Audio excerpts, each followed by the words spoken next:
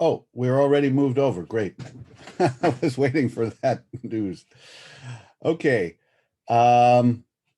Fantastic. Welcome to the Berkeley EECS Annual Research Symposium, or BEARS.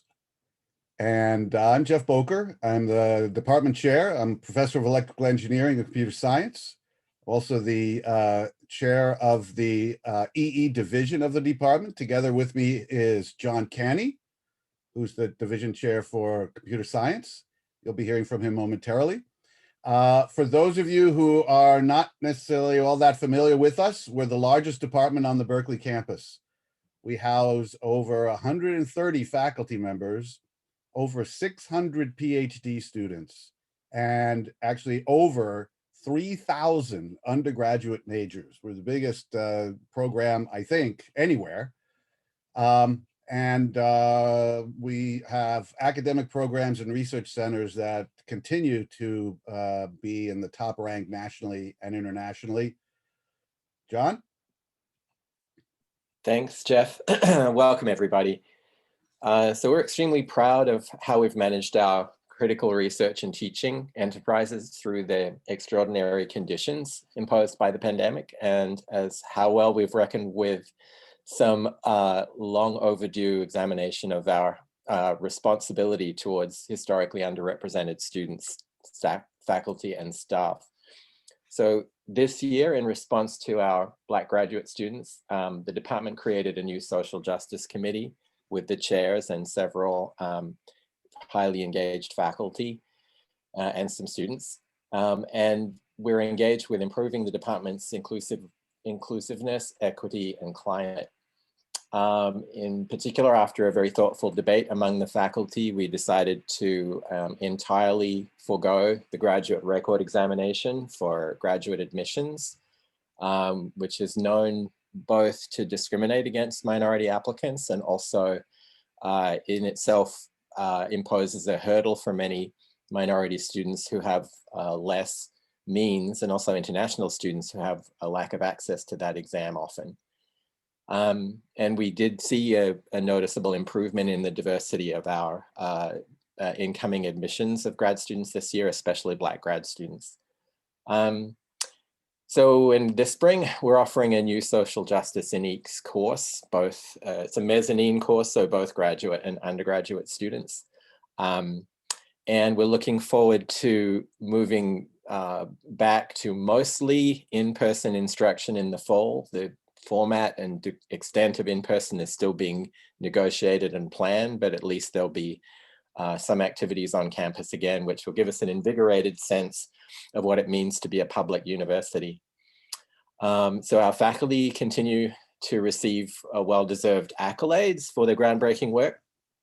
And just yesterday, our emeritus Professor Dave Patterson was given the BBVA Foundation Frontiers of Knowledge Award. So it's something like a mini Nobel Prize for information and communication technology. And he was recognized along with John Hennessy for taking computer architecture, the discipline behind the central processor or brain of every computer system, and launching it as a new scientific area. Let's see. And in addition, on the CS side, Professor Michael I. Jordan was awarded the 2021 American Mathematical Society Ulf Grenander Prize in Stochastic Theory and Modeling. And that prize was awarded for foundational contributions to machine learning, especially unsupervised learning, probabilistic computation, and core theory, balancing statistical fidelity with computation. So congratulations, Mike and Dave. Jeff? Just continuing with a few of the most prominent awards of faculty, Professor Rujana Baichi was awarded the IEEE Medal in Innovations in Healthcare Technology this year for pioneering and sustained contributions to healthcare technology, fundamental to computer vision, medical imaging, and computational anatomy.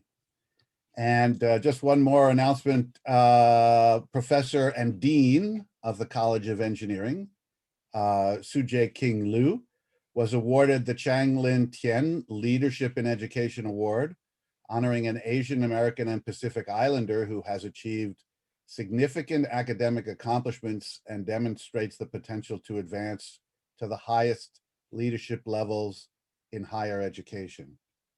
So these are just a few of a long list of awards that we could have read out, but we just wanted to give you a sampling.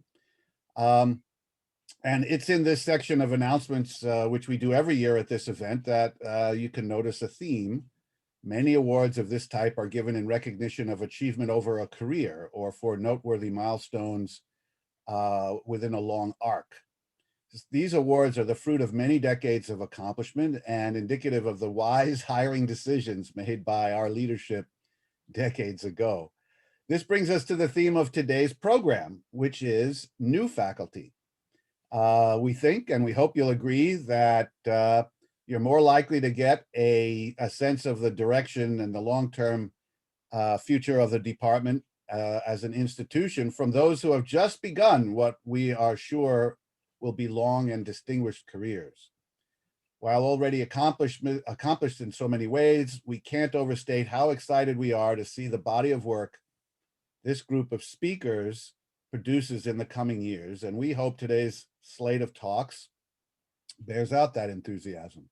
Furthermore, interspersed between the between the faculty talks, are a selection of prime, somewhat shorter, but no less interesting selection of graduate student work, to which we hope you'll pay close attention and you'll enjoy very much.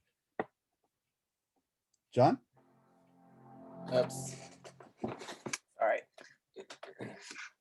Yes. So if this is your first foray into the department or UC Berkeley generally, and if after the program you're interested in receiving updates, information, or ways to get involved in our growing ecosystem, please let us know. Some program notes. The program will take a short break at noon and resume at 12:20 p.m. If you have any questions, please use the Q&A feature on the menu bar at the bottom of the page on the right. The chat is disabled, so that isn't a path. Questions meant for a speaker will be read aloud at the end of their respective talk. If you have any other questions about the department or anything else related to the program, the staff will endeavor to answer them within the Q&A window. The entire program will be recorded for later viewing, but one or more of the talks may not be available as per the speaker's wishes. All right, so, and before we begin the main program, we have our Distinguished Alumni Award winners. Perhaps Jeff could do that intro. Yeah. So the ECS department is proud to present the 2021 Distinguished Alumni Awards in Electrical Engineering and Computer Science. The Distinguished Alumni Awards were established in 1991 to honor our most esteemed and accomplished alumni from across industry and academia. Since then, we've had the privilege of adding over 102 individuals to the ranks of our distinguished alumni in EECS. Today, we are honoring 4 of the EECS department's most outstanding former students as this year's distinguished alumni, and they are Hsing Kung, George J. Pappas, Harish Balakrishnan, and Ralph Merkel. So first, I'd like to say a few words about Hsing Kung. He's a managing partner of Acorn Campus Ventures. An entrepreneur and civic leader, Hsing Kung was born in Taiwan and earned a BS in electrical engineering from National Cheng Kung University in 1966, and an MS from the University of Texas, Austin in 1969 before coming to Berkeley. After earning his PhD in our department in 1975, he took a position as a project manager in the optoelectronics division of Hewlett-Packard while working towards an MBA from Santa Clara University. During this time, he began a voter outreach campaign after discovering that many in the Chinese American community were reticent about participating in American politics. A very long ago era. This sparked a lifelong interest in civic activism, which has focused on building bridges between Asian Americans and mainstream Americans through cross-cultural awareness. He earned his MBA in 1979. Kung then co-founded SDL Incorporated, an optical communications startup, in 1983 and served as its vice president of manufacturing until 1997. SDL was the first company to commercialize high-power semiconductor laser technology in the industry. SDL went public in 1995 and was acquired by JDS Uniphase in 2000. From 1997 to 98, he served as Senior Vice President of Business Development at American Extal or Crystal Technology, AXT. Kung founded LuxNet Corporation in 1998, a Taiwan-based company that develops and manufactures optical communications active component submodules. In 2012, LuxNet became a successful IPO in Taiwan. He served as CEO until 2000 and chairman until 2018. In 2000, he co-founded and served as CEO of Pine Photonics Communications, a transceiver manufacturing company, which was acquired by Opnext Incorporated 3 years later. He remained Senior Vice President of Opnext until 2005. In the early 2000s, Kung was honored with a De Anza College Venture Culturist Award, a County of Santa Clara Asian American Hero Award, and a Community Star Award from the Asian Americans for Community Involvement. He was a member of the Fremont Union High School District Board, where he promoted a richer multicultural climate in high schools. He was appointed to the California State University Board of Trustees in 2010, served as president of the Cupertino Rotary Club in 2013, and was named the City of Cupertino's Citizen of the Year in 2014. Kung was most recently presented with the Distinguished Alumni Award from National Cheng Kung University in 2015, the Monty Jade West Lifetime Achievement Award in 2017, and the John W. Gardner Award for Exemplary Leadership by the American Leadership Forum in 2020. Quite a distinguished career. Today, we honor Hsing Kung for the foundation of influential optoelectronics companies and civic engagement as trustee of Cal State University and board director of United Way Bay Area. So please join me in congratulating Hsing Kung and welcoming him for a few remarks at this time. Dr. Kung? Okay, good morning, my dear Cal friends. Thank you, the chairman, kind introduction. I'm extremely honored to receive this Distinguished Alumni Award. When I received a letter from our chairman, I was so surprised. Immediately, it brought back my memory almost 50 years ago. I remember my struggle to pass qualifying exam. I remember how hard to earn my degree. Today, I just felt so humble to receive this award.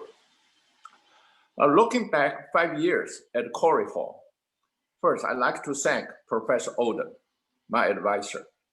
He taught me how to explore a problem and how to think. 5 years training under him has benefited my entire career.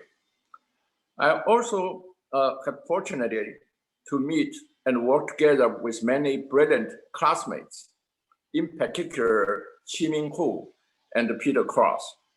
Thanks them to be my teachers, my mentors, and friends through my career. After graduation, I started my career at Hewlett-Packard.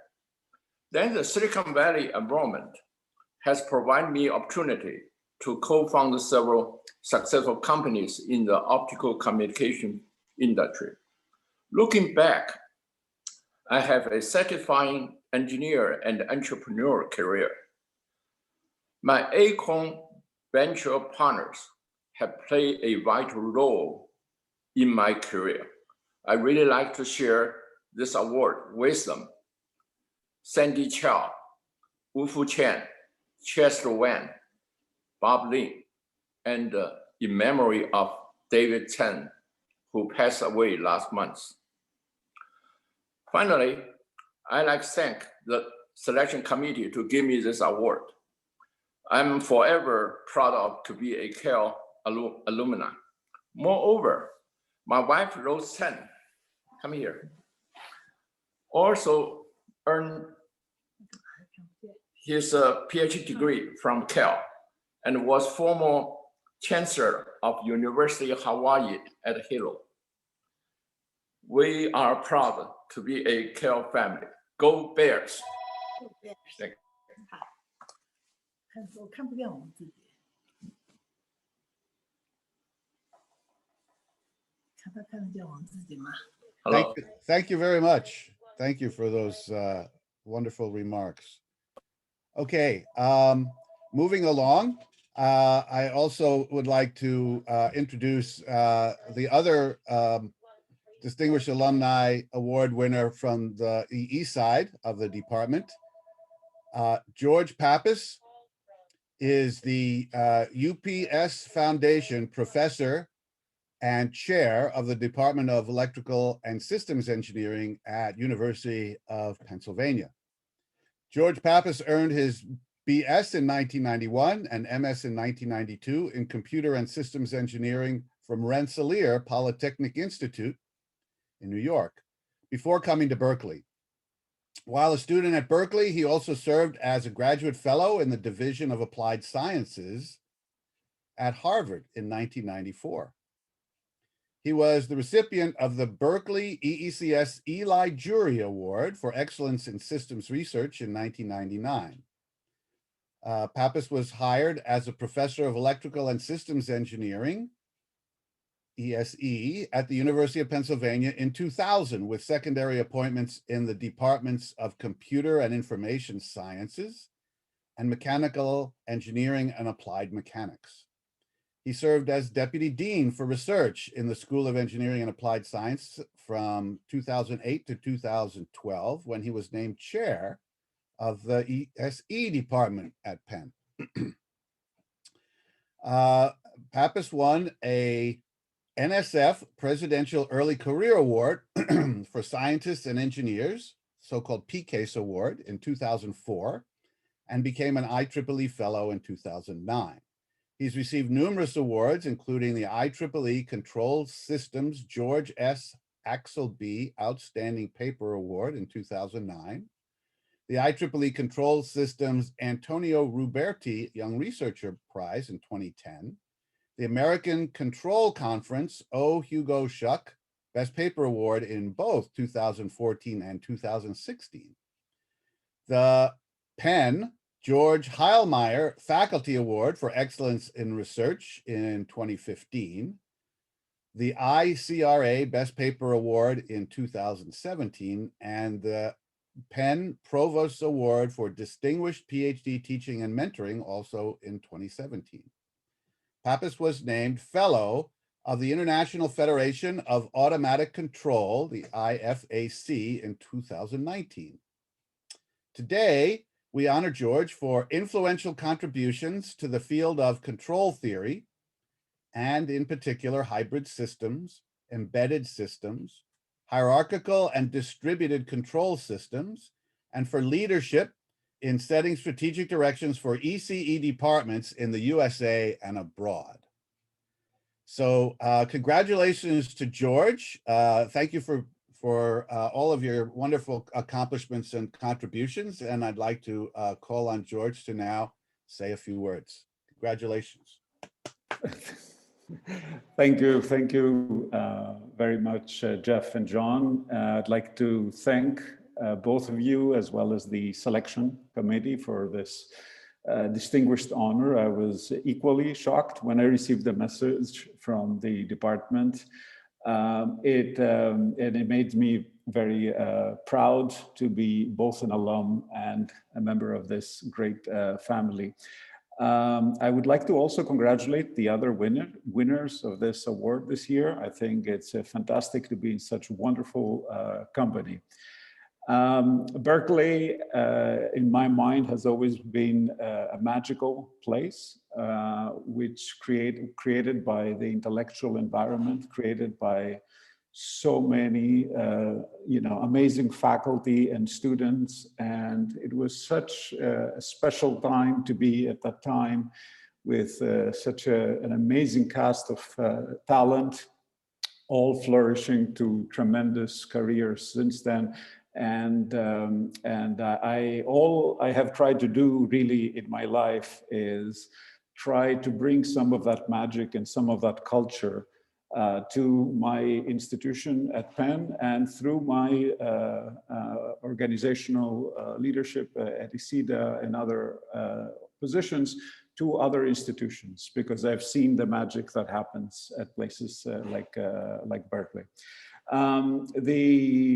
Of course, nothing could have happened without the tremendous impact of my advisor, Shankar Sastry, who has been very transformative for my life, both as an individual, both scientifically, but also as a human being. I recall going to Napa Valley and to the opera just as much as going up and down Corey to Nefeli to discuss all kinds of papers. And I just loved that walk, and I missed that walk tremendously.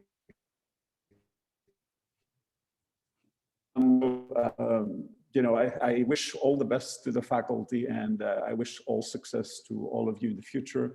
And I'm looking forward to coming back on campus. Again, thank you very much. It's a great honor. It makes me very proud. Thank you. Thank you, George. Okay, I'll turn it over to John to introduce the CS award winners. Thanks, Jeff. And thank you, George, as well. So it's a pleasure to introduce Harish Balakrishnan, who is the Fujitsu Professor of Computer Science and Artificial Intelligence at MIT and the founder and CTO of Cambridge Mobile Telematics. Hari earned a B Bachelor of Technology in Computer Science and Engineering from the Indian Institute of Technology in Madras before coming to Berkeley as a grad student. His thesis was on TCP over heterogeneous wireless networks, including the TCP Snoop protocol and algorithms for improving TCP performance over asymmetric and packet radio networks. He made TCP improvements for small window connections, including a scheme called Enhanced Recovery, which is now known as Limited Transmit, which is currently implemented in most TCP stacks. And he received a Best Student Paper Award at both the Mobicom and Usenix conferences, and also won the 1998 ACM Doctoral Dissertation Award. After graduation at Berkeley, Balakrishnan was hired as a professor at MIT and worked as a consultant at Sandburst for 3 years. At MIT, his research included the development of the Cricket indoor location system between 1999 and 2004, which showed how to use radio and ultrasonic technologies to accurately estimate positions indoors to within a few centimeters. The open source hardware and software from Cricket was commercialized by multiple companies, and the project won a Test of Time paper award from SIG Mobile. And between 1999 and 2004, he also co-invented distributed hash tables with his contributions to the Chord protocol, which later won multiple Test of Time awards and showed how overlay networks could improve internet reliability in the RON project. He's also made many contributions to the internet and data center congestion control. In 2004, he began the Cartel project at MIT with Sam Madden, another Berkeley alum, where they developed a mobile sensing system to collect and draw inferences from sensor data on mobile net devices. Excuse me. They subsequently partnered with Boston taxi companies to accurately measure traffic and road surface conditions using new methods, combining mobile sensing and machine learning. And it's still giving interesting insights on traffic patterns in COVID. And this project won several Best Paper and Test of Time awards as well. So Balakrishnan and Madden joined with Bill Powers to found Cambridge Mobile Telematics in 2010. CMT deployed the first mobile usage-based insurance with smartphones in 2012, the first measurement of phone distraction using smartphone sensors in 2013, a novel windshield mounted hardware tag to augment smartphone sensors in 2014, and real-time crash alerts with roadside assistance in 2015. CMT's products include DriveWell, a telematics and analytics platform for measuring driving quality and incentivizing safe driving, and Claims Studio, which provides real-time crash detection and accurate crash reconstruction data for insurance claims. CMT is now the world's leading and largest mobile telematics provider, supporting 65 enterprise programs in 25 countries with over 6.5 million users of its services.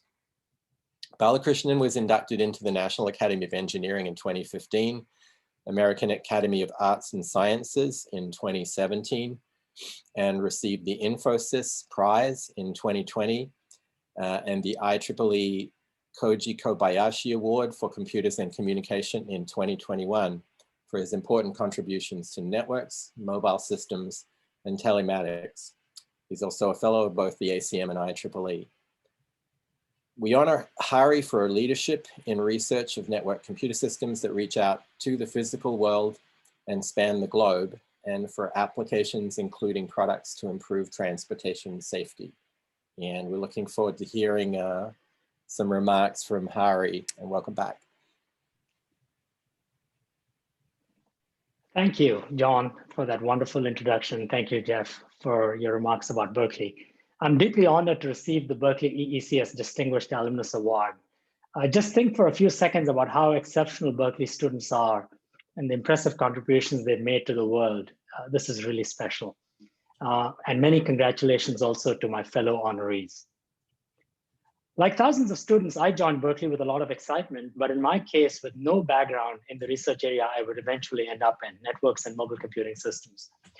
I'd applied in a different area to get into graduate school, and then struggled in my first year to find an advisor. A classmate of mine mentioned Randy as a cool, fun professor and suggested I meet him. Randy at the time was actually at DARPA. He'd been on leave from Berkeley at DARPA, but he was returning.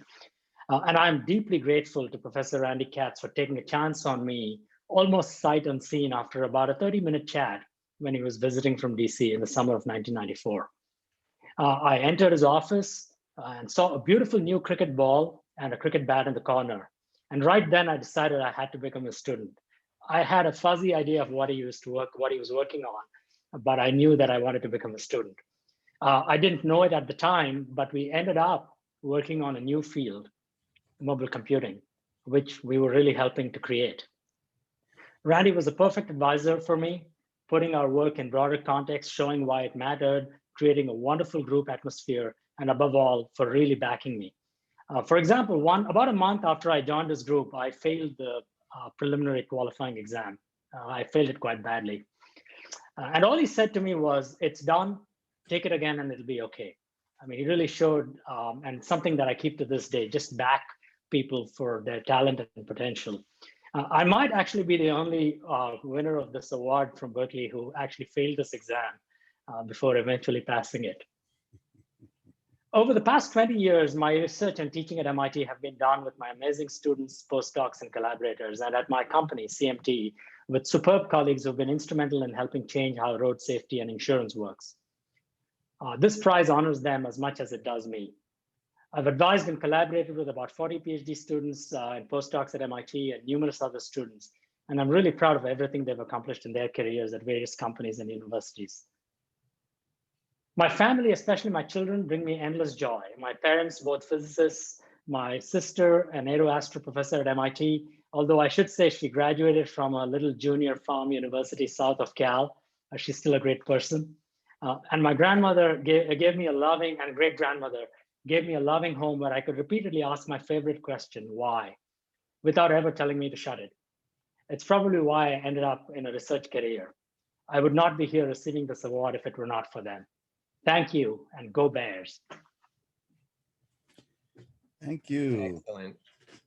Thank you, Hari. So our last honored alumnus is Ralph Merkel, who unfortunately can't be with us today, but we're going to proceed in his honor anyway. So Ralph Merkel is a professor emeritus of molecular technology at the Singularity University in San Francisco and a senior research fellow at the Institute for Molecular Manufacturing. Ralph Merkel, who was born in Berkeley, was an undergraduate studying computer science at Cal in the early 1970s when he devised a scheme for communicating over an insecure channel for a classroom assignment. And that became one of the foundations of public key cryptography, and it was known as Merkel's puzzles. After graduating with a BA in 1974 and a Master of Science degree in 1977 from UC Berkeley, Merkel attended Stanford, where he earned a PhD in 1979. During that time, he invented Merkle trees, which can be used to verify any kind of data stored, handled, and transferred in and between computers, and the Merkle Damgard construction, which is a method at the heart of many popular cryptographic hashing algorithms. Merkel is married to EECS alumna and pioneering video game designer Carol Shaw, a Master of Science from '98. He received the ACM Paris Canalakis Theory and Practice Award in 1996, the Feynman Prize in Nanotechnology for Theory in 1998, the IEEE Kobayashi Computers and Communications Award in 1999, the RSA Award in Mathematics in 2000, the IEEE Richard W. Hamming Medal in 2010, and the Levchin Prize for Real-World Cryptography in 2020. He's a fellow of the International Association for Cryptographic Research from 2008, and the fellow of the Computer History Museum from 2011. He was inducted into the National Inventors Hall of Fame also in 2011. So we honor Ralph for groundbreaking work in cryptography, including the co-invention of public key cryptography and the creation of other remarkable methods in cryptography, including Merkle trees, Merkle signatures, and the Merkle Damgard hashing method. So I'll, at this point, just turn it back to Jeff for some closing of the awards. Thanks, John. Well, if these were quote unquote ordinary times, and we were all gathered together in the auditorium, we would call all of the recipients to the stage for a group photo. Instead, we'll have to make do. We'll ask the moderators to please move all of the award winners and speakers to the gallery view, and we'll just have to take a group screenshot. And so to everyone, I present to you the 2021 EECS Distinguished Alumni. So please turn your cameras on so we can get a photo. Maybe some of those folks are okay. Here we come. All right, looks like we're set. Okay, I think Bennett's telling me that the photo's been taken. Yeah, we had some problem with some of you, but anyway. Okay, let's move on to the rest of the program. And so I'll turn it back over to John, who will serve as moderator for the first group of speakers. Each of the faculty speakers has 30 minutes, and we'd like you to please try to leave 5 minutes for Q&A, which the people in the audience can put questions in the Q&A box as previously announced.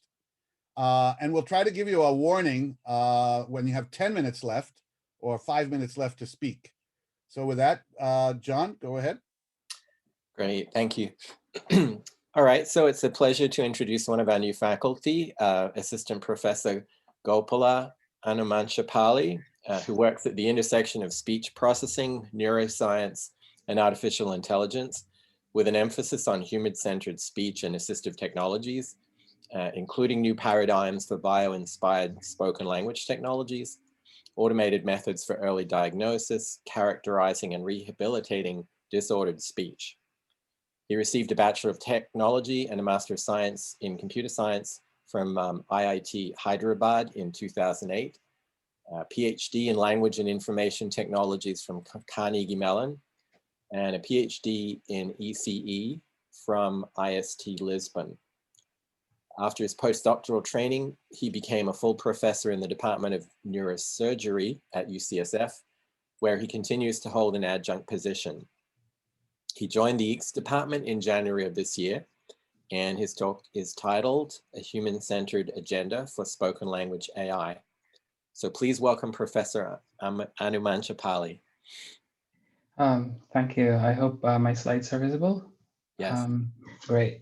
Very happy to be here and to kick this off.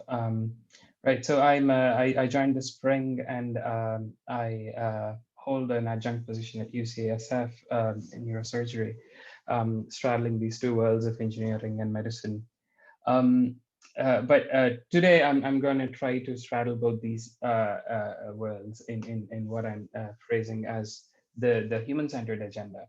So we are now in a very connected world, and we have spoken language assistants in our homes, in our cars, and everywhere. And we are expecting spoken language interfaces, even though we don't really need or use them. And it's remarkable where we have come. And 10 years ago, we would not have probably expected the pervasiveness of these technologies. And under the hood, these devices perform technologies like speech recognition or natural language processing or speech synthesis, which are all becoming data-centered. And this talk is about how we can look forward to the next frontier in these technologies.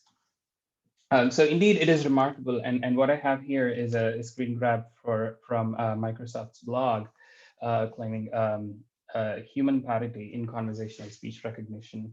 And I'm not a speech recognition person myself yet, but this is to generally situating the area of speech and language technologies, and also Microsoft as just what I got, but everyone has contributed to the success of what are now very pervasive, very high performance systems.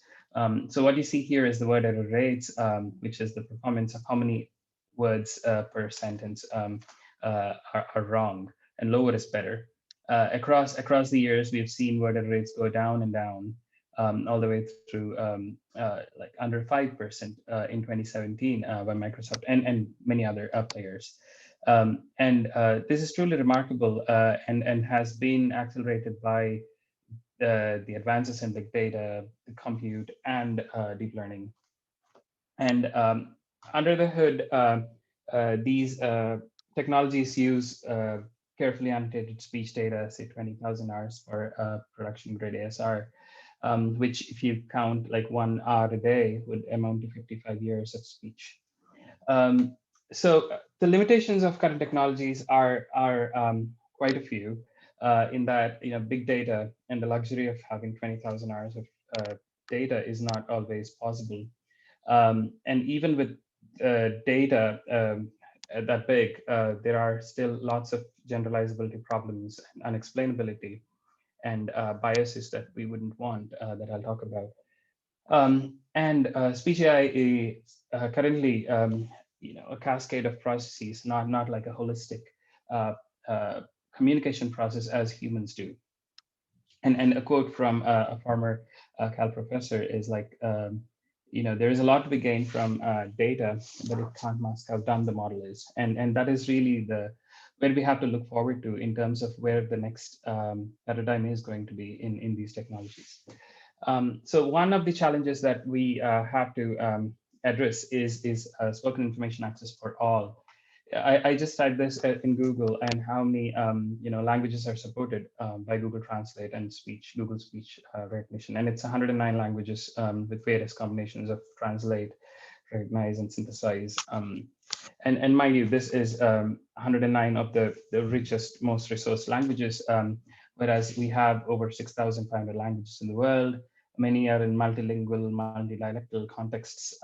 Some of these are undocumented, unwritten languages, and majority of the people who really need these technologies are semi-literate or illiterate, and most are not savvy with technology.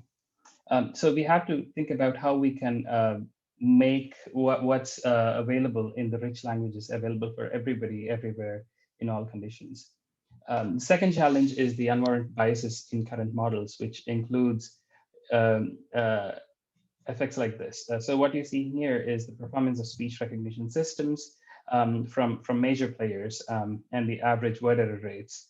And what you see in blue is performance of standard American English, and what's in red is African American speakers saying the same sentences essentially. So that really gives you an idea of what is happening under the hood and the biases that go into designing. They're not explicitly designed, but they're just effects of the data, and the underrepresented data doesn't get, of course, performed well on. But more pressing need, I believe, is the importance of using technologies like this to improve the quality of life for disabled populations. So 7.5 million people in the US alone have some kind of voice disabilities, some congenital, some progressive, and with age, Alzheimer's, ALS, all of these conditions have no solution now that can help either the diagnosis easily or the rehabilitation or assistive technologies for them.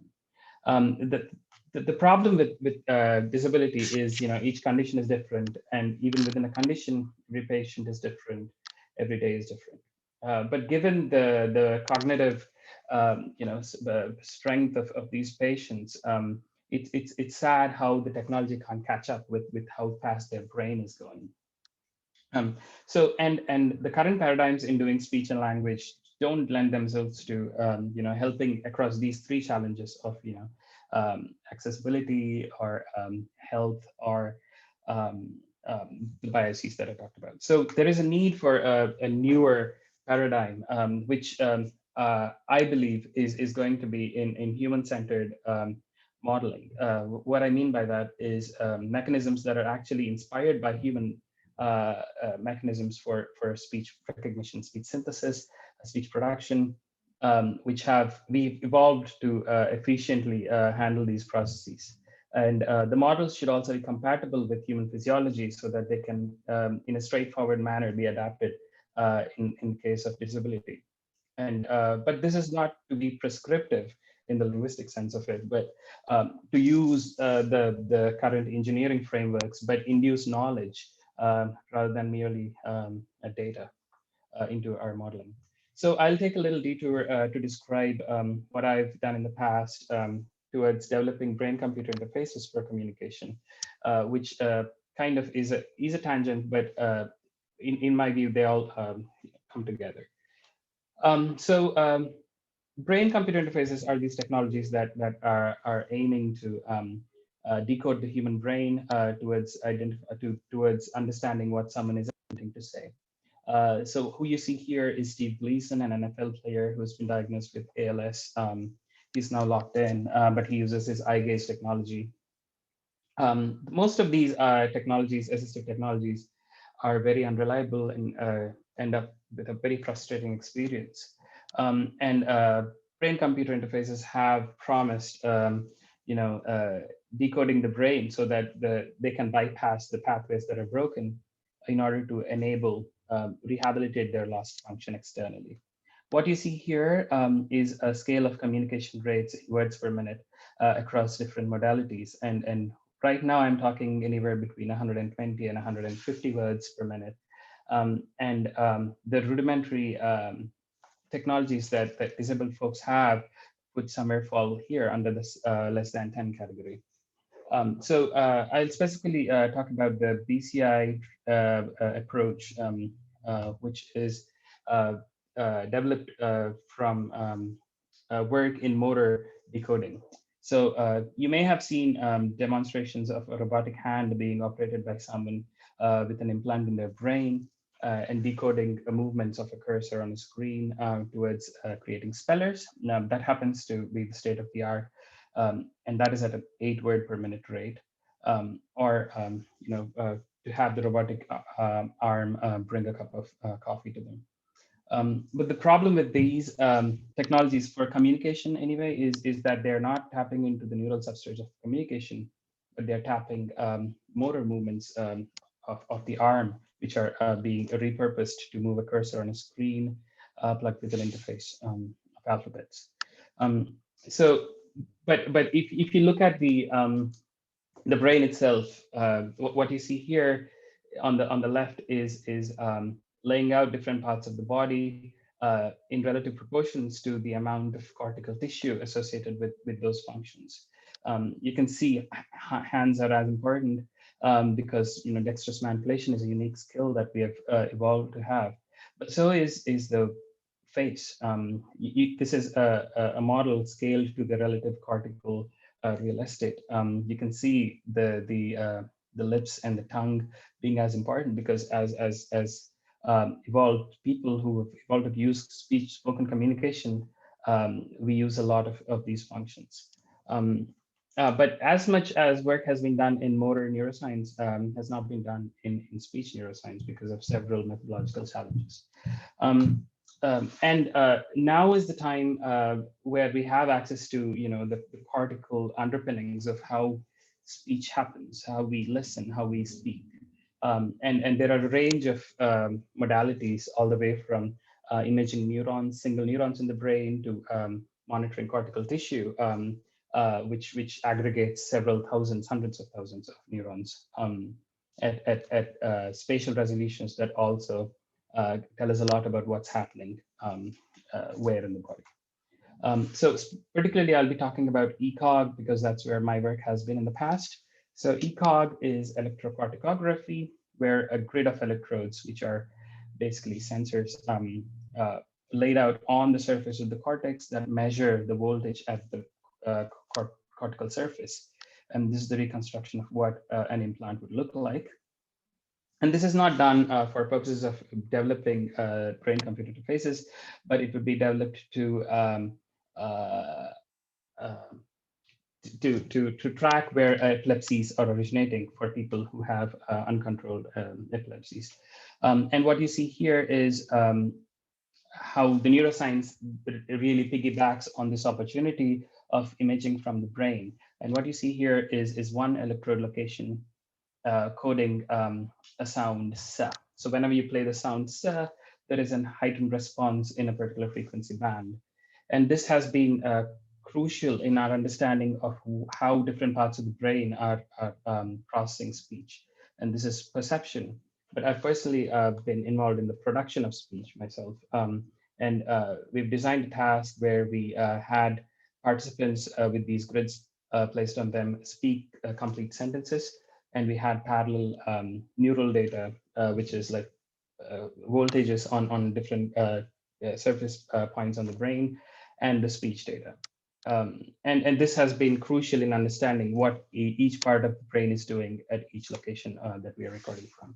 So this let us ask some fundamental questions about what it is that the speaking brain is caring about and how we produce fluent speech. Specifically, when we speak, are we speaking in terms of the phonemes or the classes of sounds that we want to utter, or the speech spectrum that we hear, or the movement patterns?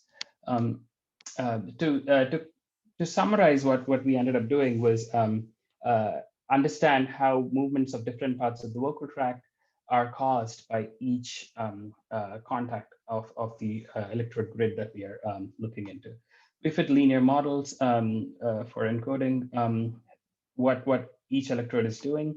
And what we find is a single point in the brain is actually it's mediating a canonical movement pattern that spans different vocal tract articulators and space-time profiles.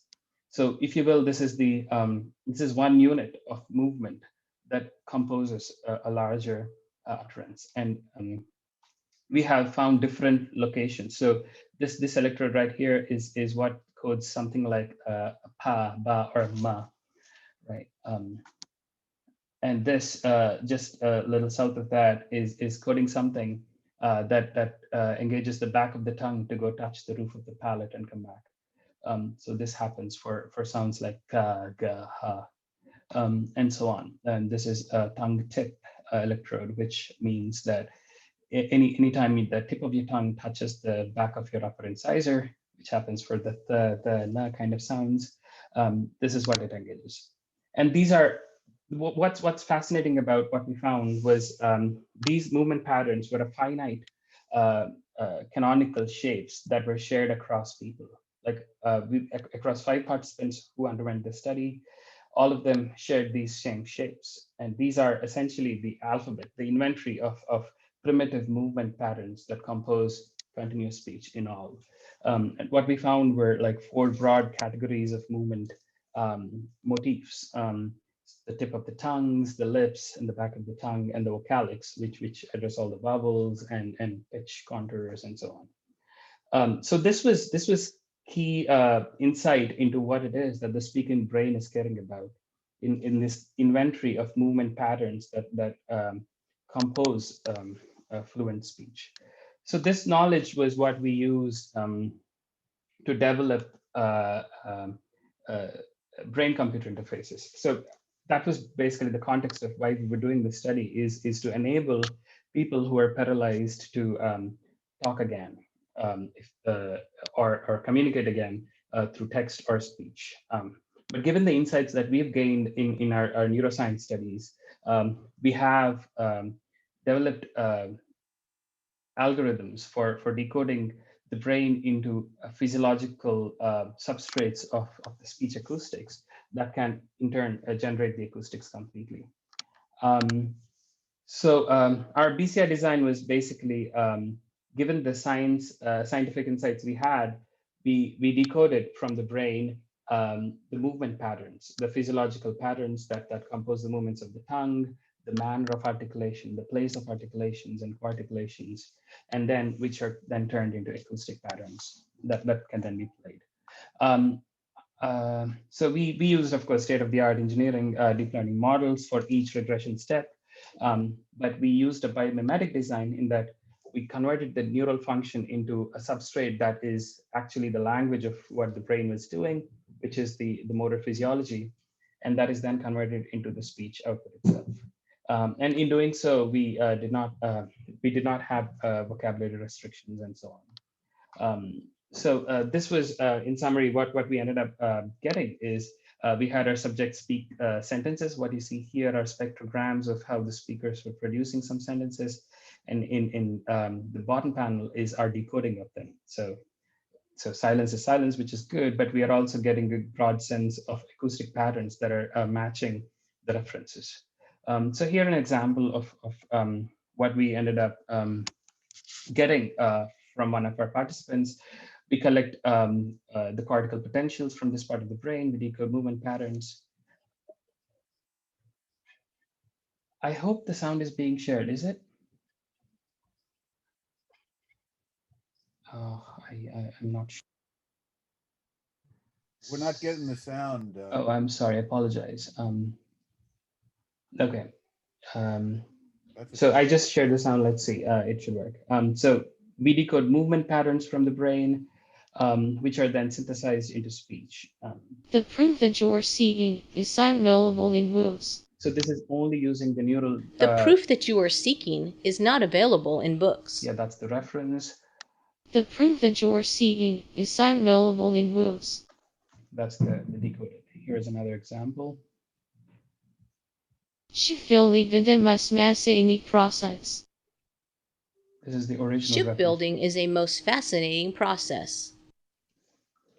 Shipbuilding is a fascinating process. Okay, I'll move on from that point because there are other things that we wanted to get through.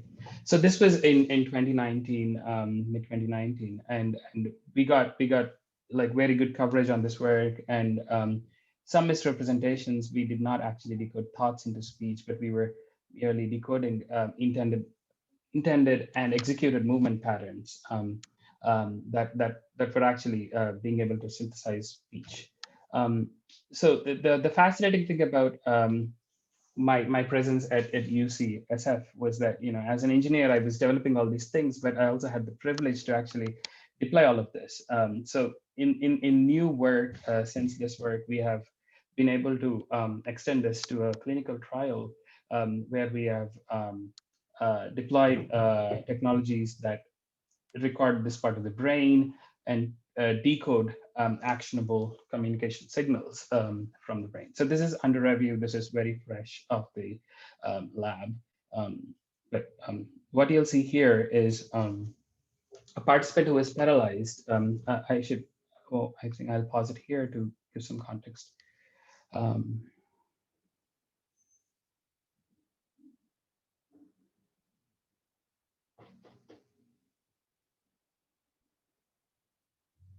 Okay, so here, this is a participant who has been paralyzed for over 20 years. He has lost all his movement function and speaking function.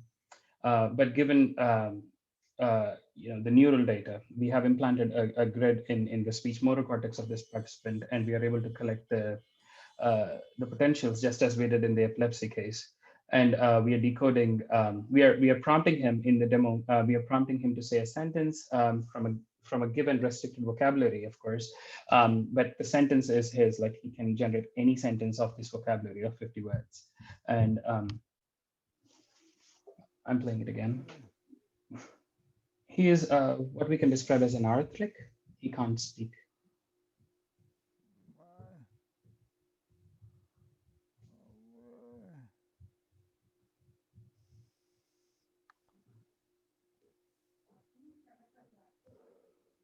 So, and that is the reference. He was supposed to say that sentence, and he attempted to say that, and we are only using his neural function to decode what he's attempting to say, whereas his acoustics is completely unintelligible.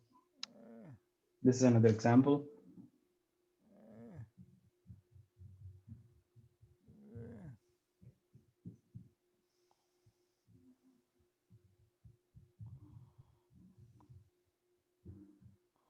Yeah, and goes on. There is another, but I'll end here. So I can actually get some time to leave questions. I do not know how I'm doing on time, but so I hope you got an idea of where this is going. We are basically exploring both the directions of using current AI or the sophisticated engineering available by current tools to understand neural mechanisms that enable us to produce speech fluently and perceive speech fluently, communication, which we have all evolved to optimize information transfer. And we are developing the bidirectional interface of actually also decoding neural function to actionable communication signals that we can translate to assist folks with disability. And the other thrusts I'm pursuing are, given the insights that we have from how the brain is engaging to accomplish these functions, we can derive newer computational models for speech recognition, speech synthesis, and language processing that mimic these processes, not in function, not mechanistically, but in function mimic these transformations, so that we can have robust realizations of these goals. And the other thread we are pursuing are diagnostic and assistive solutions to assay someone's speech to both diagnose and rehabilitate lost function only using the acoustics. So those are what are happening, and that's the direction that I'm taking in my own lab. So plugs for upcoming courses. In the fall, I'll be taking a spoken language processing, human and computational models that explores these ideas of how humans do it, how computers are currently doing it, and if there is a way forward to realizing better, robust, scalable spoken language technologies. And in the spring of 22, I'll have a neural engineering BCI course that also explores the neural aspects of it. So I hope I have some time for questions. Yes, you do. Okay, great. That was great. Thank you very much. Any questions for Gopala? So there are questions in the Q&A, John. I can read them out. Or would you like to? Yeah, somehow is that the, okay. It's Yeah, I see it. Okay. okay. Something new. Okay. All right. So let's see. So they note sensations of each neuron or group of neurons. I think. Yes. So. Yeah. So I understand the question. So this is corticography. So this is an electrode that's just touching the surface of the cortex. So what we are measuring would be an aggregate of thousands of neurons underlying that particular contact. So there are other modalities. For instance, the brain gate, the BCI that I showed for the motor stuff, it's actually what are called spike recordings, which are single neurons. But here we've explored population activity. So I can actually read the question. So Right. What causes stuttering? We have ideas about what causes stuttering, and part of what I'm pursuing with the disability projects are essentially exploring basis of fluent speech production and basis of dysfunction where there is. This includes aphasia, dysarthria, and stuttering does form and fall under the spectrum. So we have ideas about what the roles of different regions are, specifically in sequencing sequences of syllables for execution. So stuttering causes the motor planning problems and the execution problems. Right. So what is the best estimate of how time it will say generally available? So I'm very positive, given that we have N of 1 now. We had implanted someone earlier this year, so N of 2 now, but no results on them. But I'm very positive in the next 10 years we'll have real-time usable spoken language communication interfaces, assistive interfaces between the 5 to 10 year time frame. Could you decode speech imagined during sleep? Very interesting question. I do not know. So there is a spectrum of how speech happens, right? We have the intent of a semantic construct, which is then lexicalized. We know what are the words we are saying, which are then broken down in the syllables, the phonology, and the motor articulation patterns. So there is a whole lot to be done, and neural imaging is now mature enough that we can actually ask all of these questions. Do you see speech production work spanning further to improve cognition or lost function in people? Yes. To improving cognition, I'm not sure, but to restoring lost function is the goal of the current clinical trials we are pursuing. Giving the sense of agency back to people who are locked inside their bodies is like a formidable challenge. It doesn't just draw on engineers or scientists, but a whole lot of clinicians, cognitive science, psychology, linguistics, all of them together. Yeah, we need more people to collaborate on issues that span these multiple disciplines. Okay, the ECoG probes seem to be in the motor cortex or Wernicke's. Right. So we span the entire eloquent cortex, which includes the speech motor cortex, which is responsible for articulation and perception, the temporal areas.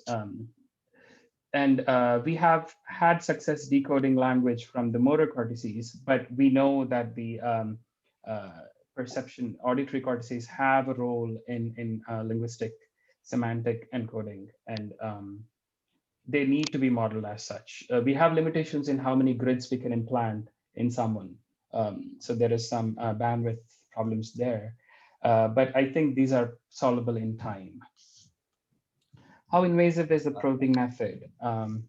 This may be the last question. So the method we have done here is quite invasive. It requires a craniotomy to actually place the grid and like close it up. But there is also development in the non-invasive modalities right now, very much so. There is some loss in the temporal resolution, but they're as good as they're getting these days. So I think we'll have modalities which are minimally invasive, if not completely non-invasive, to accomplish these functions. Great. Thank you, Gopala. That was fantastic. Thank you very much for the opportunity. Thank you. All right, so we'll move now to a student lightning talk. It's Tianyi Xie. Is a PhD candidate working on radio frequency microelectrical mechanical systems, or MEMS. His field of expertise includes MEMS resonators and large-scale MEMS circuit design. And Gopala, could I ask you to stop sharing? Thank you. Large-scale MEMS circuit design, CMOS MEMS integration, finite element analysis, and nanofabrication. He's advised by Professor Clark Nguyen, housed in the Berkeley Sensor and Actuator Center, or BSAC. And his talk today, great, is on ultra-scalable MEMS oscillator for future timing requirements. Hi there. Hi, good morning, good afternoon, and good evening, everyone. I'm Tianyi Xie from Professor Clark Nguyen's research group and Berkeley Sensor and Actuator Center, BSAC. It's my great pleasure today to present our ultra-stable micromechanical oscillators for future timing requirements. I'd like to first briefly address why timing accuracy is so vital nowadays and how high quality factor resonators enable stable oscillators. Then I'll introduce the operation of single radio mode micromechanical disk resonators, which is the fundamental building block of our very stable 199.2 MHz oscillator. I'll also introduce our strategies to lower the resistance of the device by scaling down the transducing gap and by using large array composite resonators. At the end, I'll introduce Berkeley Sensor and Actuator Center, BSAC, which is critical to the successful implementation of this work. So why timing accuracy is so important? One of the reasons is modern communication relies on it to function properly. And this example of cell phone handoff can very much explain why. So one day, two friends, Alice and Bob, are traveling on I-80 while making a phone call. When they are about to leave the coverage area of cell tower A and enter the coverage area of cell tower B, and handoff has to happen in order for them to stay on the call. So if tower A wants to drop at 12 o'clock and 0.226 seconds, then tower B better has the same timing as A and picks up the call at the right instant. Otherwise, the call may drop even with a less than 0.1 second or millisecond of time difference between the two towers. The towers use their timekeeping oscillators to keep synchronized, and stable oscillator can give a much better and much more accurate timing. And stable oscillator needs very high Q resonators. Oscillator is an electronic device that generates a periodical signal. And this is a typical block diagram of it. We have a sustaining amplifier and a resonator. The amplifier provides the energy for the output, and the resonator performs the frequency selection so that we can get this periodical signal. After we turn on the switch, an ideal oscillator will have a strictly periodical signal like the one showing here. Let's take a closer look at this waveform. What we're looking at is the amplitude plotted versus time. So we can see that the zero crossing point of this waveform are evenly distributed over time. And the time difference between two adjacent zero crossing point is half of the period, t/2. For an ideal oscillator, this time difference is constant over time, which means this oscillator is perfectly stable. But in the real world, oscillator will go through noise, temperature variation, aging, etc. And all these will change the positions of these zero crossing points. And that will change the period over time, which means the oscillator is becoming unstable. And to stabilize it, we need very high Q resonators. Resonator quality factor Q captures the frequency select capability of it. What we're looking at here is the admittance of the resonator plotted versus the frequency, and we call this the frequency response. And Q gauges the sharpness of this frequency response. The higher the Q, the sharper the profile. In order to clean up the noise and to get a much more stable oscillator, we will need a resonator with much higher Q, which means it will have a much sharper profile. If we stick this high Q resonator into the oscillator on the left here, then we're going to get a much cleaner waveform and also a much more stable period over time. This means with higher Q comes better timing stability. So the question is, what resonator can give us the best Q? We can answer this question by looking at this table.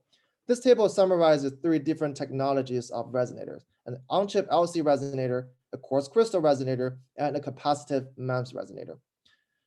Oscillators reference to on-chip LC resonators can achieve very high frequencies, but because the LC resonators are really low in Q, these oscillators are usually poor in phase noise while they're consuming tons of power.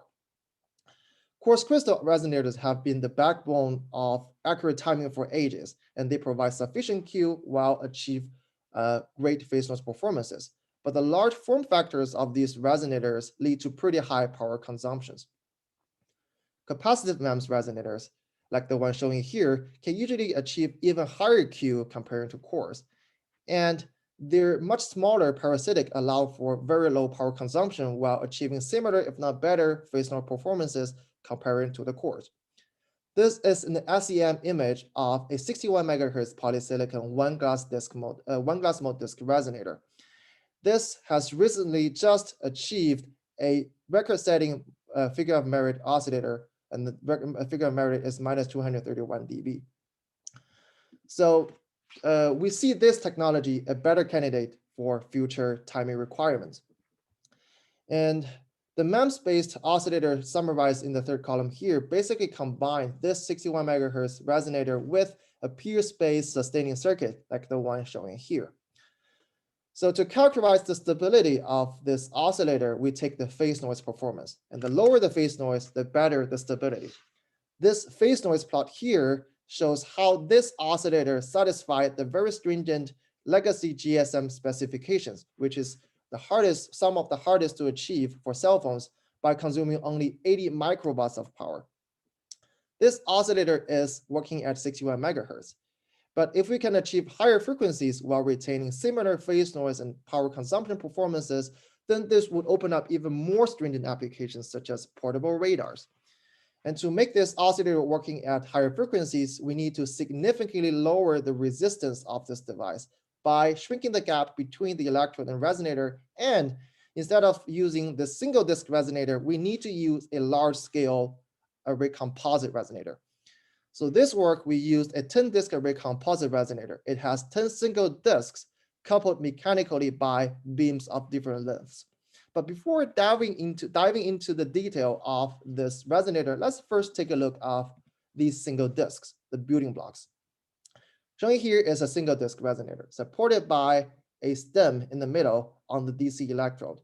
To input and output electrodes surround the disc between them and the disc is the gap, D0. If we apply a DC bias voltage on the DC electrode and apply a AC voltage at the correct frequency on electrode 1, then the disc will start to vibrate in its radial mode where all the points are moving in phase. We can measure the output current by connecting a low resistor here. And showing here is the output current versus the input voltage frequency plot. The resonator has a frequency selecting response with a center frequency of F0. And this frequency response can be captured by this equivalent LCR circuit. One of the most important things here is the motional resistance, Rx, because with lower Rx, we can get a lower power consumption and a lower noise. And as shown here is the equation of the motional resistance Rx. It is proportional to the frequency F0 times D0 to the fourth power and divided by Vp squared, where D0 is the gap and Vp is the DC bias. As we can see here, the motional resistance scales almost linearly with the frequency, which is unfortunate because we're looking for high frequency oscillators. But because the Rx is proportional to D0 to the fourth, we can use the gap shrinking to compensate for the increase in Rx when we're looking for high frequencies. Plotted here is the motional resistance Rx versus the gap for the resonator showing here on the left. At 61 megahertz, 80 nanometer gap once gave us an Rx of 80 kilo ohms with a Q of 10,000. But now at 200 megahertz, the Rx exceeds 300 kilo ohms with the same 10,000 of Q. Whereas I said, at high frequencies, it's really hard to maintain a low motional resistance Rx. We can shrink the gap all the way down to 10 nanometer to get a motional resistance below 80 ohms.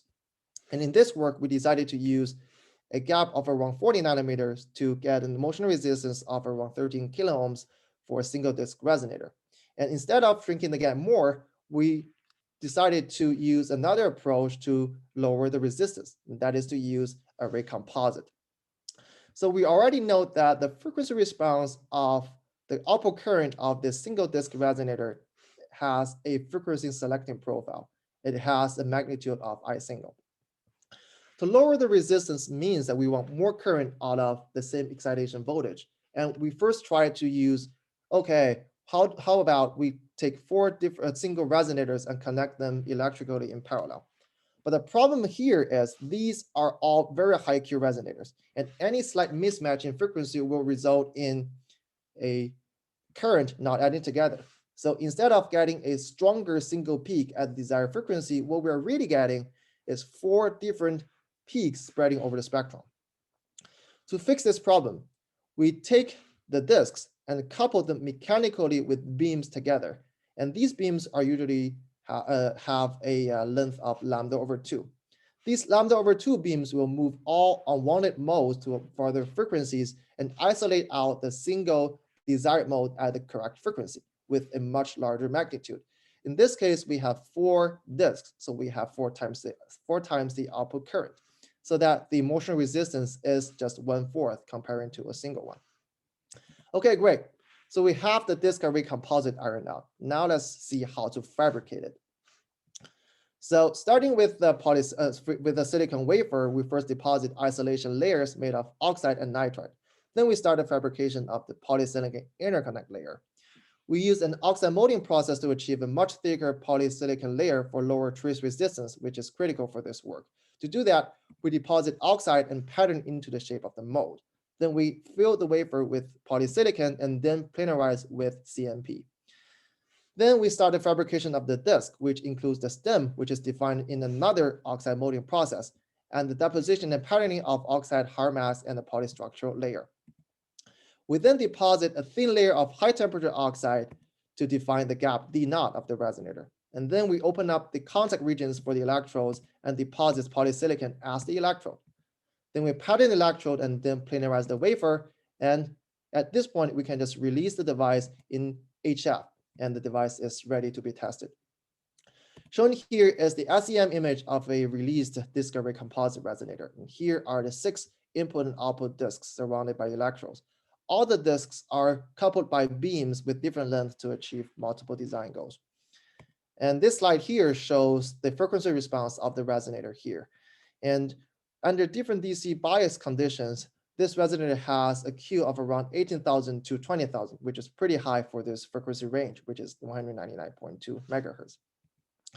To implement the oscillator, we use this test apparatus shown here, where we have a vacuum bulb holding a printed circuit board, which houses the DIP package, and the MEMS die and CMOS die are bonded together, and the output is bonded to the DIP package. After we turn on the circuit, this oscillator will generate a waveform which has a 1 volt peak-to-peak voltage. And we took a spectral measurement of this waveform, and we see a very clean, strong peak at 199.2 megahertz. Normally, we use phase noise to gauge the stability of oscillators. And plotted here are the directly measured phase noise at 199.2 megahertz and the phase noise after down converting to 13 megahertz for comparison with other oscillators. This oscillator achieved a minus 104.7 dBc per hertz at 1 kilohertz offset and minus 149.6 dBc per hertz at 1 megahertz offset. After down conversion, it achieved a 1 kilohertz offset phase noise of minus 128.4 dBc per hertz, which is very close to the legacy stringent GSM specification. At 1 megahertz offset, it achieved a phase noise of minus 173.3 dBc per hertz, which beats the GSM standard by over 23 dB. The power consumption of this oscillator is 2.7 milliwatt, which is not bad, but we want it to be lower. This sustaining circuit was not optimized for this frequency range. And after optimizing the circuit, we are confident that power consumption will be down into the microwatt range. As a conclusion, future timing requirement calls for stable MEMS oscillators. And to operate at higher frequency, we would like to use smaller gap and large scale array composite. We implemented a 199.2 megahertz pulse oscillator reference to a thin disk array composite resonator with the 20,000 of Q and 36 nanometer of gap, and achieved very good phase noise performances. In the future, we're going to lower the power consumption more by shrinking the gap and using even larger arrays. We would like to thank Marvel Nanolab and NSF and Berkeley Sensing Actuator for the support on this project. And this work was done within the Berkeley Sensing Actuator Center, which with its more than 30 companies has fostered industry and university partnerships for more than 34 years, leading to transformative MEMS technologies that have enabled many applications, from inertial sensors used in our cars and phones to timing devices that we're all using right now, from finger point sensors that used in many of our smartphones to substantially faster means for isolating antibody generators for immunotherapies, including for COVID-19. So thank you for here listening to my talk. I'm Tianyi Xie, and please ask me any question that you have. Thank you. Great, thank you, Chenyi. So there is a question from Dave Messerschmidt. Hi, Dave. In the Q&A, do you see it? Or shall I read it? Yes, I see it. So the question is, how precise is the resonance frequency, and is it configurable only at fabrication or later? So because we are now working in a university lab, so the frequency is largely decided by fabrication. But we have figured out ways to trim the frequency by using laser trimming afterward, and we can tune the frequency to anywhere we want around the original center frequency by just using the laser trimming afterward. Yes. So I'm curious what the thermal stability of this is, or is there a way to compensate the oscillator for changes in temperature, or is it already quite good? So if it is not compensated, then you will see the typical polysilicon just temperature coefficient drifting. And because these are really tiny MEMS resonators, so we can use the oven compensation with very tiny power consumptions. And with the oven compensation, we can achieve a temperature stability, I think probably something below 50 parts per billion. So if there's no more questions, maybe we'll finish a little early, so that'll take us closer back to schedule. Mm-hmm. So thank you, Chenyi, that was excellent. Thank you. Mm-hmm. Cheers. Our next speaker, it's a pleasure to introduce Professor Angjoo Kanazawa. Anju, do you have your slides there? Yeah, great. Awesome. So Angjoo is a new professor in computer science. Her research lies at the intersection of computer vision, computer graphics, and machine learning. She's focused on figuring out how to build a system that can use everyday photographs and videos to perceive and understand the dynamic, complex, interactive 3D world in which we live. Angjoo holds a BA in mathematics from NYU and a PhD in computer science from the University of Maryland, College Park. She's part of the Berkeley AI Research Lab, or BEAR, and her talk today is titled Perceiving 3D Humans in Movies. So please welcome Professor Kanazawa. Thanks a lot for the introduction, John. Okay, all right. So I'm happy to talk about my work today. And a lot of my work revolves around understanding the underlying 3D scene from images using machine learning, computer vision, and computer graphics techniques. Here I'm showing myself from taking a year ago, where the reconstruction is obtained from a single image, which is a very challenging problem. Today, I want to give an overview of what we do and kind of a quick dive into one of the newest things that we're working on. But okay, so to start with, a lot of my research revolves around the fact that since the dawn of civilization, we function in a society where we spend every day interacting and interpreting other people in this three-dimensional space, okay? And our world happens to be three-dimensional and dynamic, with all of these people and animals and trees interacting with each other, moving around, full of life. And we really want to capture this and be able to understand what's going on. And I think this is really key as we approach a society where intelligent systems, passive and active, permeate our society, I think the future of AI really relies on intelligent systems that can perceive, interpret, and interact with humans in the 3D world.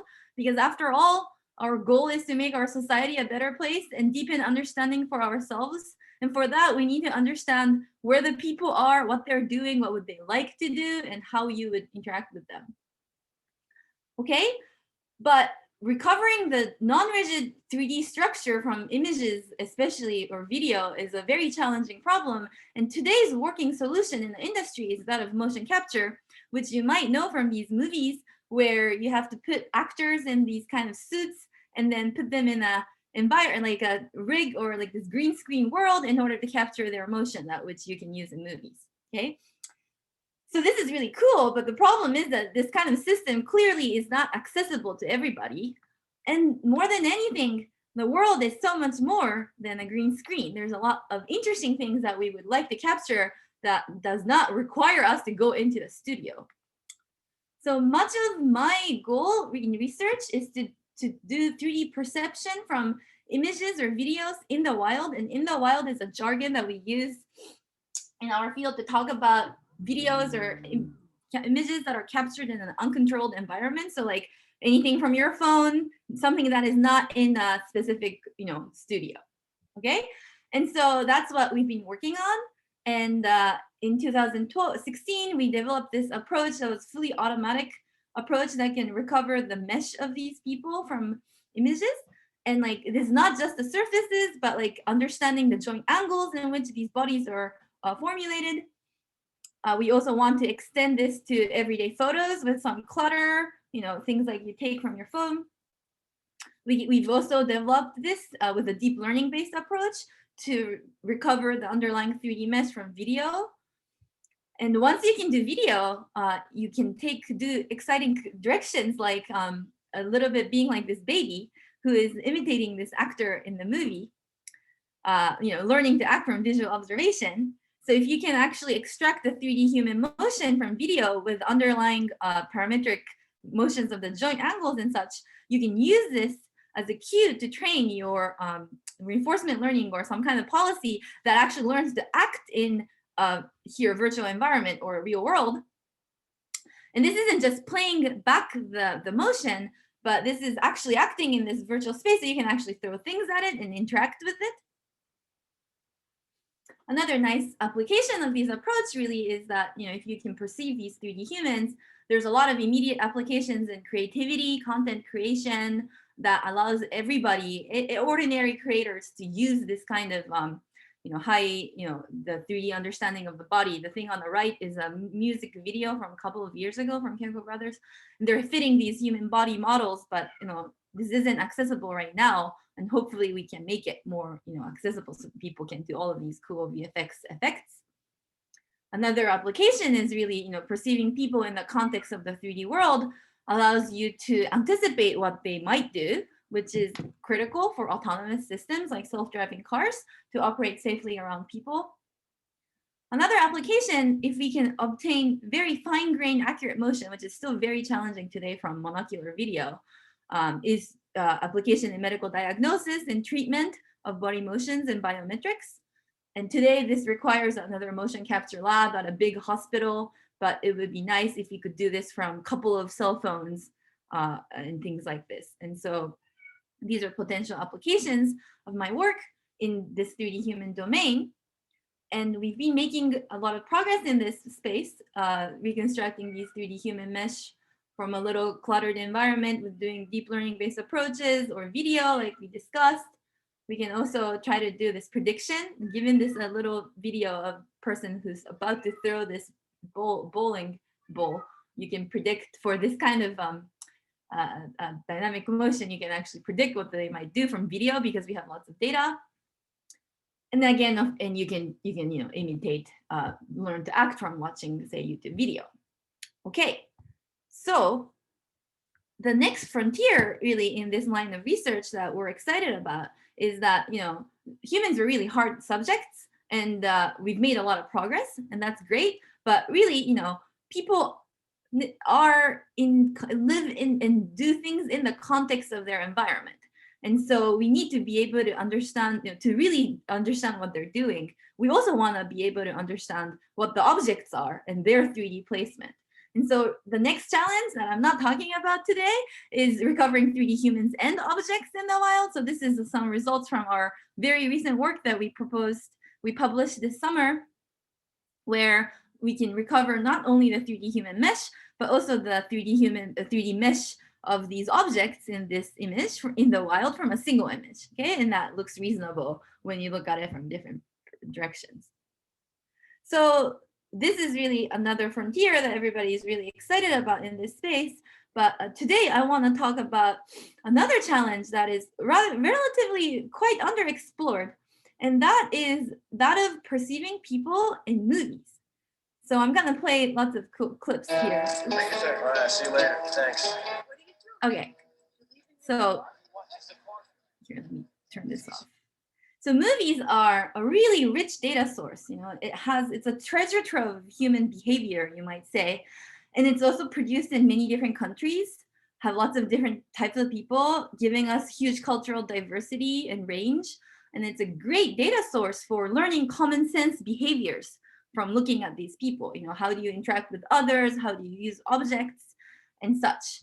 So I haven't really been using, once if you can perceive these humans in 3D, why don't we take advantage of this great data source?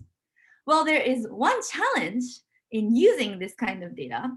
And this Goodfellas clip is a very special one. If you've noticed, this whole shot is seen as famous because it's taken in a single shot. There's no any shot changes over here. So everything, cameraman is following and this is happening live. This is perhaps closer to what we experience as we experience the visual world because there's no editing, okay?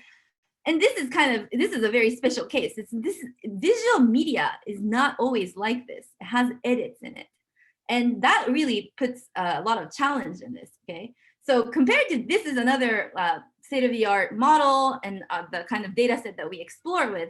So if you look at this, it kind of looks like that Goodfellas movie. It's like, you get to see the people, most of the bodies, at least in this shot and most of these works, most of the people have to be visible in the scene, and you have this nice long shots looking at these people.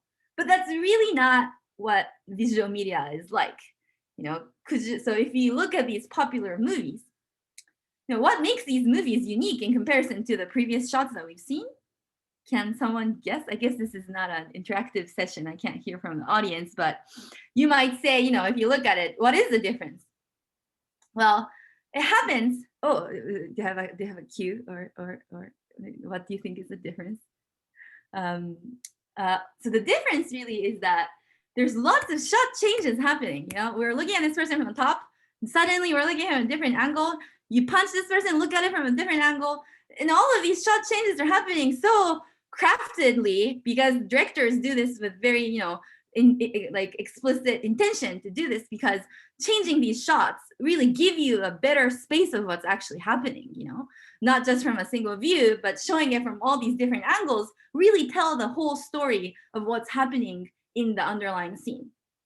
And the problem really is this shot changes. So here's another example from our popular, movie Friends. So here's one scene that's connected, and then a sudden shot change into Phoebe opening the bottle. Okay, and so this is such a very commonplace storytelling practice in visual media. However, these shot changes are really difficult for today's computer vision algorithm to deal with. We can identify that there's a shot change because you can just look at how pixels have moved. Okay, but we basically just treat each of these clips as completely separate clips. We just cut this at the shot changes and treat that as the video data. Now there's lots of problems with this. First of all, these are shots that depict the same underlying scene. So cutting it up is such a pity because there is actually a continuous story that is being told over these shots. But more than anything, or one thing is that if you start chopping up these scenes by shots, the movies become really short, like contiguous segments, because there's lots of shot changes happening. And that's just not a very good data to really extract much out of. There's not that much story if you only look at these shots. And so, the cool behaviors or common sense things that we want to learn from video, you cannot utilize them if you couldn't handle these shot changes. Now, this is something like so natural for people when we watch the videos. We don't even notice the shot changes probably. And so this is a really hard thing to, appreciate. But this is really underappreciated, challenging problem and understudied, because a lot of the computer vision data sets just clip them as shots and just like pretend like they never existed. And so a lot of these approaches treat each shot independently, not just for 3D humans, but for action recognition, for many things.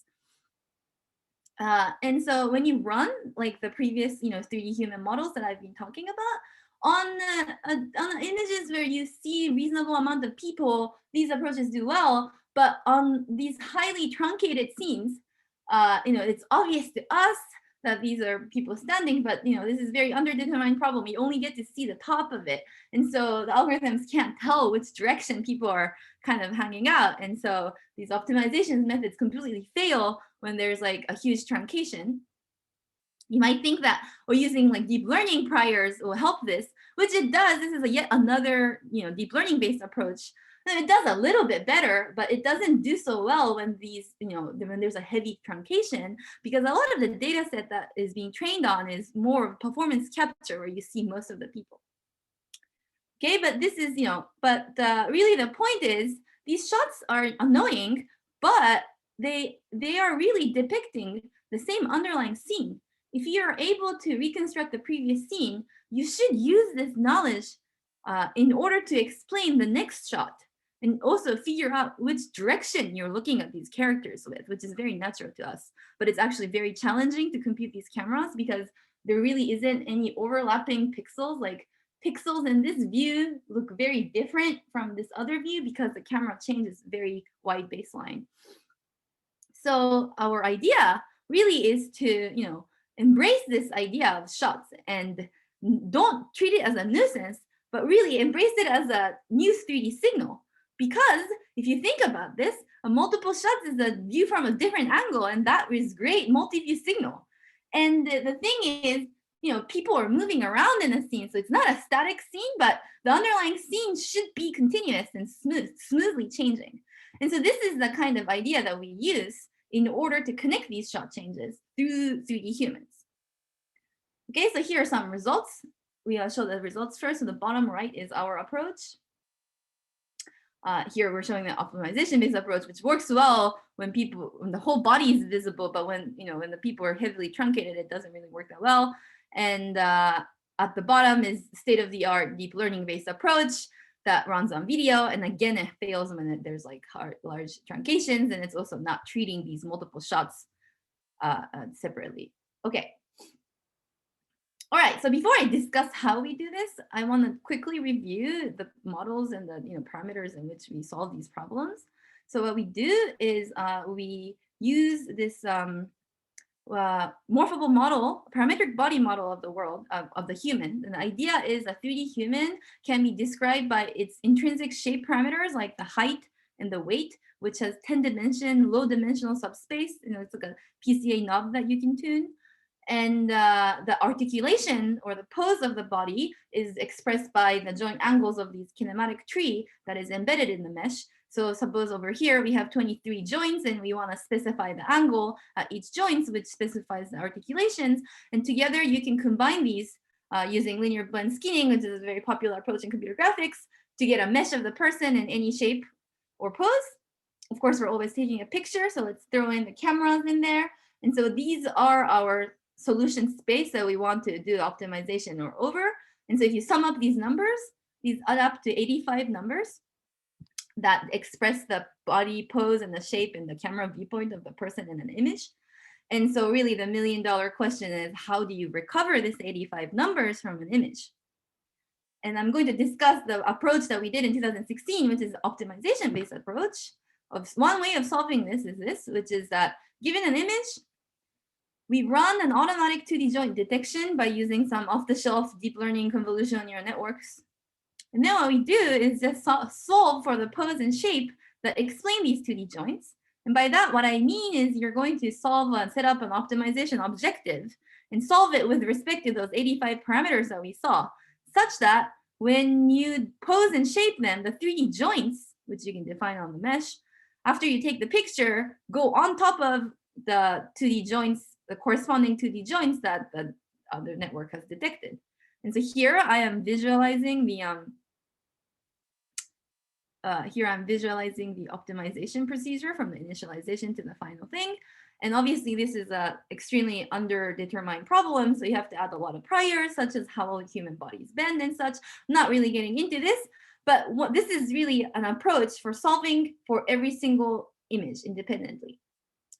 In the context of movies, we're actually going to introduce this multi-shot optimization, which is really just a simple idea that utilizes this idea that multi-shot depict the same scene. So you can do the same thing for each single shot.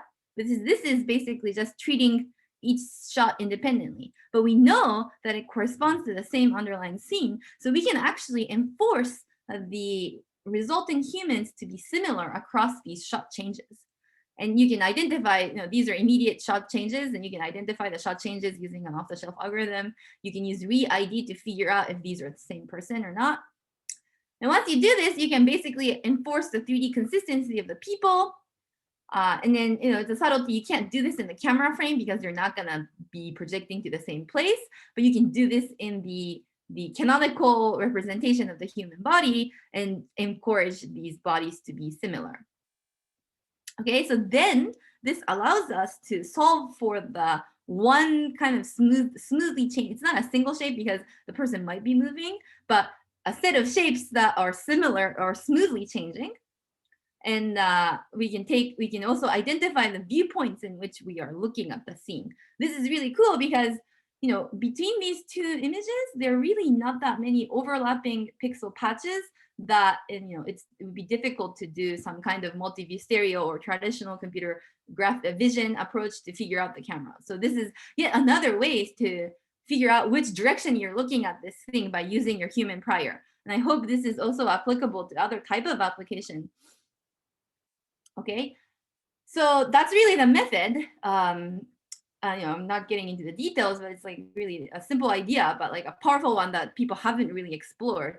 And this allows us to really start applying our approach on movie data sets. So there's a data set called AVA that was collected by Google, and also partly Professor Jitendra Malik was also involved in this, who is also part of this project, along with my postdoc, George Pavlakos. So here are some results that we might see. And, okay, maybe these results don't look that surprising to you because that's what you really expect, but this is a very challenging thing to do. So here, so we can run this on this AVA movie data set, which incorporates a lot of movies from India and Africa that is like free of copyright, I think. And so here are some comparisons with prior work that only deals within single shots. So we've seen how these approaches fail a lot when there's huge truncations, and ours is consistent because it's using this multi-shot idea. We can also numerically evaluate this. Actually, numerically evaluating this is a very challenging problem because we don't really know what the ground truth 3D humans are in these movies. And we can also use the same idea, which is that for each of these input shot, you will get the prediction. And each of these input shot might have these 2D points that are detected. And then what we can do is project this person to the other view and make sure that it explains the 2D key points over there. Basically, the idea is, if you transfer this pose to over there, that should equally explain these 2D key points, and you can measure the evaluation, measure how accurate the shapes are, because if they're completely inconsistent, then it's not going to explain the 2D joints from the other view. Anyway, this gives us a big boost. Basically, there's like an 88% to 60, there's like a 20-point improvement after you do this multi-shot. So that's good. And another way of really kind of, okay, so once you do this, we have a very large data set. The nice thing about AVA of movies is that they're very long and have lots of interesting things happening. And so we are able to reconstruct AVA to some degree, obtain long tracklets that are useful for training a lot of downstream stuff. So we also further evaluate the efficacy of our reconstructions by by using this as a training data. So you can treat this as pseudo ground truth and then train usual deep learning based method and use it as a training data. And I'm not going to get into the details of this because I'm not really describing how you do the deep learning based approach. This is the human mesh recovery work that we did in 2018. So basically, this is the middle 3 columns are the baselines of the state-of-the-art deep learning single image 3D human approaches. We take this model, we train it with our MS-AVA data, and then it improves the robustness of these models a lot because AVA has these natural truncations and also the supervision that we computed from this multi-shot optimization. And we show that this is not just because there's more data. If you only use 2D projection for this AVA, you don't get as much improvement. So you really do need the multi-shot optimization. Anyway, here are some results showing the results from multiple views because this is 3D and you want to be able to make sure that they look reasonable from a different viewpoint. And here are some results of running it on video. Well, so I'm not really getting into the details, but we are also proposing to use transformers in this model, which you might know is a very popular model in NLP or sequence modeling. And we also think it's a great architecture for understanding the sequential relationships of 3D human bodies in this setup. And the nice things in particular about the transformers is very easy to ignore some of the input frames. And so often in storytelling or in media, you might have like a character like this, but then they're having a conversation. So it's going to switch to another identity and then come back to the other person. And you don't really want to be incorporating these shots of different people in order to get the 3D body of these, of one character. But simply, you can in transformers, it's very easy to ignore this. If you're using convolutional neural networks or LSTMs or whatnot, you have to kind of figure out how to replace this with zeros or how to speak. It's not that nice, but basically we're just saying it's a very nice representation for this and very, can easily run transformers on this model. Anyway, it also turns out to be more stable. There's lots of nice properties. Here are some, quick results showing that it works reasonably. It's more or less here. Really the point is that this is like a lot more robust system than like the transformer is a lot more robust and stable than the other models. That's just another point. Okay, so in conclusion, we've seen a lot of progress, but I think I would characterize this as going from green screen and reconstructing a 3D from a green screen itself was really challenging. And slowly, with the aid of these models and deep learning and more data, we've kind of developed this approach to kind of escape this green screen to more ordinary photos that you take from your pictures, from your phones. It's still in the performance capture regime because you need to see the whole body. Now, with this work, we're excited to see like transitioning all of these 3D human mesh recovery methods from performance capture to understanding storytelling, which involves a lot of these shot changes in order to tell the story. And hopefully we can understand, we can learn more about human behaviors from watching these movies. Okay, so that's really kind of the message that I wanted to talk about and the way things are progressing right now. So I didn't talk about today, but please go to my website to see my other works. I also reconstruct humans, not with this parametric mesh model, but also including the surfaces. So you can reconstruct these people. These are from single images. That's me. I also do reconstruction of animals because it's a really interesting data and also very cool application for ecology and biology. And it's a really challenging data set because unlike humans, where we can put them in a lab and get lots of data, animals, we don't really have that much data. So with animals, you really have to do unsupervised kind of things. I'm also doing some recent work where you want to generate new motion. So here we are generating dance motion given the music, some all these fun things. So please check out my website and thank you for your attention. I'll take any questions.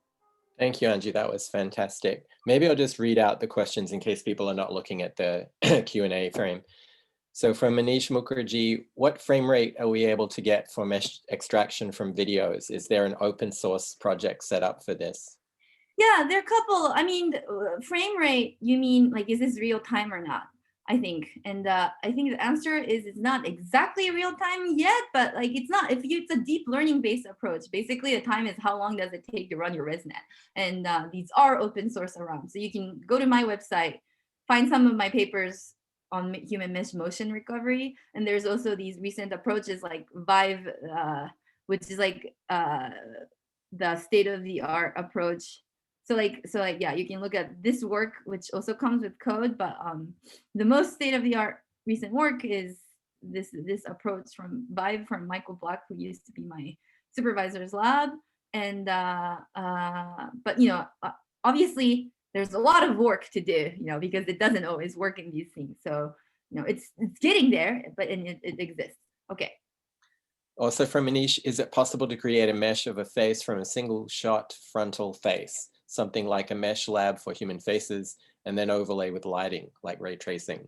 Yeah, there's a lot of work on faces. Yeah, and then faces tend to be a lot more regular because you tend to face them. So I think it's a lot more higher quality. You can get great textures there. There's a lot of work in this. A question from Gregory Tikomarov. Can you use can you use a simple symmetric object such as the microwave in the two views of your friend's scene to calculate the new camera position?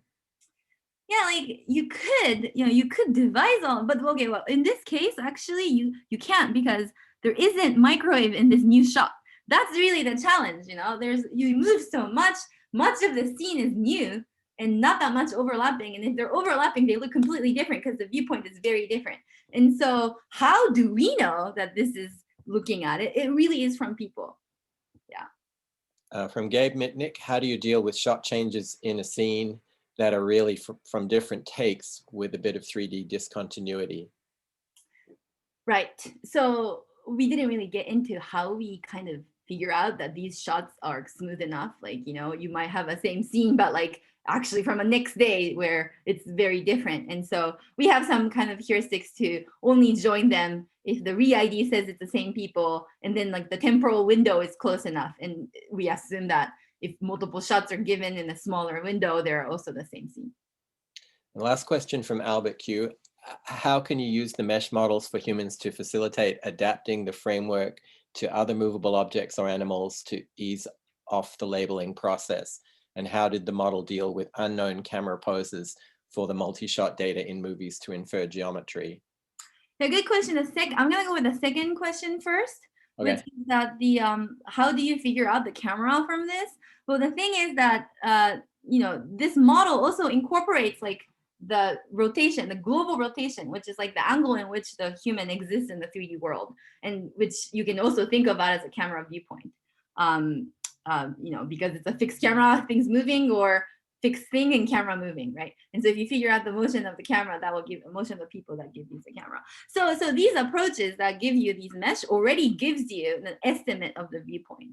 And so that's how you get the unknown camera. But like, if you can say that these shots has to have a pretty similar underlying human, that even improves the camera estimation, and you can get this kind of camera estimates.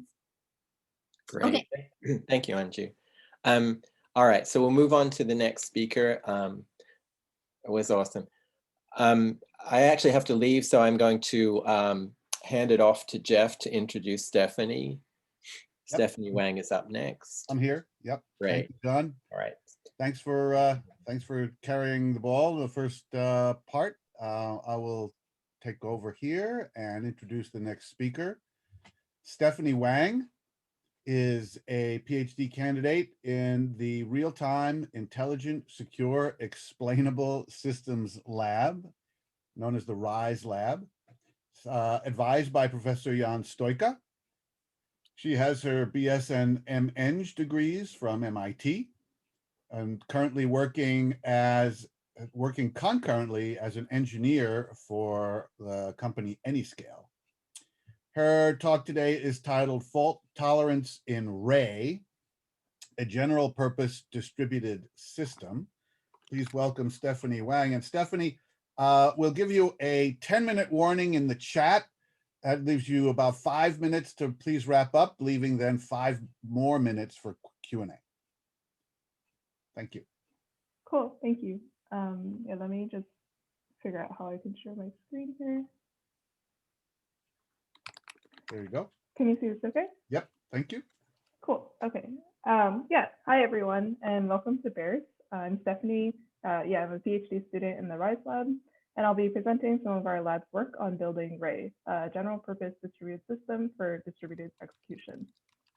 I'll focus specifically on some of the challenges in fault tolerance, which I think is one of the most interesting problems in building a system like Ray. So what exactly is Ray, and why did we choose to build it? Specifically, why do we need a general purpose distributed system? Well, there are a couple of trends that we're seeing today that make this a timely problem. First of all, with the end of Moore's law and the rise of big data, distributed applications are now the norm. Second, the popularity of cloud computing means that the barrier to entry for distributed computing is lower than ever before. However, just because the resources are available doesn't mean that it's easy to build distributed applications. In fact, it's still a very hard problem. To give an example, let's take a look at the current ecosystem for systems for machine learning. A lot of people think of machine learning as just model training, but really applying machine learning in an actual application requires much more than that. You might want to experiment with newer algorithms, such as in reinforcement learning. To get the best performance, you'll probably need to do a hyperparameter search. Plus, you need to actually deploy a model once you've trained it. And you need to manage all of the input data needed to train and deploy your model. Each of these steps by themselves can be highly compute and data intensive, and that means that each of them may require distributed execution. And each application is also different enough that developers today have built a separate distributed system just to support that application. But unfortunately, that can cause problems when multiple applications are needed at once, which we often do in a realistic setting. First, it can be expensive in terms of performance, as data needs to be moved from one system to another. And second, there are high operational costs with having separate systems for each application, since it means that users need to figure out a way to deploy multiple clusters and coordinate between them. The goal of Ray is to remove these barriers to make it easier to stitch together different applications and to allow easier development of domain-specific distributed frameworks. In fact, two of these systems, RLlib and Tune, are both built on Ray by other grad students in the lab, making it easy to use these systems together. At a really high level, the design looks something like this. To support all these different domain-specific applications, the Ray backend exposes a very simple and general API. It consists of two primitives for distributed execution, tasks, which are functions that can execute anywhere, and actors, which are classes that can be instantiated anywhere. Let's take a look at how tasks and actors work. This is a simple Python example with a function that generates an array and a function that adds two arrays together. With Ray, you can decorate any function with the ray.remote decorator, which lets the system know that these functions can be executed anywhere in a cluster. For example, we can now invoke f.remote, and instead of executing f locally, this creates an f task for the system to execute anywhere. The return value is a future, or a reference to the eventual reply of f. And that means that we actually get back O1 immediately, and the f task will get executed asynchronously in the background. The return value of a remote function is also known as a remote reference, meaning that once the value is computed, it may not be local. Instead, the value could be stored anywhere in the cluster. Ray uses a distributed object store under the hood to hold these values, which we call objects. Since tasks are asynchronous, we can submit other tasks in parallel. So we can also pass futures as dependencies to other tasks.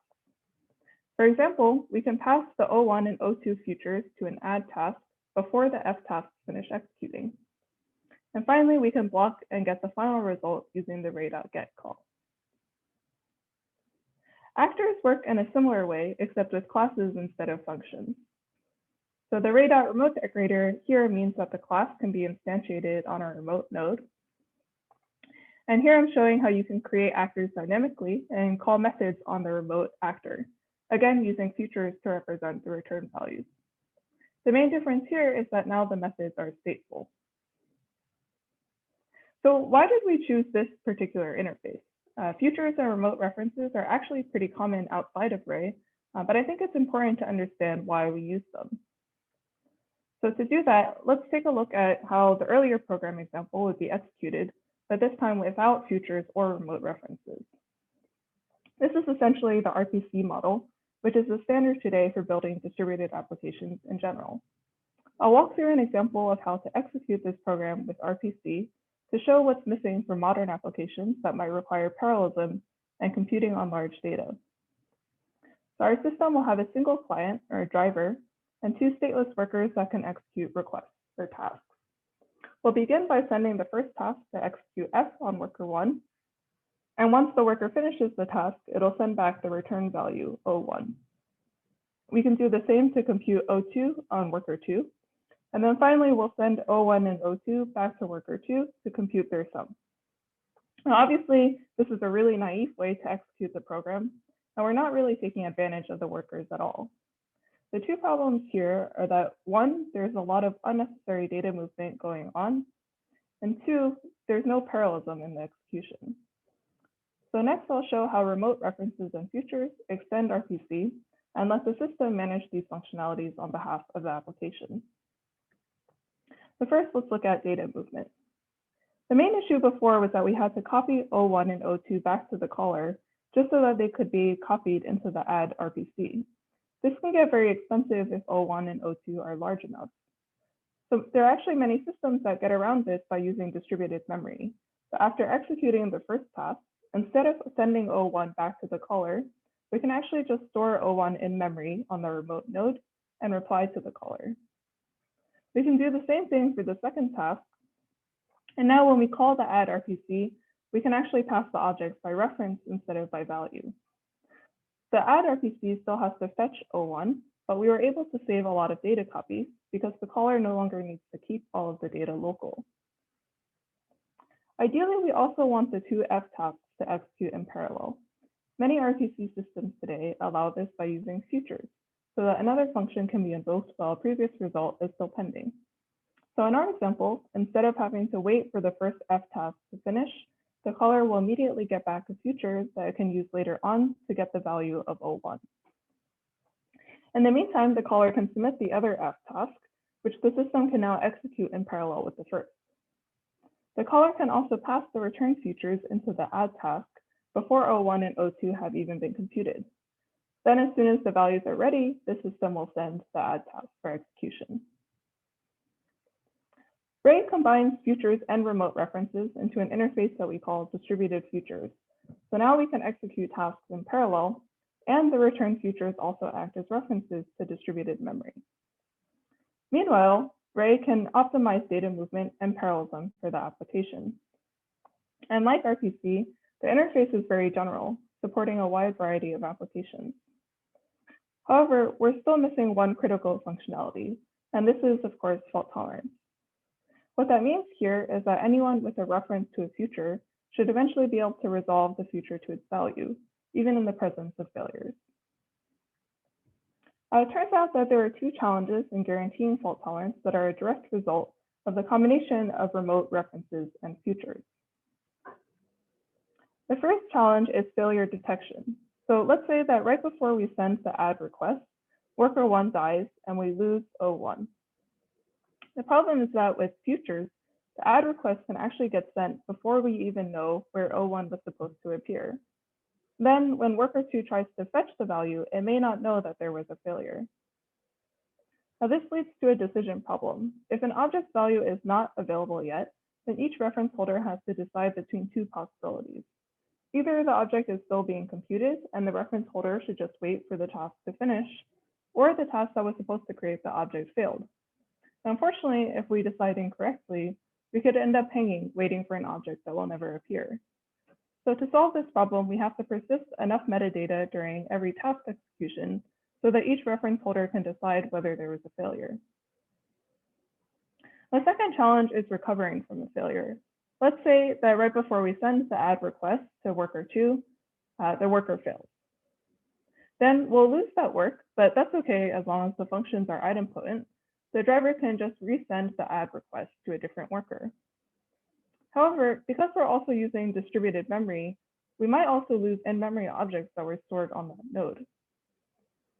So the problem here is that we need to retry both tasks that were pending execution and also potentially tasks that already finished execution before.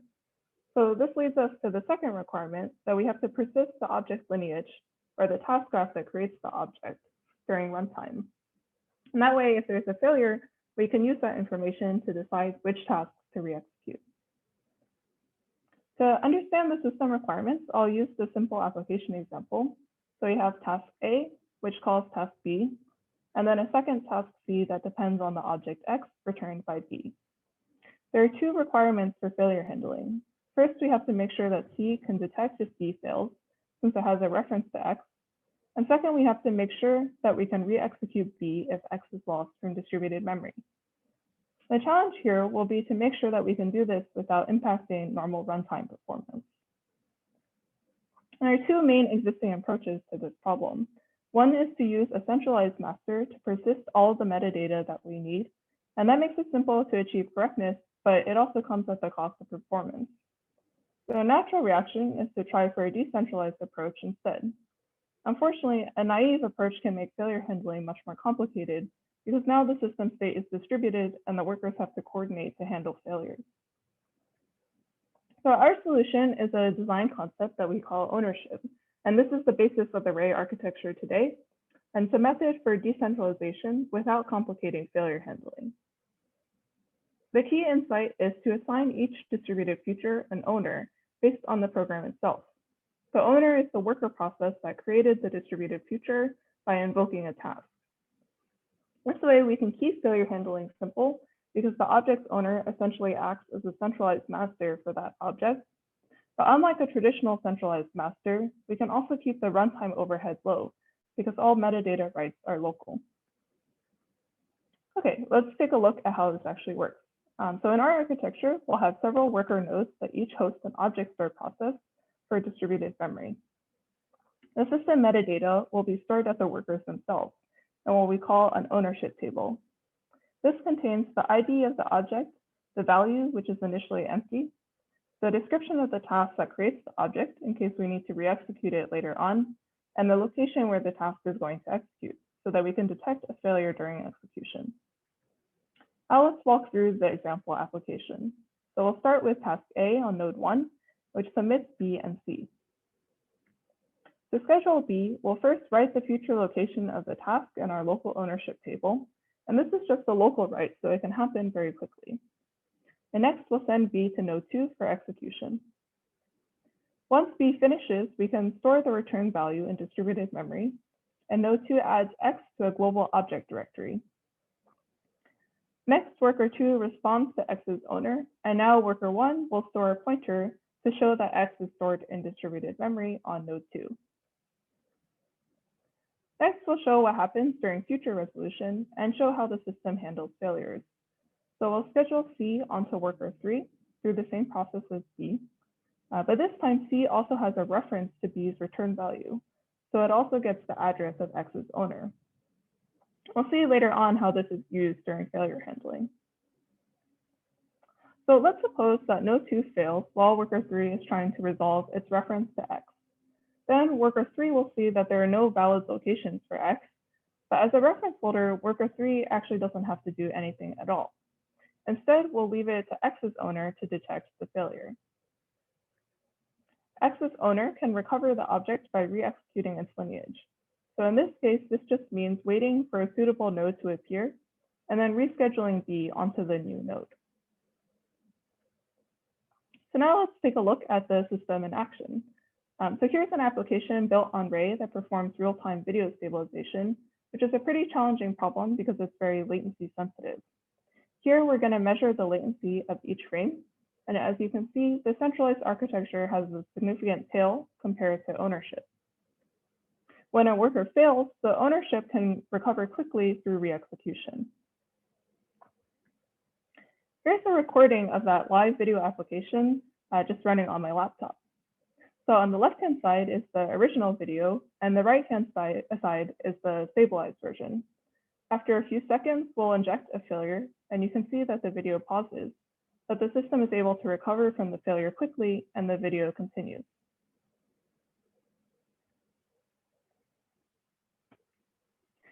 So if there's one thing that I hope you remember from this talk, it's that the choice of interface is very important in building a system. So for example, Ray uses distributed futures to achieve generality, and so that systems problems like distributed memory management can be done on behalf of the application. We use a novel concept called ownership to achieve fault tolerance without sacrificing performance. And this combination of efficiency and robustness is exactly what powers the many applications built on top of Ray. I also want to talk a bit more about the RISE Lab in general, which of course includes much more than just the Ray project.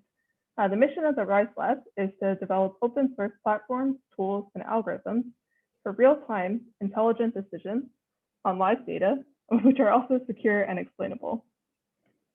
So this is a mission shared by all of us at the RISE Lab, and I think one of the lab's greatest strengths is the combined skills and research interests of our members. So that includes all of the faculty members, our postdocs, our staff, and of course, all of our students.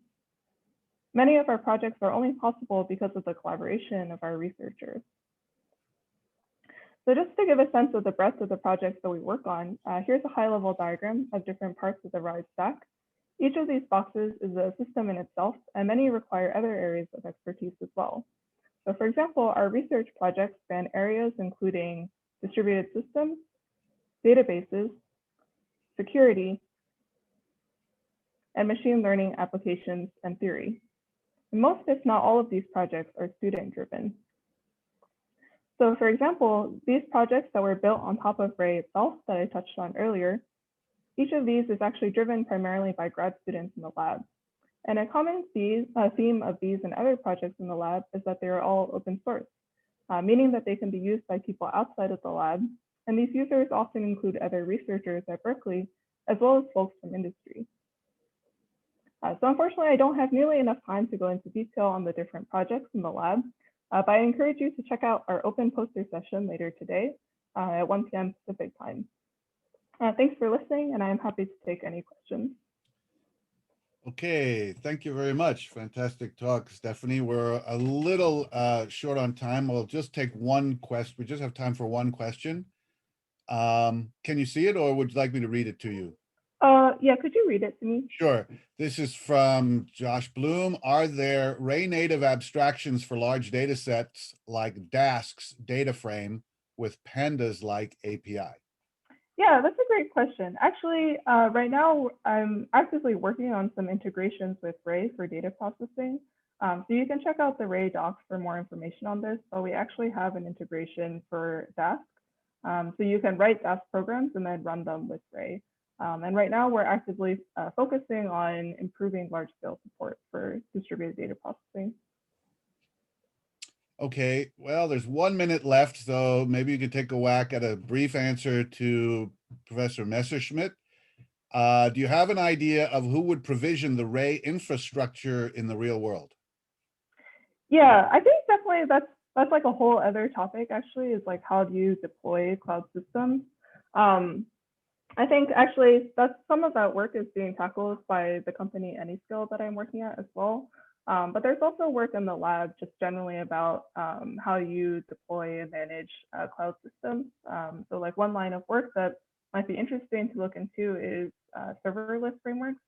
And the idea there is that users shouldn't really have to deal with cloud deployment, and that should be done by the cloud operator, basically. Yeah, I can talk more about that offline, but probably too much to go into here. Okay, thank you very much. Thanks again, Stephanie, for a wonderful talk. Yeah, if you can please, thank you for stopping the share. And we'll call for the next speaker. Let me just make sure we're in the right place here. Yeah, we have another 2 talks before the lunch break. So the next speaker is Associate Professor Boubacar Kanté. And Boubacar's multidisciplinary research interests are in the areas of wave matter interaction, from microwave to optics, and related fields such as antennas, nanophotonics, novel materials, and quantum optics. He proposed and demonstrated the world's first topological laser based on the quantum Hall effect for light, which was selected as one of the top 10 discoveries by Physics World in 2017. He also demonstrated the first bound state in continuum laser and highlighted the unique scaling of these types of cavities. Kanté introduced the notion of symmetry/parity of ring resonators, an idea used to prove that closed rings, previously believed incapable of producing artificial magnetism, can make ultra-broadband negative index in metamaterials. His talk today is on topological lasers, antennas, and sensors. I'm sure you're all on the edge of your seat to learn what is a topological laser. And so please welcome Professor Kanté. Yeah, thank you, Jeff, for the kind introduction. So can you hear me? Yes, and Boubacar, if you can, you'll get some timing warnings in the chat box. Okay, great. When you have about 10 minutes left, and then at 5 minutes, we hope you can wrap up and leave 5 minutes for questions. Okay, great. So I will try to do my best to meet the time requirement. So everyone, so thank you for being here. So I want to share with you all what we are doing on what we call topological light sources, antennas, and sensors. So usually I like to start with this slide. So where basically we are all experiencing the revolution in electronics, and this has been enabled by the invention of the transistor and the continuous downscaling of the size of the transistor, and especially the development of simple rules that enable the connection of many of these transistors to make electronic devices. But usually when you think of optics, so what comes to mind is nothing of this scale. What comes to mind is something of the kind. So you think about lenses, mirrors, beam splitters, etc. So things that are much larger than the size of light. So you just need to visit an optics lab and you will see that setups actually take a lot of space. So the motivation in my group is really to develop new devices that can be multifunctional so that we can integrate many of the optical functions within a simple device using new rules. And if we could do that, so that could strongly contribute to revolution in LiDARs, in communication, in biosensing and imaging, and so on. So what I will discuss today is what we have done to integrate some of these devices into multifunctional ones that are actually more efficient than what is currently used. So, so a quick overview of things that we have done that Jeff quickly went through in the introduction. So this work was done when I was a postdoc here at Berkeley. So at the time I used to work on metamaterials. So we developed basically a closed ring array with some kind of symmetry breaking and show that this can have a broadband negative index. So this kind of media could be used, for instance, to do imaging beyond the diffraction limit. I will tell you a little bit about this today. So we developed topological lasers, and unlike laser that we use all the time, so the lasing behavior here is insensitive to the exact shape of the cavity. And more importantly, the laser can emit light in a non-reciprocal manner, meaning that when you send light in a given direction, there is no way for light to come back to the cavity. So this is really important when you want to do information processing, for instance, with light on chip. So it will increase the efficiency of devices and also protect the cavity intrinsically. So I will also say a little bit about sensors that we call topological sensors. And we currently hold the record of immunoassay sensing using this platform. So I will discuss that briefly. So we developed lasers that could combine the cavity lasing and the beam steering mechanism. So using these BICs, and this type of laser could be, for instance, used for LiDARs. So last year in summer, we proposed a way to make lenses extremely flat. So this lens is 300 nanometer thick, and it is also broadband. Usually it's very challenging to make thin lenses broadband. So we propose a way to make a lens of only 300 nanometer thick, focus light in an achromatic manner from about 600 nanometer to 1200 nanometer, so spanning an octave. So this is currently the thinnest, broadest band and most efficient lens that has been proposed. So the efficiency was about 70%. And today I will also explain how we use these topological ideas to control a degree of freedom of light that is called the orbital angular momentum. So there have been a lot of work to minimize or miniaturize cavities and lasers. And usually what is used are whispering gallery cavities that work by total internal reflection. Basically light goes back and forth, hitting the boundaries, and is confined within the cavity. So this cavity work well. It can be very high Q, meaning low loss, but it is usually big. Overall approaches have been proposed using, for instance, defects in photonic crystals. So when you are in the band gap of a photonic crystal, which is nothing but a mirror here, so light is basically confined here at the defect and cannot escape. So I'm also showing here a work from colleagues. So this is a work from Mingwu, where a metal optics antenna was developed. So this antenna is extremely small. You can use actually even plasmons to shrink the size of light and reduce the size of antenna. So when you decrease the size of antenna, unfortunately, most of the time, what happens is that we actually have a compromise between the miniaturization and the functions that the antenna can achieve.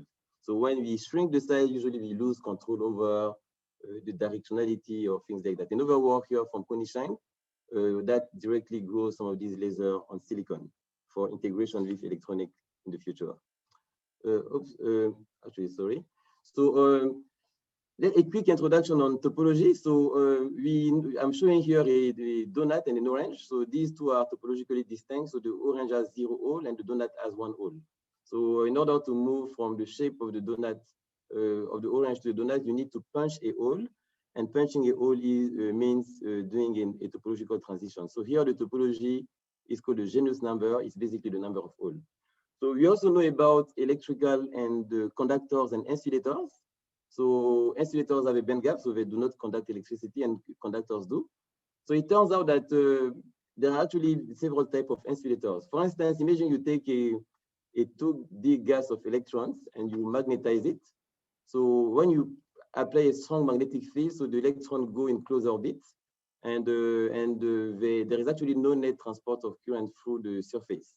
So in reality, so this is actually an insulator. So it is different from conventional insulators that we know. It is called a quantum hole insulator because of this closed orbit that electrons do around the nucleus. So if you interface two such insulators, so this is an insulator, this one is an insulator as well. So what happens at the boundary is that the electron cannot do the full orbit. They do what is called skipping orbit, and you get a net transport of current at the interface. So then this system that is actually interfacing to the electric, two insulators, is conductive at the interface. So, and this conduction is robust. So you can have defect at the interface and the current will still go around. So the theoretical discovery of these topological electronic ideas was actually awarded a Nobel Prize in 2016, the gentleman here. And in 2008, Duncan Haldane, one of the Nobel Prize awardees, actually wrote a paper explaining that it may be possible to actually extend some of these fermionic ideas for electrons to light. And I will pass on details. But what we have proposed is that we can actually do other things beyond waveguiding. For instance, if I take a topological interface between two insulators for light, so those are mirrors. So I take two mirrors, and the two mirrors have an interface. So the interface forms a waveguide. So any arbitrary closed contour between two such mirrors is actually a cavity. Light will go around the cavity only in one direction. So the challenge is in optics, we actually don't have good magnetic material. Magnetism is very weak at optical frequencies.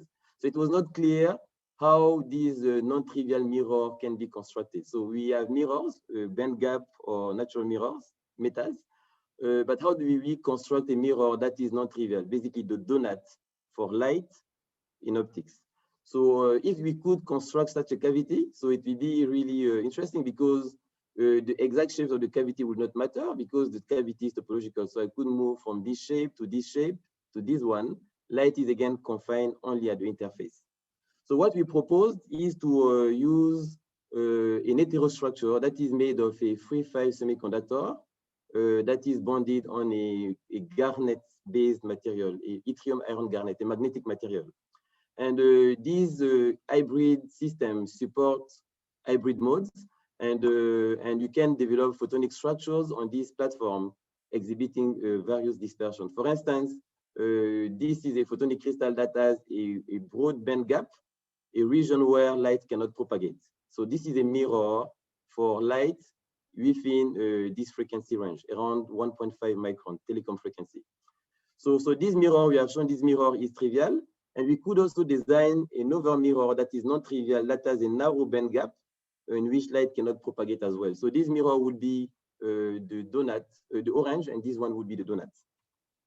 And interfacing the two mirrors will be something of the kind. So you see one crystal is here, a photonic crystal, a periodic distribution of dielectric in space using the heterostructure I just talked about, the semiconductor on the garnet material. And so this is one mirror, and the second mirror is here. So one is trivial, the other one is not trivial. And you see that when you put a light source at the interface, light actually propagates forward for a magnetic field pointing up and perpendicular to the surface. And when you flip the magnetic field, so forward propagation becomes forbidden, and light is now forbidden to go forward. It will have to go backward. So this waveguide is non-reciprocal. Usually waveguides are reciprocal. Usually when you are sitting in front of me, I see you and you see me. So if the medium between us was not reciprocal, I will see you and you won't see me, or vice versa. So in this system, light can only go forward or backward, but not in the two directions at the same time. So, and then we define a closed contour between these two mirrors. So one mirror is here, the photonic crystal with a narrow band gap, and the second mirror is outside, the photonic crystal with a broad band gap. And we design an arbitrary shape here. So the shape mimics the shape of the US, inverted, but the shape doesn't really matter. And light will be trapped at this interface and will only go either clockwise or counterclockwise.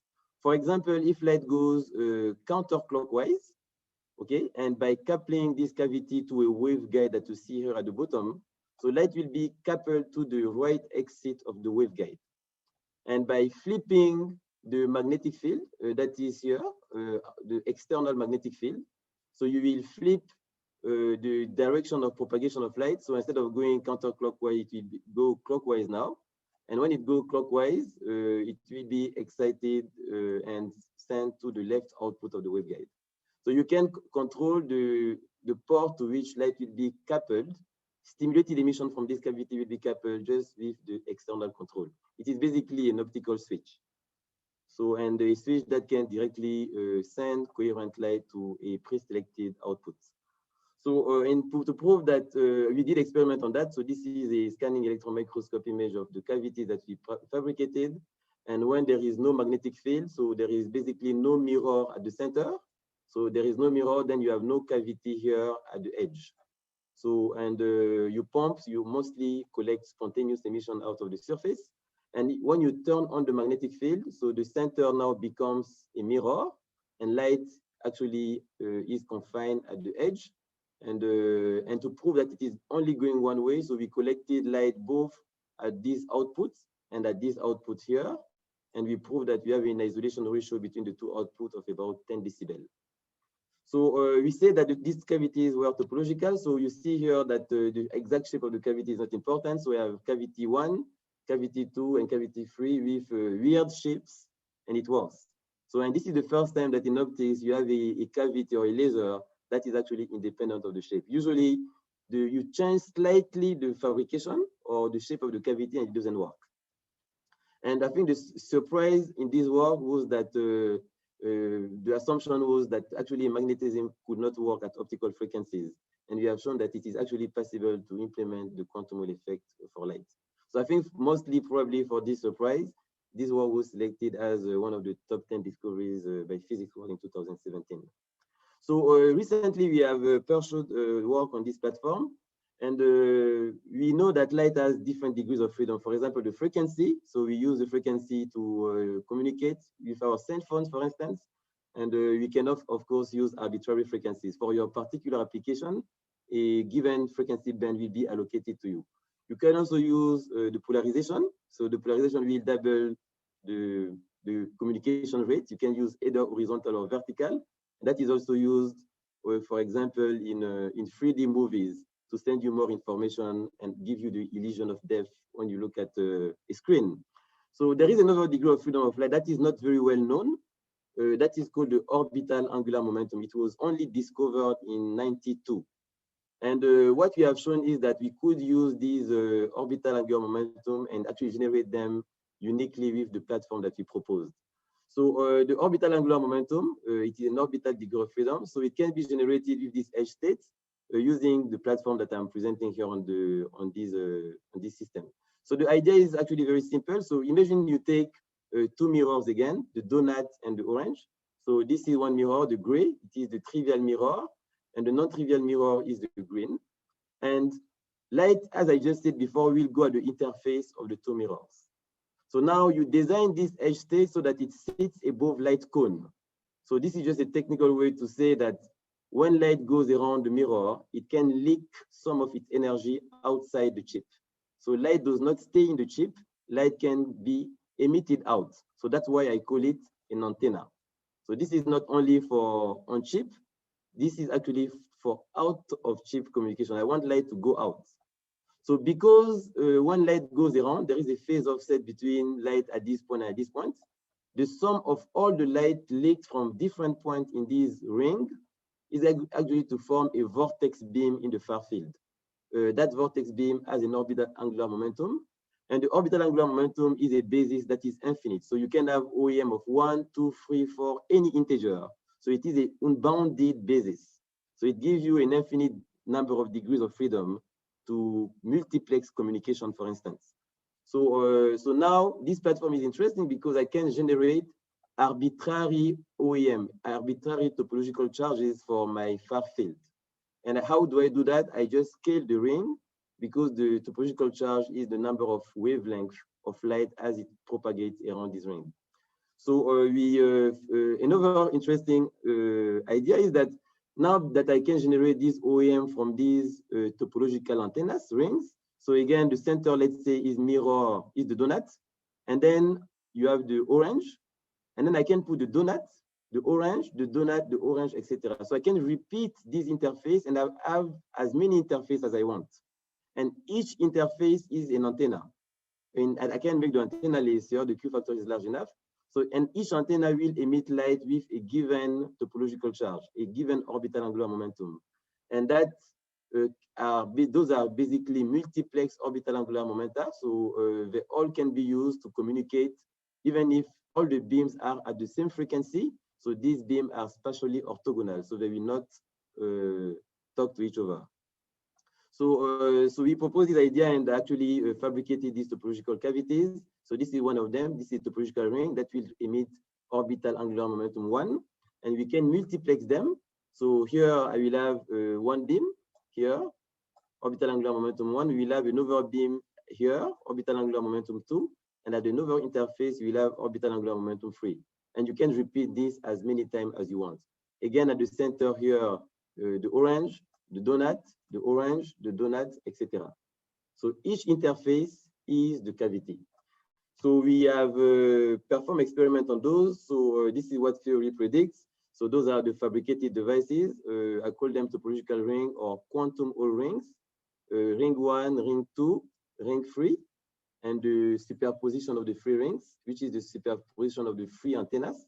And this is experimental results. So we see indeed 3 beams exiting these cavities, and they work pretty well.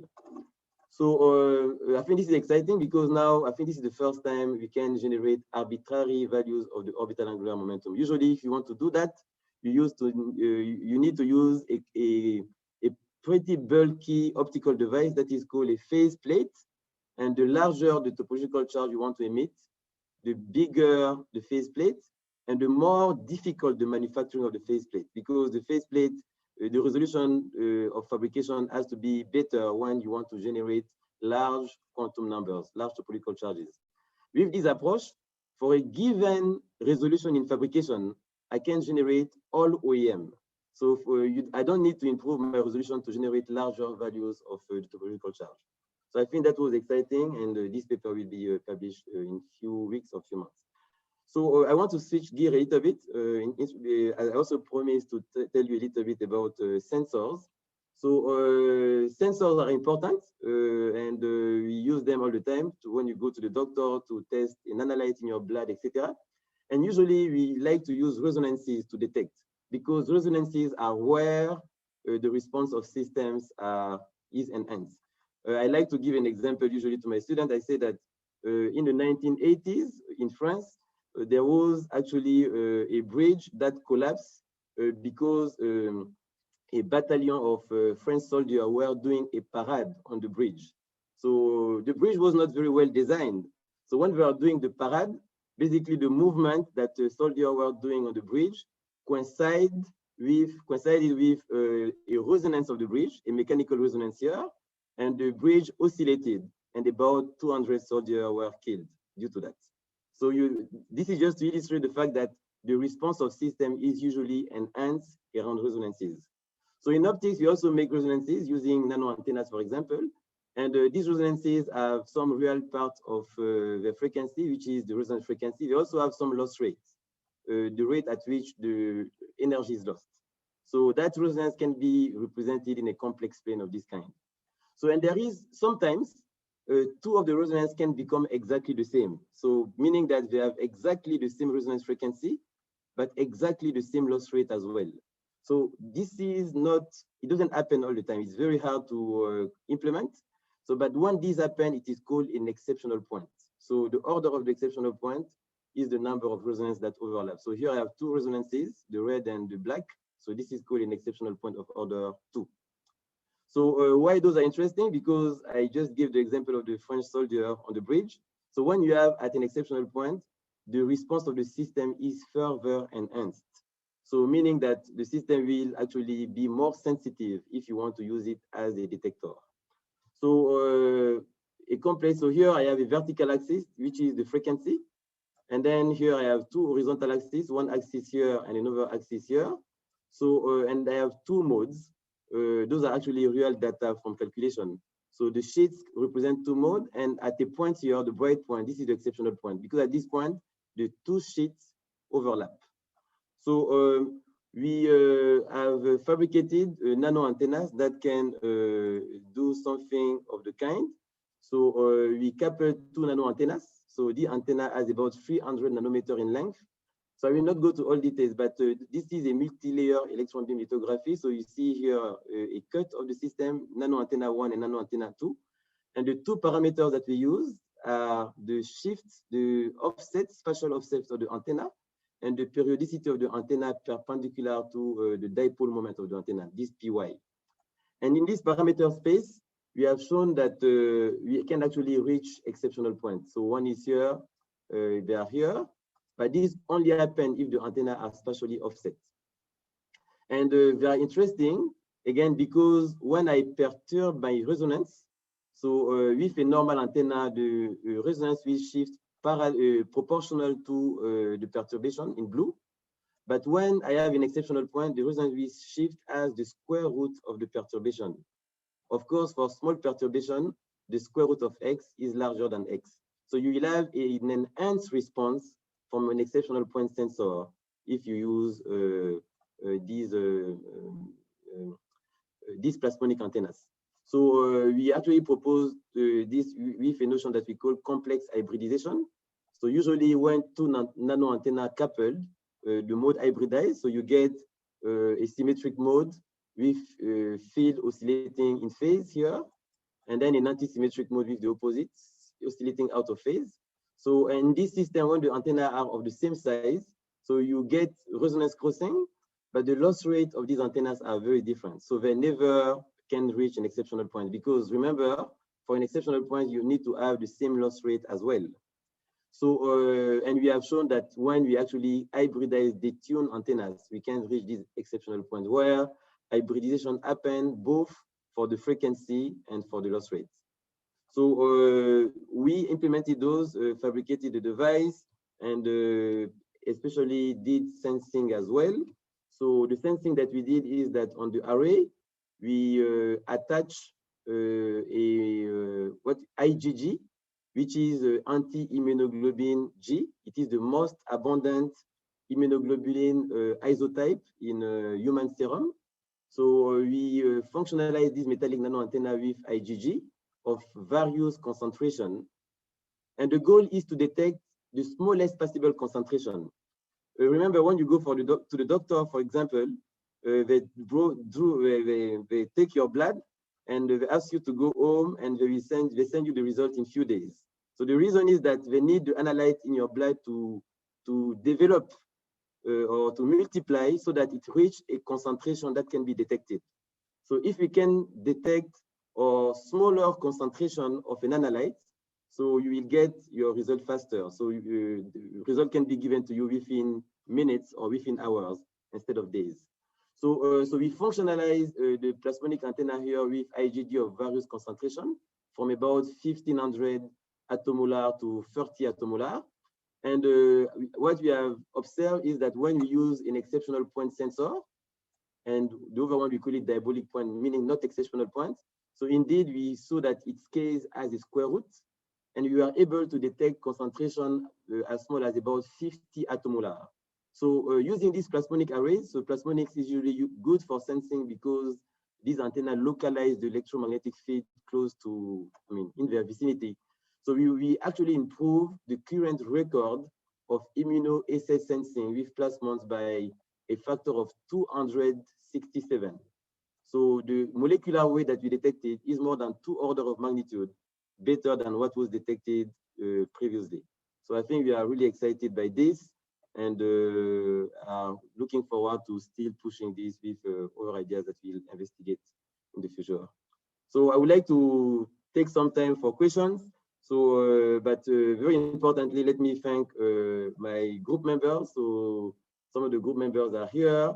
So Abdullah was here with me at Berkeley. So he just joined Boston University as an assistant professor. So there are many of the one who is a grad student in the department here, and there are some who left and some that are still in the group. So I will conclude just by showing this, what I call a topological puzzle. So where you have, let's say, the orange here at the center and the donut here outside. And then light can only propagate at the boundary one way. And voila. So I will stop here and take any question that you may have. Thank you. Thank you very much, Boubacar. Fascinating talk. And we're all now experts on topological light.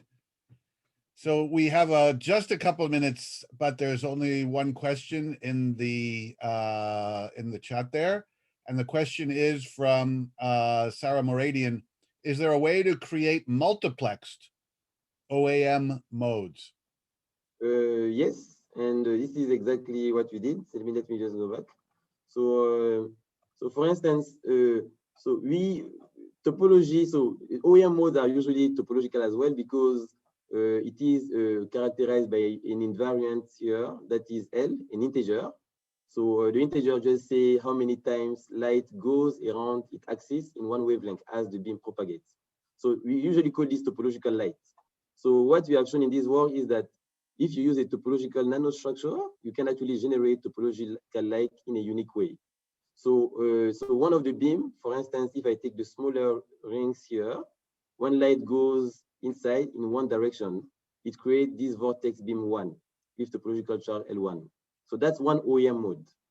So the second ring, light goes in the second ring as well, one way, and creates a second vortex beam with topological charge L2. So these two modes in this interface are actually multiplexed because the two beams co-propagate in the medium, and you basically could use OEM1 to communicate and OEM2 to communicate as well, and OEM3 to communicate. So with these 3 beams, you have multiplied the data rate by 3. So you could put n beams of the kind, and the data rate will be multiplied by n. So this is multiplexing. Great, thank you. There's one other question from Professor Eng, but we're out of time, so I'll suggest that he contact you separately since we're in the same department. So thanks again to Professor Kanté for a fascinating talk. And we have one more talk before we have a lunch break. And so let's get right on to that. The next speaker is Malika Baria. She is a PhD candidate who joined Professor Ali Javi's research group as a PhD student and NSF Graduate Research Fellow in 2016. Her research, also done in the Berkeley Sensor and Actuator Center, which we heard about a few talks back, BSAC, is focused on electrochemical sensing technologies for healthcare applications, with particular emphasis on developing and using sweat sensors to understand how non-invasive parameters can reflect deeper physiology. So that's the subject of her talk today. So please welcome Malika Baria. Malika, we will be giving you timing cues in the chat box. So if you can keep an eye on that, much appreciated, because I'm sure everybody wants to try to get to lunch. So with that, I'll turn it over to Malika Baria. Thank you so much for the introduction. I just want to say very quickly, I'm having a little bit of trouble with my internet. So to be safe, I'm keeping my video off. Okay. Great. Thanks for the introduction. As you said, I'm Malika. I'm a fifth-year PhD student in Ali Javi's group, and my talk today will focus on tracking physiological health with wearable sweat sensors. Before getting into the specifics of the devices we design, I'd like to contextualize our interest in sweat by taking a step back and asking, why is there growing interest in wearable sensors?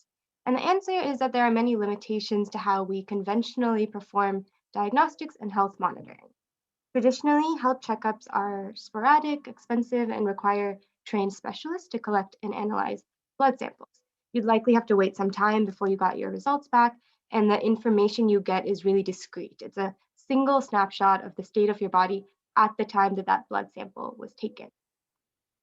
In contrast, wearable sensors allow health parameters to be measured in situ and continuously, so you can closely track body changes over time and, based on the data, potentially even predict adverse conditions before they set in. So this is the big vision of wearable sensors in general. And while there are many devices out there that can track physical indicators like heart rate and breathing patterns, few are actually able to probe the chemical state of the body without puncturing skin or relying on blood. And this is where sweat comes in. So how does sweat offer insights into body chemistry? This is a schematic of a sweat gland located in the upper layers of skin. And when sweating is initiated, water is pumped into the secretory coil at the base of the sweat gland and then travels up the dermal duct to the skin surface. And during this journey, a variety of molecules migrate into sweat from cells and blood vessels that surround the sweat gland. And this includes molecules like ions, metabolites, heavy metals that might have been introduced into the body through environmental exposure, xenobiotics like drugs and alcohol, hormones, acids, and proteins, including neuropeptides and immune response molecules. So overall, sweat has a rich composition of chemicals sourced from deeper in the body, and this creates opportunities to use sweat, probe body chemistry, without needing to directly or invasively access blood. So probing body chemistry through sweat has both medical and athletic applications. For example, on the medical side, cystic fibrosis is a respiratory disorder marked by having unusually high salt content in sweat. So historically, to diagnose CF, sweating was induced using a drug, that's what's shown here in this panel, and its salt content was tested off body. On the athletic side, sweat has been used for doping control to detect illicit drugs in the body. In both of these cases, the value of sweat has been known for a long time. It's been well established, but wearable sensors are newly able to make these tests more convenient and immediate. But wearable sensors also allow us to explore new applications of sweat by enabling continuous tracking of chemical concentrations that we can then try to correlate with underlying physiology. So for example, we can track glucose levels in sweat. We know that there's glucose present in sweat, and we can use wearable sensors to track these glucose levels and study how they relate to blood levels to explore if sweat is a viable, non-invasive surrogate for blood for diabetes monitoring. On athletes, we can continuously track sweat fluid and salt losses over time and probe how these parameters might reflect dehydration. And similarly, by targeting other chemicals in sweat with wearable sensors, we can explore sweat's potential utility for assessing stress, kidney disease, immune responses, for enabling precision medicine, and a host of other applications. Our group has developed a variety of sweat sensors over the years, and they have different form factors. They can be worn at different body sites, and they can be functionalized to target different molecules in sweat depending on the application. So here is just kind of a collection of the platforms we've developed over the years. We have band-like sensors that attach to the arm and transmit data to a smartphone in real time. We have self-powered watches that you can read off concentration measurements on a display. We have functionalized glove-like platforms and patches that can be affixed to the forehead or even the tip of a finger. And these all look very different, but they share many of the same key components, which I will briefly describe next. So most of our platforms have microfluidics, embedded electrochemical sensors, and some sort of electronics. The microfluidics are very important. They let us kind of draw in sweat from the skin surface and trap it to prevent evaporation. They also let us deliver sweat to the site of the chemical sensors and to ensure older sweat is pushed away in favor of new sweat for continuous real-time measurement. So that's very critical. In this patch that I'm showing here on the left, we have a central opening in our device. This is where our device interfaces with skin and where sweat first enters the device. And then it's pushed into this spiraling microchannel. And as more sweat comes in, older sweat is pushed away from the sensing site so we can get more immediate real-time information. We also have electrochemical sensors. And in this patch here, these sensors are situated right at the start of our collection well, where they're interfacing with the freshest sweat. And these electrochemical sensors are essentially just metal electrodes patterned on a flexible backing. And we functionalize the electrodes with membranes that contain biorecognition molecules, such as enzymes that are selective to particular targets in sweat. And these sensors transduce those chemical concentrations into measurable electrical signals. We have electronics that capture these signals, extract them, process them, and either directly display them on the platform or transmit them to a smartphone for readout. So we have these wearable systems, and for athletic applications, they're fairly straightforward to use because sweat is copiously produced and available. But we cannot expect to have to exercise every time we want to probe our body for medical applications. And in fact, exercise innately alters body physiology. So we may not even be detecting underlying health states if we're trying to access exercise sweat. Luckily, as it turns out, we're all actually continuously sweating, even while sedentary, in order to finally regulate core temperature. And this is a neat video, not by our group, which shows how sweat is being produced on a person's fingertip while they're at rest. The challenge here is that this sort of natural, unstimulated thermoregulatory sweat is secreted at extremely low rates, 100 times slower than during exercise. And it's difficult to capture this sweat effectively without evaporation.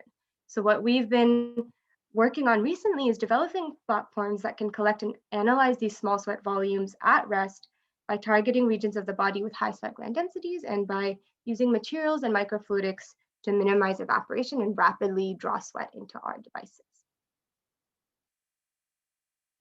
One platform we've introduced uses nitrile gloves and finger cots to entrap sweat.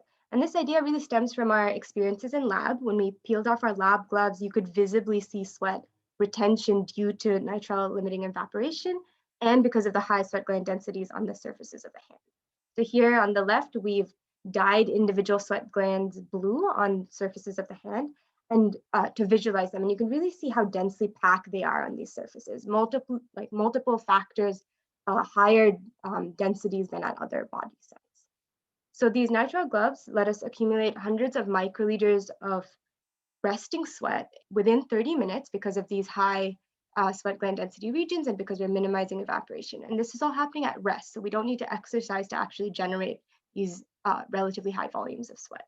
And we capitalize on this by directly functioning electrodes and electrochemical sensors onto the inside of gloves and finger cuffs to make measurements in this resting sweat. Because we have an integrated microfluidics here, so this is one of our rare platforms where we don't actually use microfluidics, we aren't able to differentiate between early and later sweat. So each glove kind of mixes sweat within that 30-minute collection window and provides a quick single snapshot of sweat composition within that period. So if we want to track sweat dynamics, we actually have to string together a series of gloves. For example, in the data shown here, we use a series of gloves over 10 hours to monitor sweat alcohol levels after alcohol consumption. And similarly, we use a series of functionalized finger cots to track vitamin C levels over 5 days. In both cases, the sweat dynamics we measure reflect what we know about molecule absorption and metabolism in the body, specifically that concentrations peak sometime after intake and then return to baseline levels. That we see roughly what we expect validates this platform, but it also reveals that sweat can be used for applications in things like precision medicine, for example, to monitor the release and absorption of medication in the body and fine-tune dosages. So being able to monitor when concentration peaks, how long it takes to recover, how far it rises can be very useful for precision medicine applications. In parallel to functionalized gloves, we've also designed a microfluidic platform for dynamic measurement of sweat composition and rate. Here, sweat enters the microfluidic through a central collection well, shown in this schematic. It flows through a narrow neck over embedded electrochemical sensors where we make composition measurements. And then sweat flows into this spiraling structure where embedded electrodes can track the progression of the sweat front to measure sweat secretion rate. And I've discussed a bit about how chemical measurements in sweat can be useful, but sweat secretion rate in itself can actually be a very informative parameter that could reflect stress and metabolic and neurological conditions. And we're currently using these resting wearable sensor devices in population studies to understand the significance of sweat rate more deeply. Here are examples of some of our preliminary findings. In the data on the left, we had a subject wear the natural sweat microfluidic sensor over 24 hours while they went about their daily activities, including eating, sleeping, and a short period of giving a public speaking talk over Zoom, actually. So there was no physical activity there, but this was kind of a stress-inducing event. And we saw that this stress actually made their sweat rate shoot up dramatically, even while their heart rate didn't show as noticeable a change. So this suggests that sweat rate might be a powerful tool for gauging stress, anxiety, and potentially even medically diagnosed mental health conditions in a quantitative way. That's something that's still a challenge to gauge things like stress and pain in a quantitative way. In another study, and I'm showing some data on that on the right, we tracked natural sweat for a sedentary diabetic subject after taking an insulin dose. And we found that as their blood glucose levels dropped, their sweat rate actually went up. And this makes sense. The body tries to cool down to conserve energy in hypoglycemic states. But overall, this suggests further that resting sweat can be used to reflect underlying physiology and how it changes in the body in a very effective way.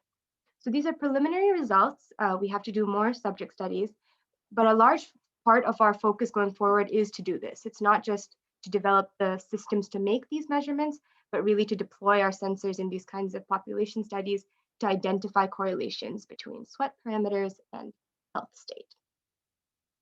So to summarize, this is sort of a roadmap for where we are and where we're going with our sweat sensor project. We've developed platforms for sweat capture for athletic and medical applications. We've incorporated various types of electrochemical sensors to target different molecules. And we're constantly working to refine these sensors to reduce drift and enhance on-body robustness and lifetime.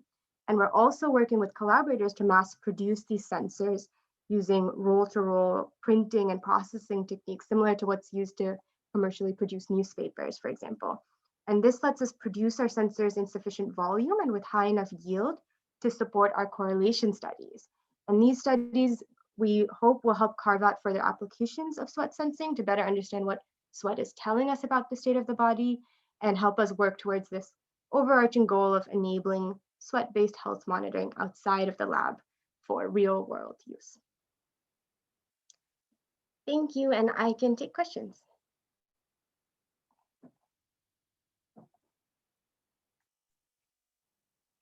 Yes, thank you very much, Malika. Yes, there is a question. I'll read it for you. Is there a correlation to sweat chemical analysis and blood chemical composition? In other words, concentration of manganese can be detected from sweat analysis as an example? So I'm not sure about manganese in particular, but that's part of what we are trying to study with these sensors. How do sweat concentrations reflect blood concentrations? And for several chemicals, in fact, for certain molecules like heavy metals, I'm not sure about that correlation with blood, because sweat is actually one of the primary biofluids to excrete these molecules from the body. But especially for a lot of other endogenously produced molecules like glucose, they do to some extent emerge in sweat from blood. So we expect there to be some deep underlying correlations, even if they're modulated by a host of other influencing factors. So that's part of what we're trying to study. Okay. Well, I'll ask maybe the last question. It was interesting that you just mentioned glucose, which I think is one of the non-invasive glucose sensing is kind of a holy grail. You, in your study that you showed on the stress, I'm sorry, on glucose, you were using blood glucose and correlating that with sweat. What is your best sort of projection about, do you think you'll be able to make an effective glucose sensor out Yeah, of sweat? that's a great question. And as you said, that's kind of one of the holy grail applications. We have done some population studies where we look at fasting sweat glucose levels and compare them to fasting blood glucose levels across a population of healthy and diabetic subjects, and we don't see a strong correlation. But what we can still do is look at, for individual subjects, look at their sweat and blood glucose levels longitudinally and see if there's more personalized correlations. Because the way molecules emerge in sweat and final sweat compositions could be modulated by very personal factors like your diet, your hydration. So I believe there is still some hope for establishing personalized correlations. Yeah, a comment is just appeared that this will be the last one, that there was a paper on correlation between sweat velocity to glucose levels, but I think that's exactly what you just showed us in your own data, right? Exactly. So in that data, we weren't looking at sweat to blood glucose levels. We were looking at how sweat rate can indicate the falling blood glucose levels. Right. And that's to some extent, those trends are known, but it would help to be able to identify more quantitative correlations for predictive monitoring. And of course, there are other things that increase sweat velocity, as you showed, like stress. So that would have exactly. So it's kind of this complex phenomenon. There's a lot. I think the takeaway through my PhD has just been that the body is so complicated. There's a lot of measurements we have to do, and there's a lot of multiplex measurements to really decode what sweat is telling us. Okay, I think we'll stop here. Thank you very much, Malika, for a fascinating talk. Thanks to all the speakers that we had this morning. Really terrific. I learned a lot and I enjoyed it very much. I hope that all the rest of you as well did that are here. Now we are going to take a short break so people have a chance to maybe grab some lunch or take a quick break for whatever. We have it in the program. We scheduled a 20-minute break. We are just about 10 minutes behind schedule. That's not too bad for an event like this, but we'll keep the 20-minute lunch break. So we will reconvene with the afternoon program, and I strongly encourage you to come back for the afternoon program. We have, it looks like, 3 more talks coming up, and they will be terrific, well worth your time. So grab a bite, grab something to drink, have a bio break.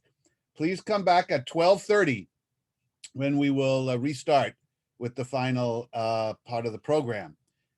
Thank you all, and we'll see you back here at 12:30. And you can see that on the screen share there. It's so you can't forget. we'll be back at 12:30. See you then. Bye-bye. Actually did return, which is wonderful. Glad to see you all. Thanks for coming back. Hope you had a nice break. I had a little snack for lunch. So let's pick up and continue the program. We have let's see, 3 terrific speakers to come. And let me go ahead and introduce the next speaker. Our next speaker is Assistant Professor Alp Sipahigil. Alp is, his research is in solid state quantum technologies with a focus on hybrid quantum devices that are based on superconducting qubits, nanomechanics, nanophotonics, and atom-like defects in solids. Alp has a joint appointment as a faculty scientist in the Material Sciences Division at Lawrence Berkeley National Lab. And he also has an appointment, a courtesy appointment in UC Berkeley Physics Department. So he's got quite a footprint. Prior to joining Berkeley this year, starting actually just this semester, Alp was an Institute for Quantum Information and Matter postdoctoral scholar at Caltech. He received his PhD in physics from Harvard in 2017 and bachelor's degrees in physics and electrical engineering. I'm going to butcher the pronunciation here, Alp, from Bogazici University in Turkey in 2010. Please welcome Professor Sipahigil, who I think is speaking to us from Turkey today. That is correct. Yeah, it's plus 11 hours here. But welcome to the afternoon session. It's a great pleasure to be speaking here. And thank you, Jeff, for the nice introduction. Let me share my screen. So Alp, please just keep an eye on the chat. You'll get timing cues when you have 10 minutes to go and 5 minutes to go. Hopefully you can finish in time to leave some time for some questions. Will do.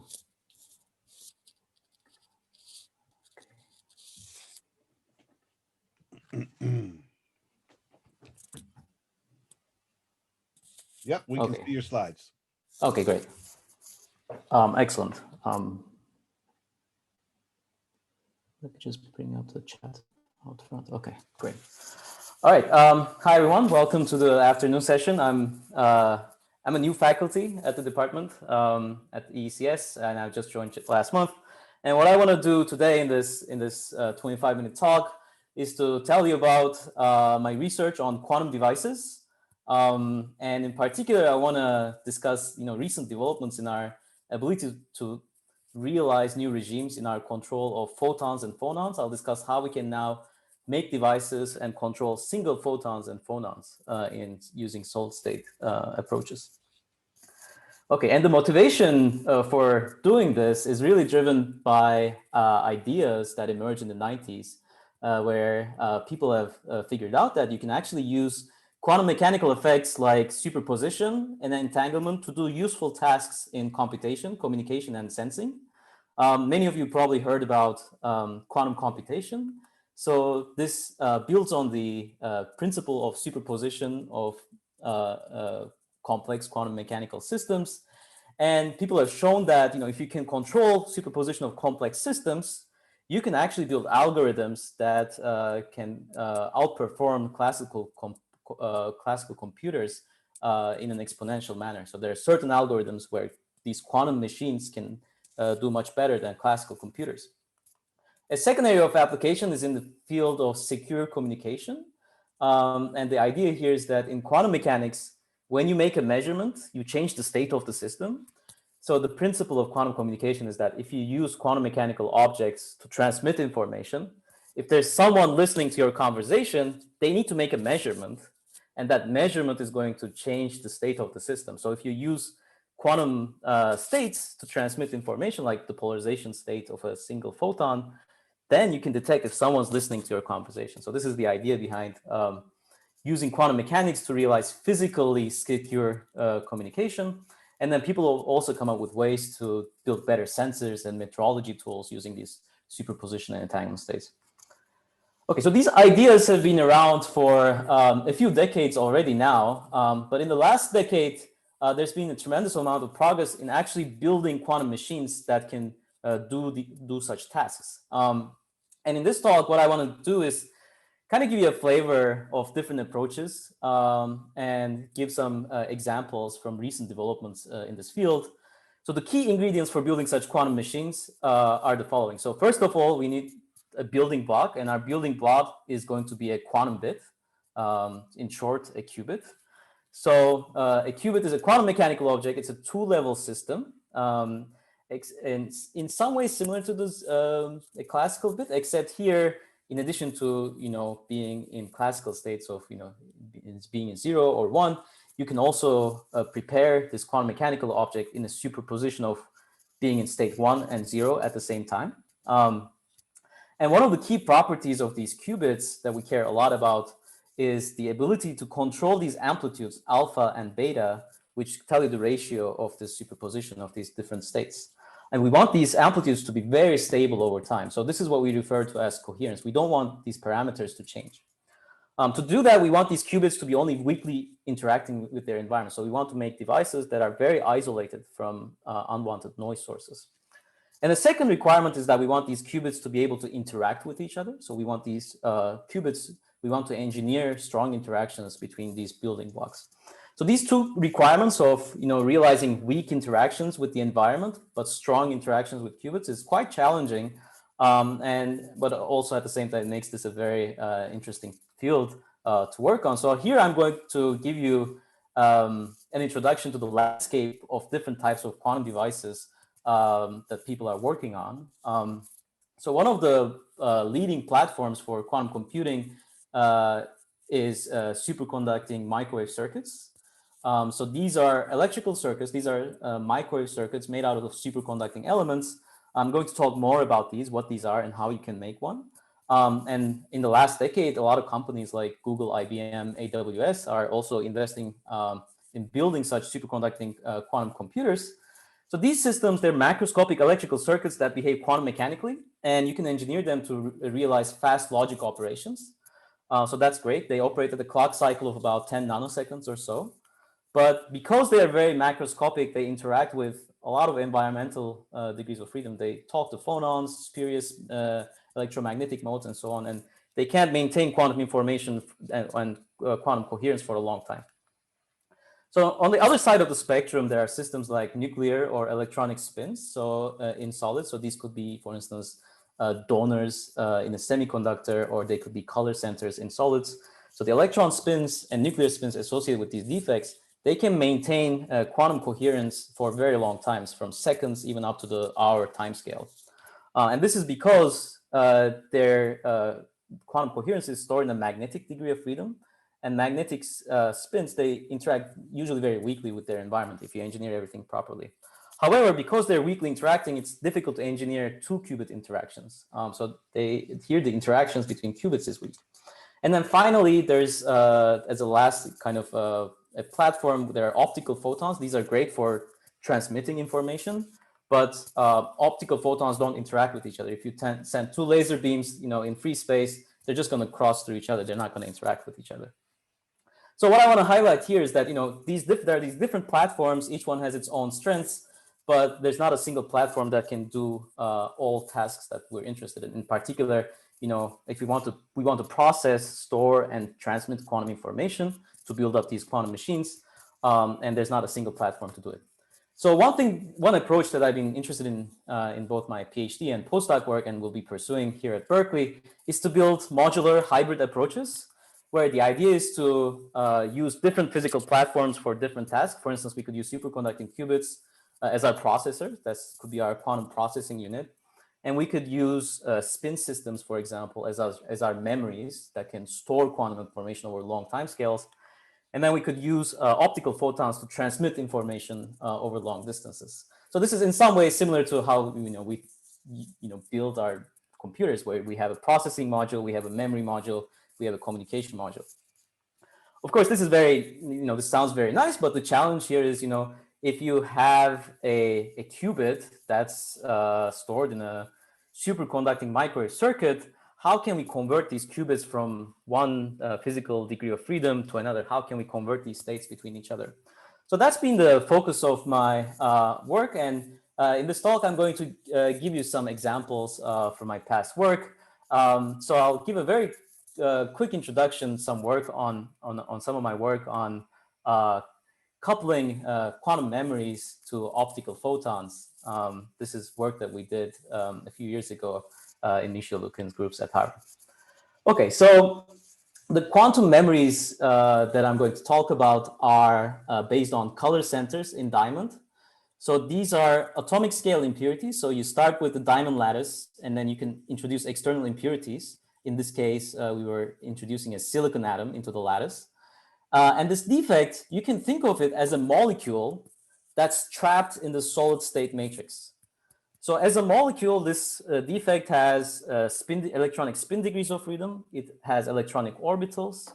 And you can use electronic spin degree of freedom to store quantum states. You can manipulate the spin by applying microwave pulses. But at the same time, these systems, color centers, they also display optical transitions. So you can excite the system and measure fluorescence coming from a single color center. So one of the main findings of this work was that we realized that actually there's a class of color centers that display very narrow bandwidth optical transitions. So if your transition is very narrow, that means that you have long coherence, long optical coherence. And we found that for systems with inversion symmetry, you could get very narrow optical line widths at the 100 megahertz level. So these are very narrow line in solid state devices that corresponds to a line width of about 0.1 picometers. So very narrow line widths means that you can have a very large scattering cross section. So if you send in some light, because this is a very coherent transition, even a single atom can have a very high reflectivity coefficient. So we wanted to build devices that make use of this. And here I'm showing you images of some of the devices that we built. So this is a one-dimensional beam, nano beam made out of diamond. This is a very difficult fabrication process. So we etched diamond at this micrometer scale.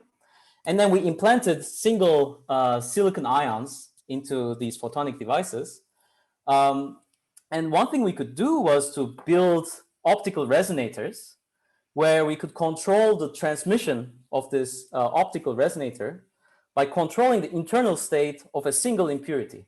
So this is an optical cavity where we have one atom inside, and we could change the reflection coefficient of this optical cavity by controlling the spin state of a single color center. So this regime is quite interesting. You're making optical devices controlled by a single atom. And it also has other really interesting properties. It displays very strong nonlinearities at the single photon level, but I'm not going to go into the details of that. I'd be happy to take questions if you're interested. So what I want to do in the remainder of this talk is talk about our recent work. This is work I've done more recently as a postdoc at Caltech in Oscar Painter's group. And I want to talk about how we can connect these superconducting qubits that are being pursued at Google, IBM, and others, and how we can couple them to optical photons. And the motivation here is that these superconducting quantum processors, they have to operate at very low temperatures inside very specialized refrigerators, cryostats. So in particular, you need to go to very low temperatures.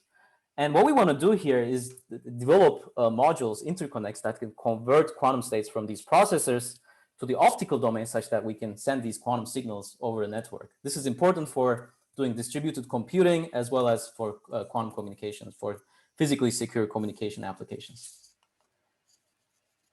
Okay, here's the outline of my talk. I'm going to focus on this experiment for the remainder of the talk, but what I want to do first is to tell you about how we can build a qubit using electrical circuit elements. So I'm going to spend a fair amount of time on introduction, and then I will discuss how we can use mechanical resonators to convert signals from these microwave qubits to the optical domain. So let's start with a circuit that's familiar to most of us. This is a simple LC resonator.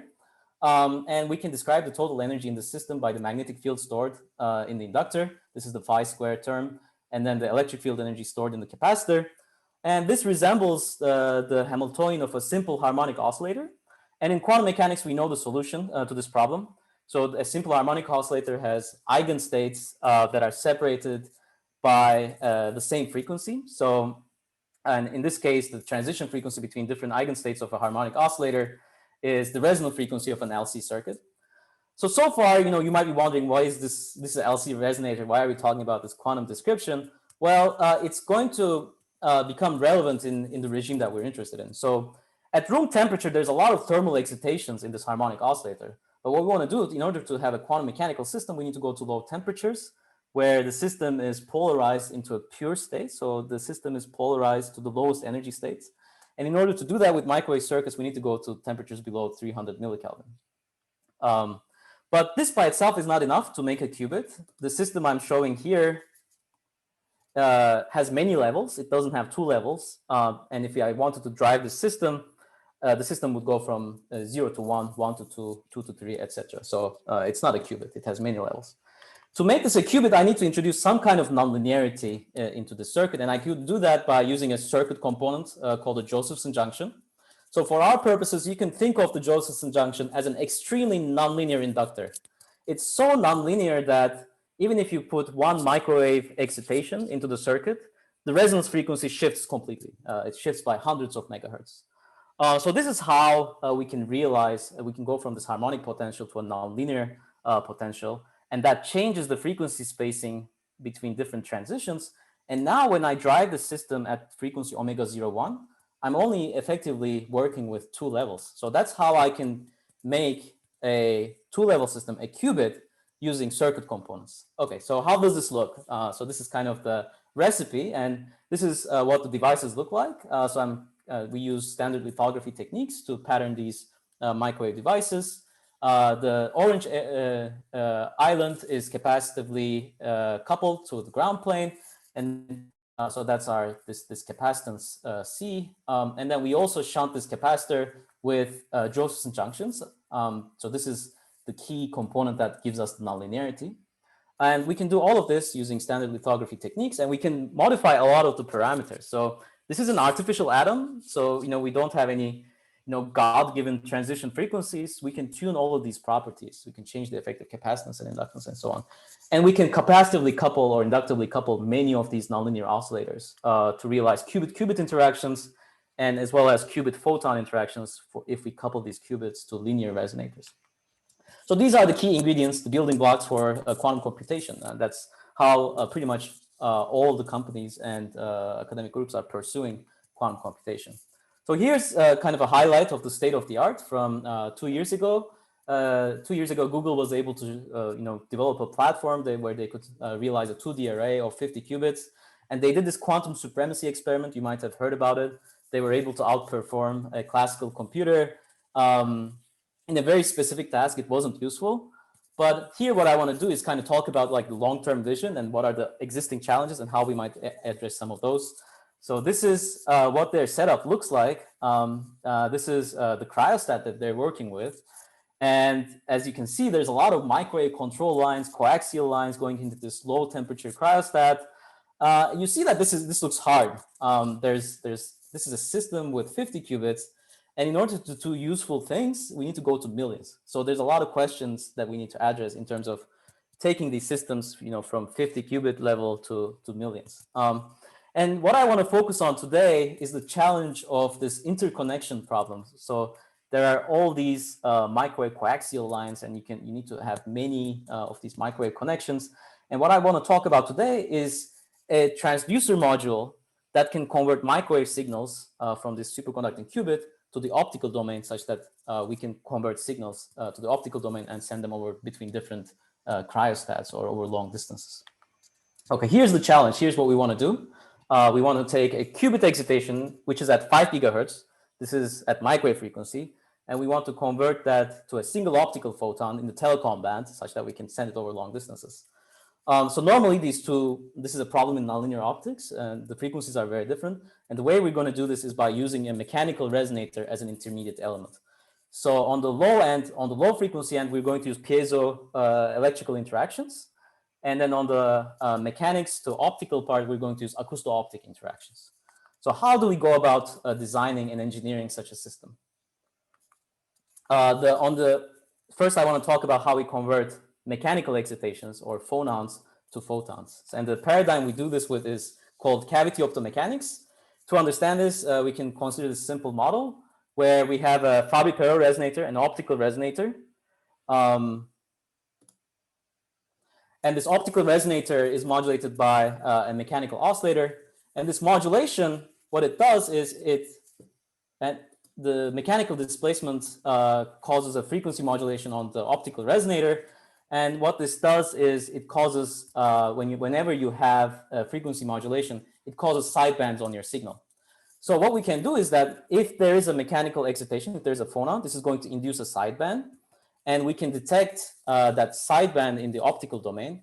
And we can engineer this interaction such that we choose the detuning device, and we can realize a regime where we can convert a single phonon to a single optical photon using a Raman-like scattering process. Okay, we do this. We realize these strong phonon-photon interaction using nanophotonic devices. I'm not going to go too much into the details of this in the interest of time. And in the remaining 5 minutes, I want to talk about how we put all of these ingredients together. So we have this optomechanical interaction that we realize using photonic crystal cavities. And the way we couple this cavity optomechanical setup to microwave domain is by adding piezoelectric interaction on top. So on top of this mechanical resonator, we add some piezoelectric element, and we wire that up to a superconducting qubit. So that's what we want to do. To do that, we developed a material platform and a fabrication process where we can combine superconducting qubits, piezoelectric transducers, and photonic and mechanical devices. This is what the chip looks like. This is our qubit to optics transducer chip. We have microwave coplanar waveguides and ways to couple in light in and out of this structure. This is what the superconducting qubit looks like. It's a lumped element microwave resonator that's now linear. And then we can bring in an optical fiber to couple light in and out. This is what our piezoelectric and optomechanical crystal looks like. And here's an SEM image of this qubit to optics transduction region. Okay, we need to do these experiments at low temperatures. So we cool these devices down to very low temperatures, 10 millikelvin. And in the remaining few minutes, I'm going to discuss how we go from a qubit excitation to an optical photon. So we can drive the superconducting qubit with resonant microwave pulses. These are called qubit Rabi oscillations. And we can use these microwave pulses to excite our superconducting qubit. And the next thing we want to do is to convert the qubit excitation to a phonon. So to do that, we apply a pulse on the qubit. Initially, it's detuned from the mechanical resonator. We tune the frequency of the qubit and bring it onto resonance with the mechanical resonator. And we let these two systems interact. The microwave resonator interacts with the mechanical resonator. And if we wait for the right amount of time, we can swap the energy from the microwave mode to the mechanics. That way we can create a single phonon in this mechanical resonator. And the last thing we do to convert the phonon the last thing we need to do is to convert the phonon to an optical photon. And to do that, we use this optical scattering process that upconverts the single phonon to an optical photon. Okay, so we do all of these things.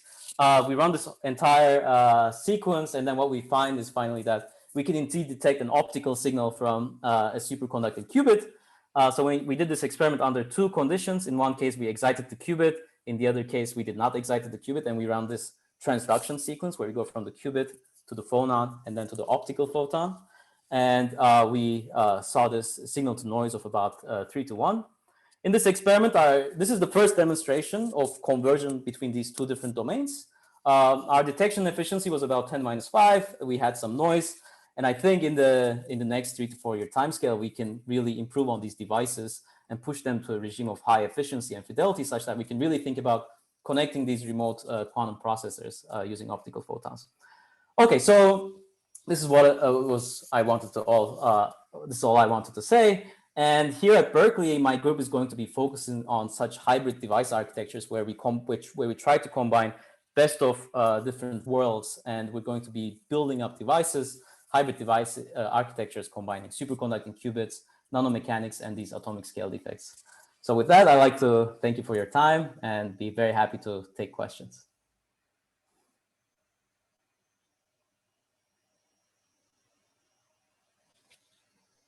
Great. Thank you very much, Alp. Terrific work. Are there any questions? I think you have completely dazzled the audience, Alp. Any questions for Alp? All right, here comes one. What's the leading source of noise in that measurement? Yeah, thank you for the question, Sarah.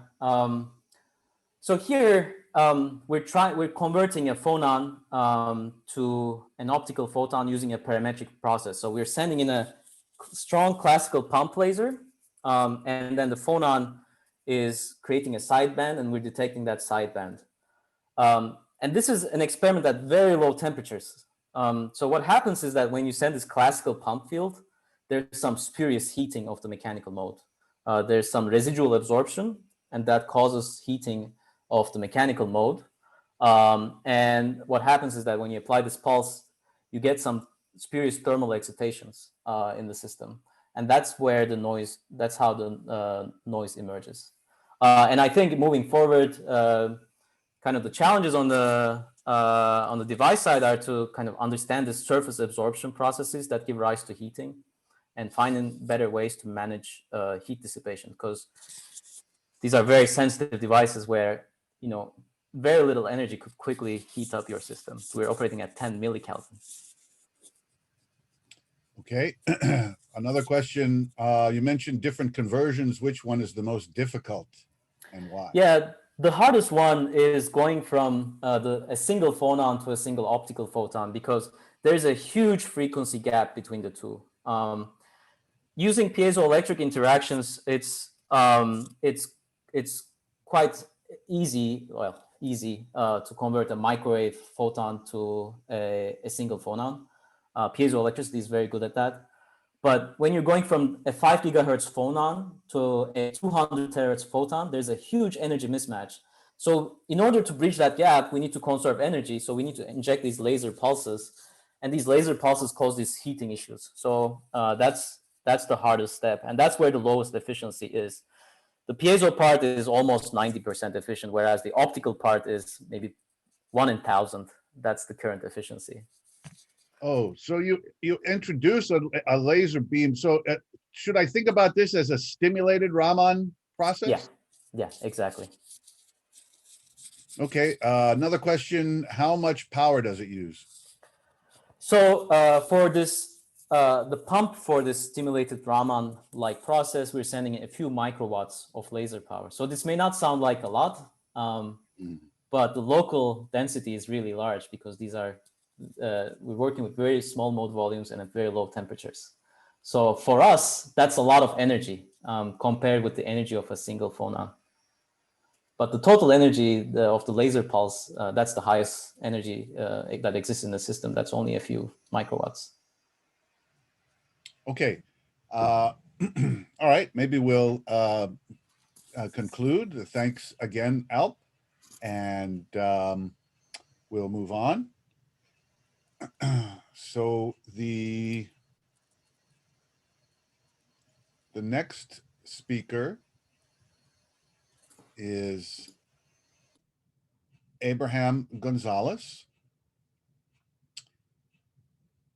And thank you, Abraham.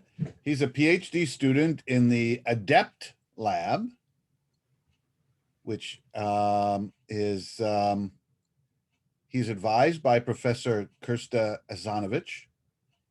His research interests are in warehouse scale computing and high performance microarchitectures. I like the way he combines the warehouse and the micro scale in one concept there. Abraham received his BS in electrical and computer engineering from University of Texas at Austin in 2018. His talk today is titled Chipyard, an open source framework for agile SOCs. And I hope, Abraham, the first thing you're going to do is tell people what SOCs are. So please welcome Abraham Gonzalez. Yes, I will describe what SOC is in just a second. Thanks for the wonderful introduction.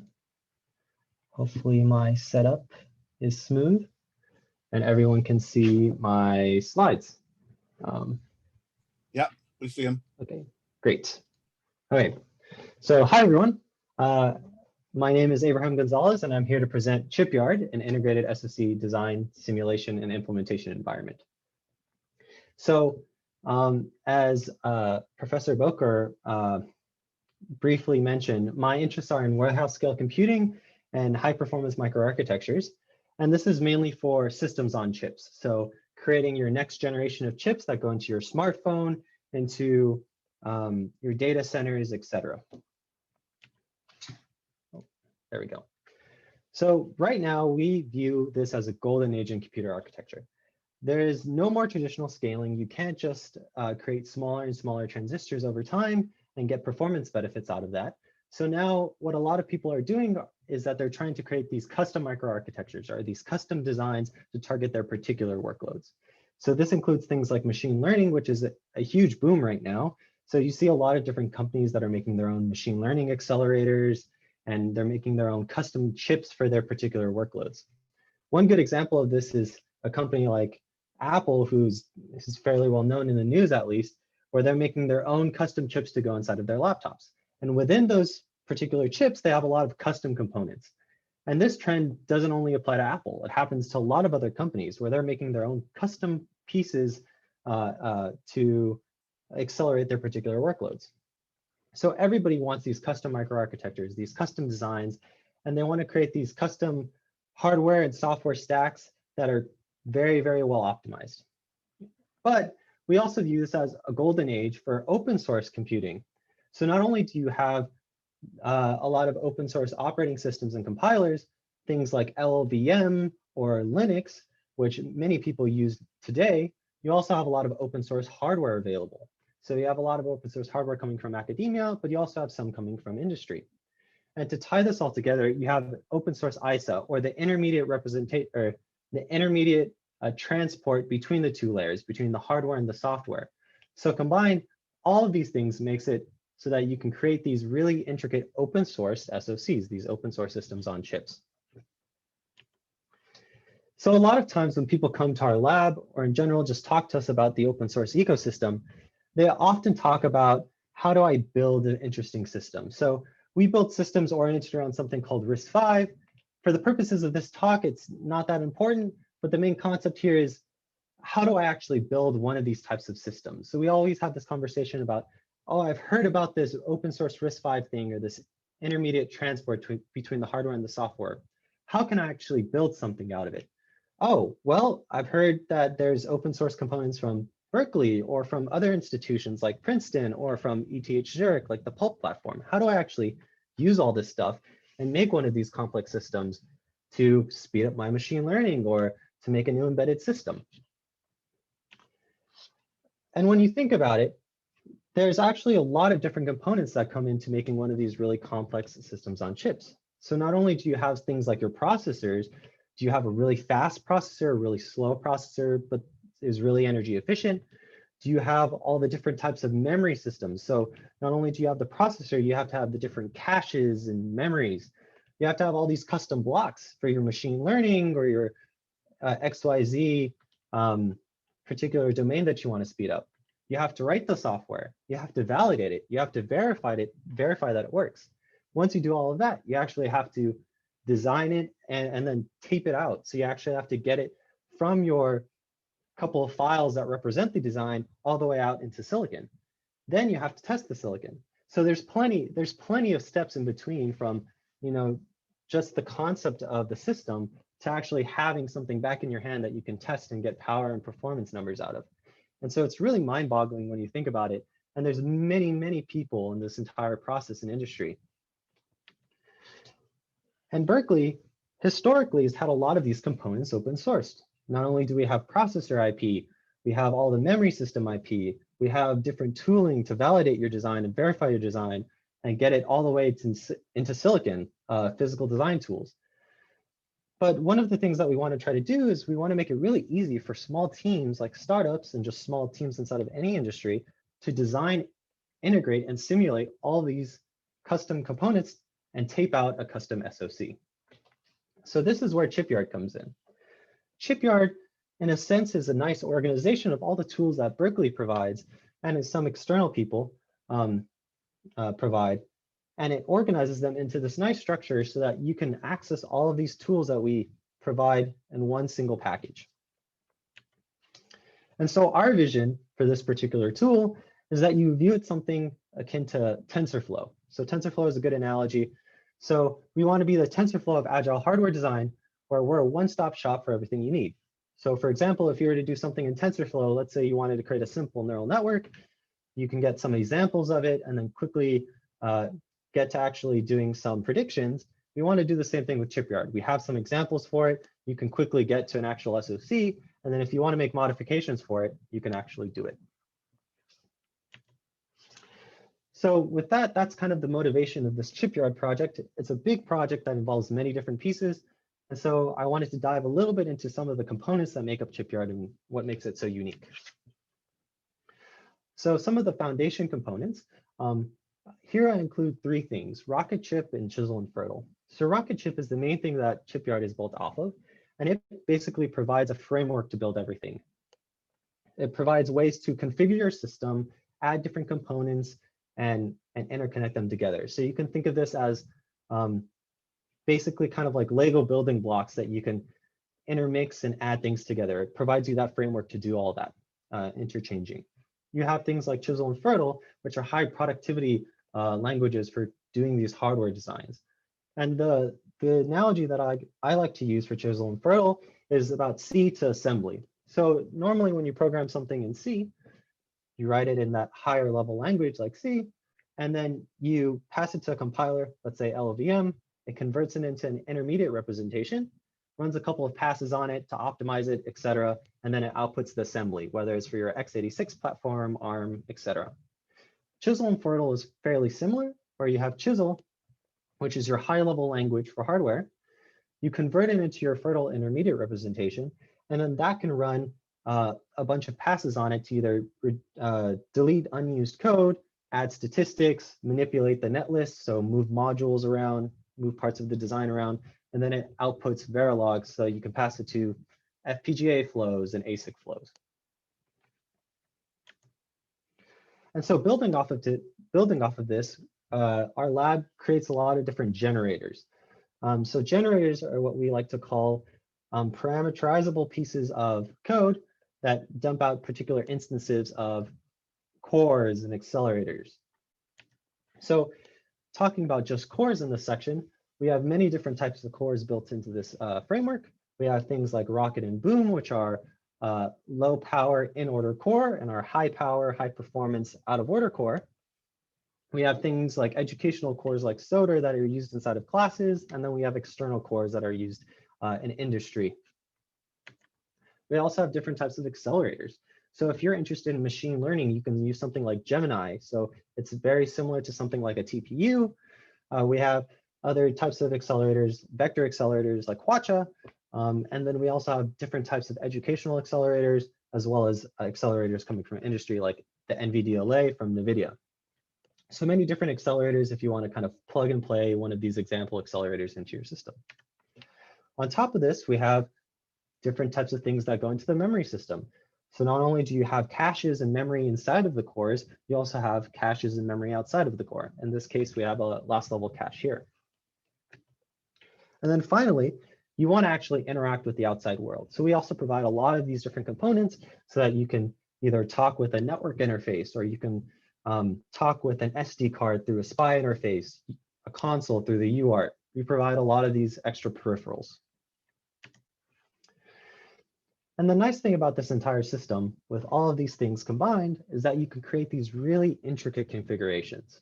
So I'll glide over the text on the side, but I think the main thing you can look at here is one of the pictures at the bottom. So here you can see there's a lot of different blocks, a lot of things involved. And this is basically just showing you that you can have multiple different types of cores connected to multiple different types of accelerators, connected to different types of memories, different types of interfaces, And you can do this all in Chipyard with only a couple lines of code change. However, the IP is just one part of the story. The actual design is one part of the story. You actually have to validate it and get it to silicon. And so Chipyard also provides a framework to actually go through these different flows of simulation and implementation. So we provide collateral for RTL simulation that's done in software. We provide verification and validation flows that can be FPGA accelerated. And we also provide flows to go through the VLSI flow and get all the way to a GDS file as well. So we have all these different flows put together. On top of that, you need to actually write software for your particular SoC or your particular chip. In this case, we also provide the different tool chains needed to target our particular types of SoCs. So in this case, we provide RISC-V tool chains, and we provide common working versions of Linux, such as Buildroot Linux, Fedora Linux, that you can run, as well as support for bare metal workloads if you don't want to run an operating system. And we also provide tools to help manage all of these different types of software components so that you can have a nice versioned piece of software. And so you may be wondering, how exactly does research come into play here? Well, if you're able to build a lot of these complex systems, you're able to build a lot of these chips that are very complex and test its power, performance, and area. And so our lab has had a history of taping out multiple different chips over time. So here you can see a select timeline of chips going all the way back to 2012, 2011. And today we even have a couple chips in the pipeline that are based on Chipyard. So we like to build these types of really complex chips and test what's our power, performance, and area. What's the implications of some of our designs? And so that's where really the research comes out of this project.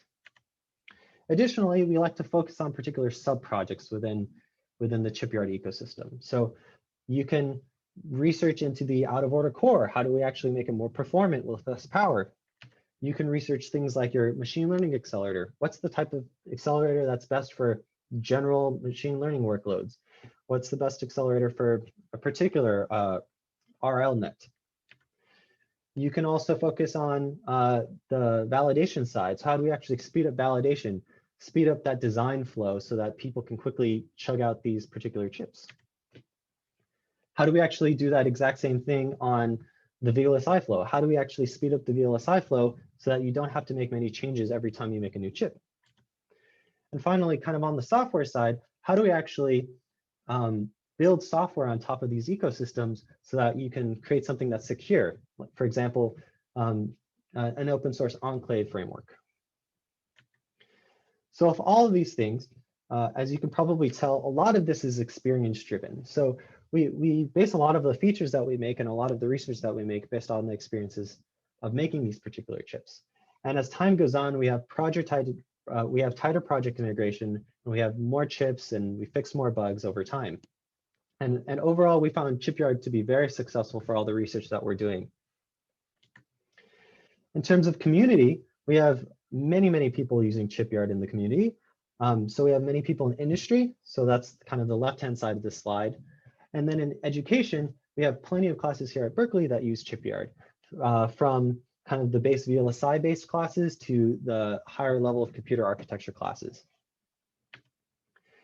And we also have plenty of documentation for users to use Chipyard. We have plenty of tutorials at many architecture conferences, as well as many different people interacting on the different mailing list threads. So with that, this was a very quick dive into Chipyard. There's plenty of more detail to dive into here, but I'm happy to point you to some links here if you're interested in learning more about particular Chipyard, and then you can dive into some of the particular sub-projects. But I wanted to end on this last slide about the DEP Lab. So the main goal of the DEP Lab is to basically speed up creating this custom silicon. And we view this as affecting both the applications, to the way that you program it, all the way to the hardware design and the verification.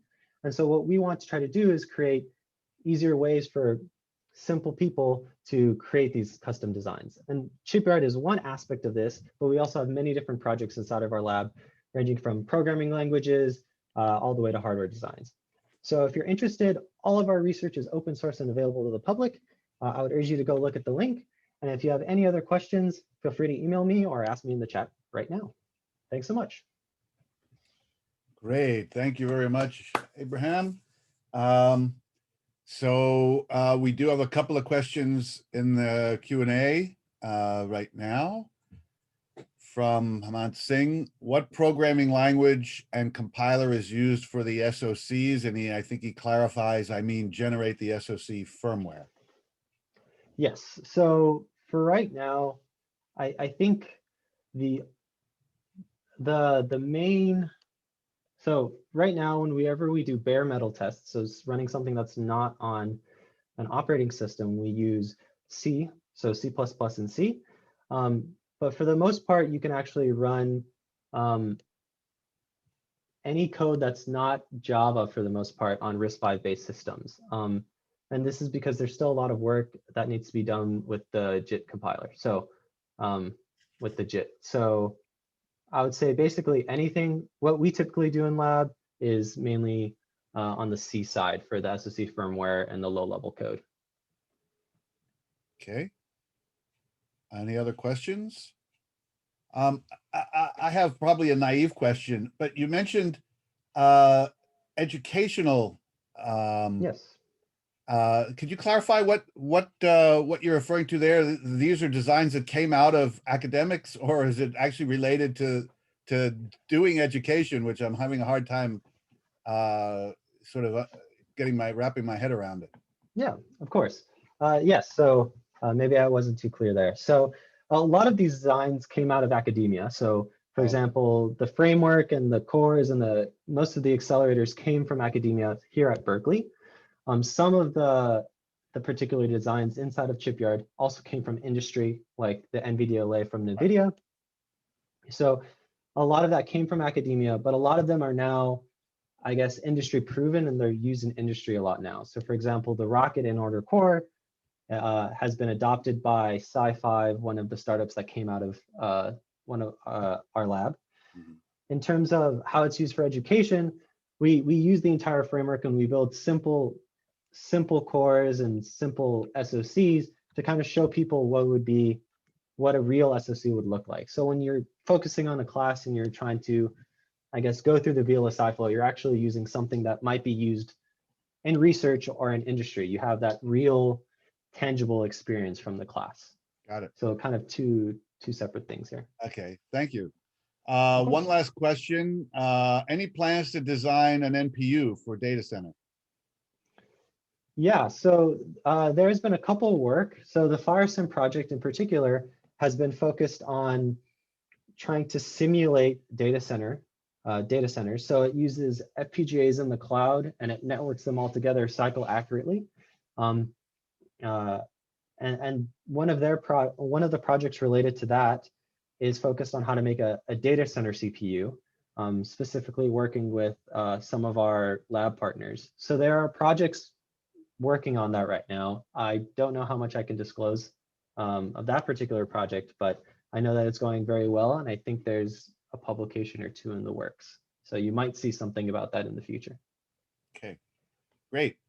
All right, thanks very much. Thanks again for a great talk, Abe. And we'll now move on to our last, but by no means least, talk. And this is from Assistant Professor Nika Haghtalab. And her research focuses on theoretical aspects of machine learning and algorithmic economics. She's particularly interested in developing a theory for machine learning that accounts for its interactions with people and organizations and the wide range of social and economic limitations, aspirations, and behaviors they demonstrate. Prior to coming to Berkeley, she was an assistant professor in the Department of Computer Science at Cornell. She received her PhD in computer science from Carnegie Mellon, and her dissertation received the CMU School of Computer Science Dissertation Award and a SIG Econ Dissertation Honorable Mention Award. So with that, I would like to introduce Professor Haghtalab, and her title is One for One and All for All. It'd be nice to stop there for the last talk of the session, but the subtitle is Equilibria and Optimality of Collaboration in Federated Learning. So Nika. Thank you, Jeff. I just want to make sure that you guys are seeing my screen. Are you seeing the presenter view or the correct full No, screen? it's the right. It's the slide. It's the right view. Okay, great. Thank you so much for the introduction. And yes, actually, kind of a shorter version of this title, as also Jeff pointed out, is really Foundations of Collaborative Machine Learning. And we are really going to talk about theoretical foundations of collaboration, but we're going to also think about what it means to be optimal in collaboration versus what it means to be somewhat stable in collaboration. And we're going to see all of these. But let me first start from really the fact that, it's no secret that machine learning has led to many successes in real world, and it has revolutionized technology, scientific fields, and just more broadly our day-to-day lives. And this is thanks in part to machine learning that we've seen, huge leaps in many applications like natural language processing, vision, bioinformatics, and actually many of the talks we saw today. There's also a very rich and elegant theory behind machine learning, which is where I work. From this fundamental perspective, the main goals that we are thinking about are how the field of machine learning we can design and analyze algorithms that can compute general facts about a process that's generating some data. And how can we do this using very limited amount of resources, such as limited amount of that data? So as machine learning systems have made their way through our day-to-day lives, more and more people and organizations are really interacting with these different aspects of learning systems. And these people have their own social and economic limitations, aspirations, behavior that's really changing the fundamental challenges that are in machine learning. These interactions exist in many different domains. You can, really think about any domain you want. In industry alone, almost all global brands right now are using human knowledge and behavior to design better products. In social causes, we are using human behavior and learning for creating better ways of securing our cities, preserving our wildlife, and even responding to disasters.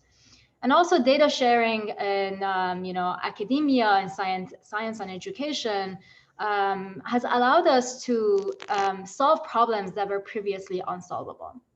And because of all of these applications and really importance of interactions that we can see, it's really important to actually develop a theory that can address how humans will interact with machine learning. And there are two aspects to this theory that my lab works on.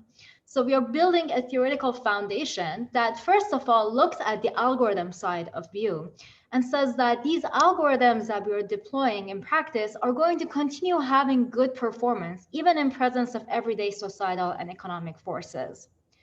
And then the second side is to actually look at the human perspective and making sure that the algorithms that we are deploying are actually going to induce these social and economic forces that are good, and they're not going to actually create harm or exacerbate harm.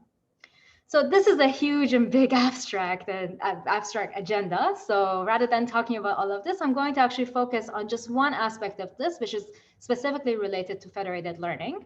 And the fact that more and more we are seeing involvement of mass number of people and data holders in machine learning, and there are new challenges that comes from that. So as more and more people and organizations are entering this space, we are getting more data, but not just any data. We are getting data that is owned by multiple stakeholders, that is spread across several different sources. And it's owned by people and organizations that have individualized and heterogeneous learning objectives. They also might have these external reasons or objectives or concerns about how they might participate in a scheme for learning as a whole. So these are what in recent years, federated learning and data sharing has been really embraced as a way of bringing these different stakeholders together and enabling a large number of learning agents to collaboratively achieve and accomplish their learning goals from collectively fewer resources, like from fewer data sets, smaller data sets, and less computational resources as well. And in fact, these collaborative protocols have started to be used across networks of hospitals and devices. And data sharing has been behind important breakthroughs in scientific fields. For example, understanding the biological mechanisms underlying like schizophrenia was done in a large-scale study where more than 100 institutions came together and were willing to share their data.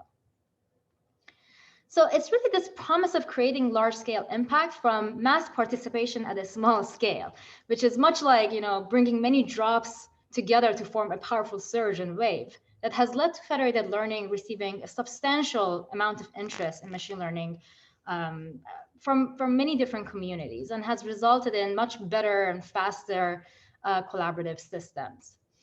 But what will ultimately decide the success of these systems and the impact of collaboration that we can make with these systems is actually the ability to have mass participation. That is, the ability to actually recruit and retain large number of learning agents. And this can be only done if our learning algorithms are aware and considerate of individual learners' goals and also their broader concerns and incentives, and they plan for it. So what does that look like? So if we want to, again, recruit and retain learning agents, we need to take a closer look at what is at stakes here. So one aspect of this is that individuals have individual learning goals. For example, agents have different distributions or objectives in terms of the amount of accuracy they need for their task, and these need to be met. Another is that there are external objectives in addition to this. For example, while meeting their accuracy goals, they also want to carry an equitable or a reasonable burden of providing resources, such as the number of samples. So they don't want to be in a system that their competitors are just free riding. There are also privacy and security concerns that agents have with regards to how their data might be used by others. And for the context of this talk, I won't have time to talk about privacy and concerns in detail. So we're just going to talk about mostly the first two of these aspects. And so let's start with the first one, which is how would we go about meeting individual learning guarantees? In this case, many existing federated learning algorithms are known to have really good guarantees on average over data sources. So what does this mean? It means that these are good for learning across data centers or good for learning across data that's homogeneous across different sources. Or we had already decided to homogeneously separate the data the way we stored them. But human and organization data is actually very heterogeneous. And for these heterogeneous tasks, on average, if we can give a guarantee, this is not good enough at all. For example, you can have a guarantee that says, on average, my algorithm has 5% error over all of my agents together. But what is really happening is that for 1/10 of your agents, that error is actually 50%. And this is problematic because that 1/10 of agents could be really representing, individuals who are already coming from disadvantaged backgrounds. Or you can think about hospitals who are coming with less data, or they're in more rural areas, or in general, segments of populations that are separated by socioeconomical barriers. So these are not just some random 10% of people, but rather very structured subset of people who might have very specific needs. So this is kind of a difficulty of trying to go beyond meeting on average and actually address the needs of every agent is there because inherently learning tasks are different in difficulty. In fact, what we quite often see in the state-of-art federated learning algorithms is that about half of the data sources hit a good amount of accuracy relatively fast, and the other half need to stay in a system much longer to be able to actually meet any kind of a guarantee. So those systems that provide on average guarantee, for example, will stop these algorithms early and say that after 40 iteration, I'm already meeting a 70% accuracy guarantee on average. When you look at on average here, it's actually a bunch of agents meeting a much better than 70% guarantee and bunch of agents not meeting the 70% guarantee. On the other hand, if you run these systems past their point of completion, and until every single agent has received a good outcome, you have forced people to stay in the system much longer. And that also means that you've used up a lot more resources, both in terms of computation and also in terms of the number of samples that you have asked people to provide to you. So it's this kind of a trade-off that what we are trying to address.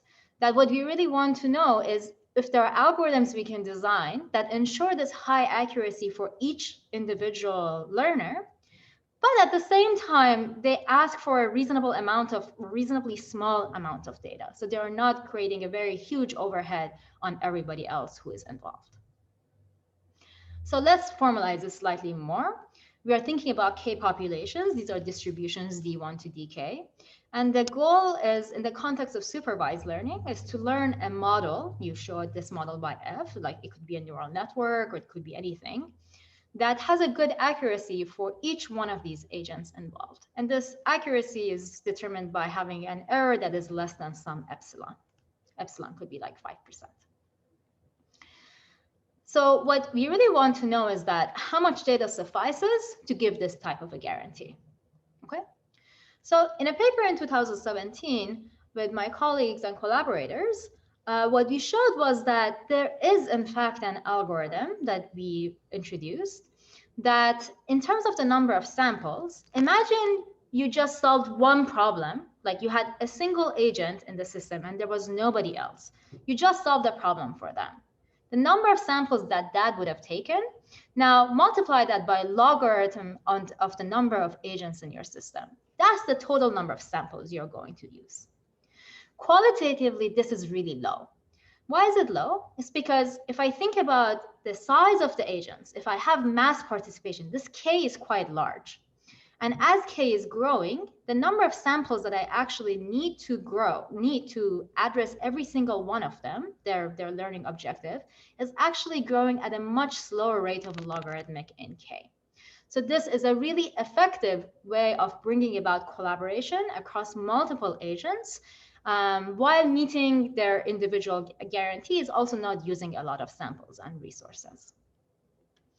In comparison, roughly speaking, if you take one of the algorithms that I had on the previous slide, which basically was the typical federated learning, and you ran it past completion until every single agent was happy, what you might be doing is you might be actually using up a number of samples that is K times a single job. So basically by having mass participation, you didn't actually benefit from the fact that the mass was large because the number of samples you were using was linearly also increasing in the number of participants that you had in the system. So here to really like think about what this takeaway message from this part of this talk is that collaboration could be a really, really effective and efficient way of meeting individual learning goals. And the way that we did this optimally showed that you could collaborate while having this kind of a log in the size of the number of agents type of rate of guarantee. So this is really great. But this is not the end of the story, because we already know that there are all these other side interests and side concerns or incentives that we also need to be aware of. So one of these is that, individual kind of like an external desire or incentive might be how individuals want to receive, what share of the burden of the total resources they want to receive. So one aspect of this is that, aside from having low error, individuals actually incur costs for providing resources. So they incur costs such as like cost for creation of the data set, or cost for privacy, the privacy cost of actually giving me their data.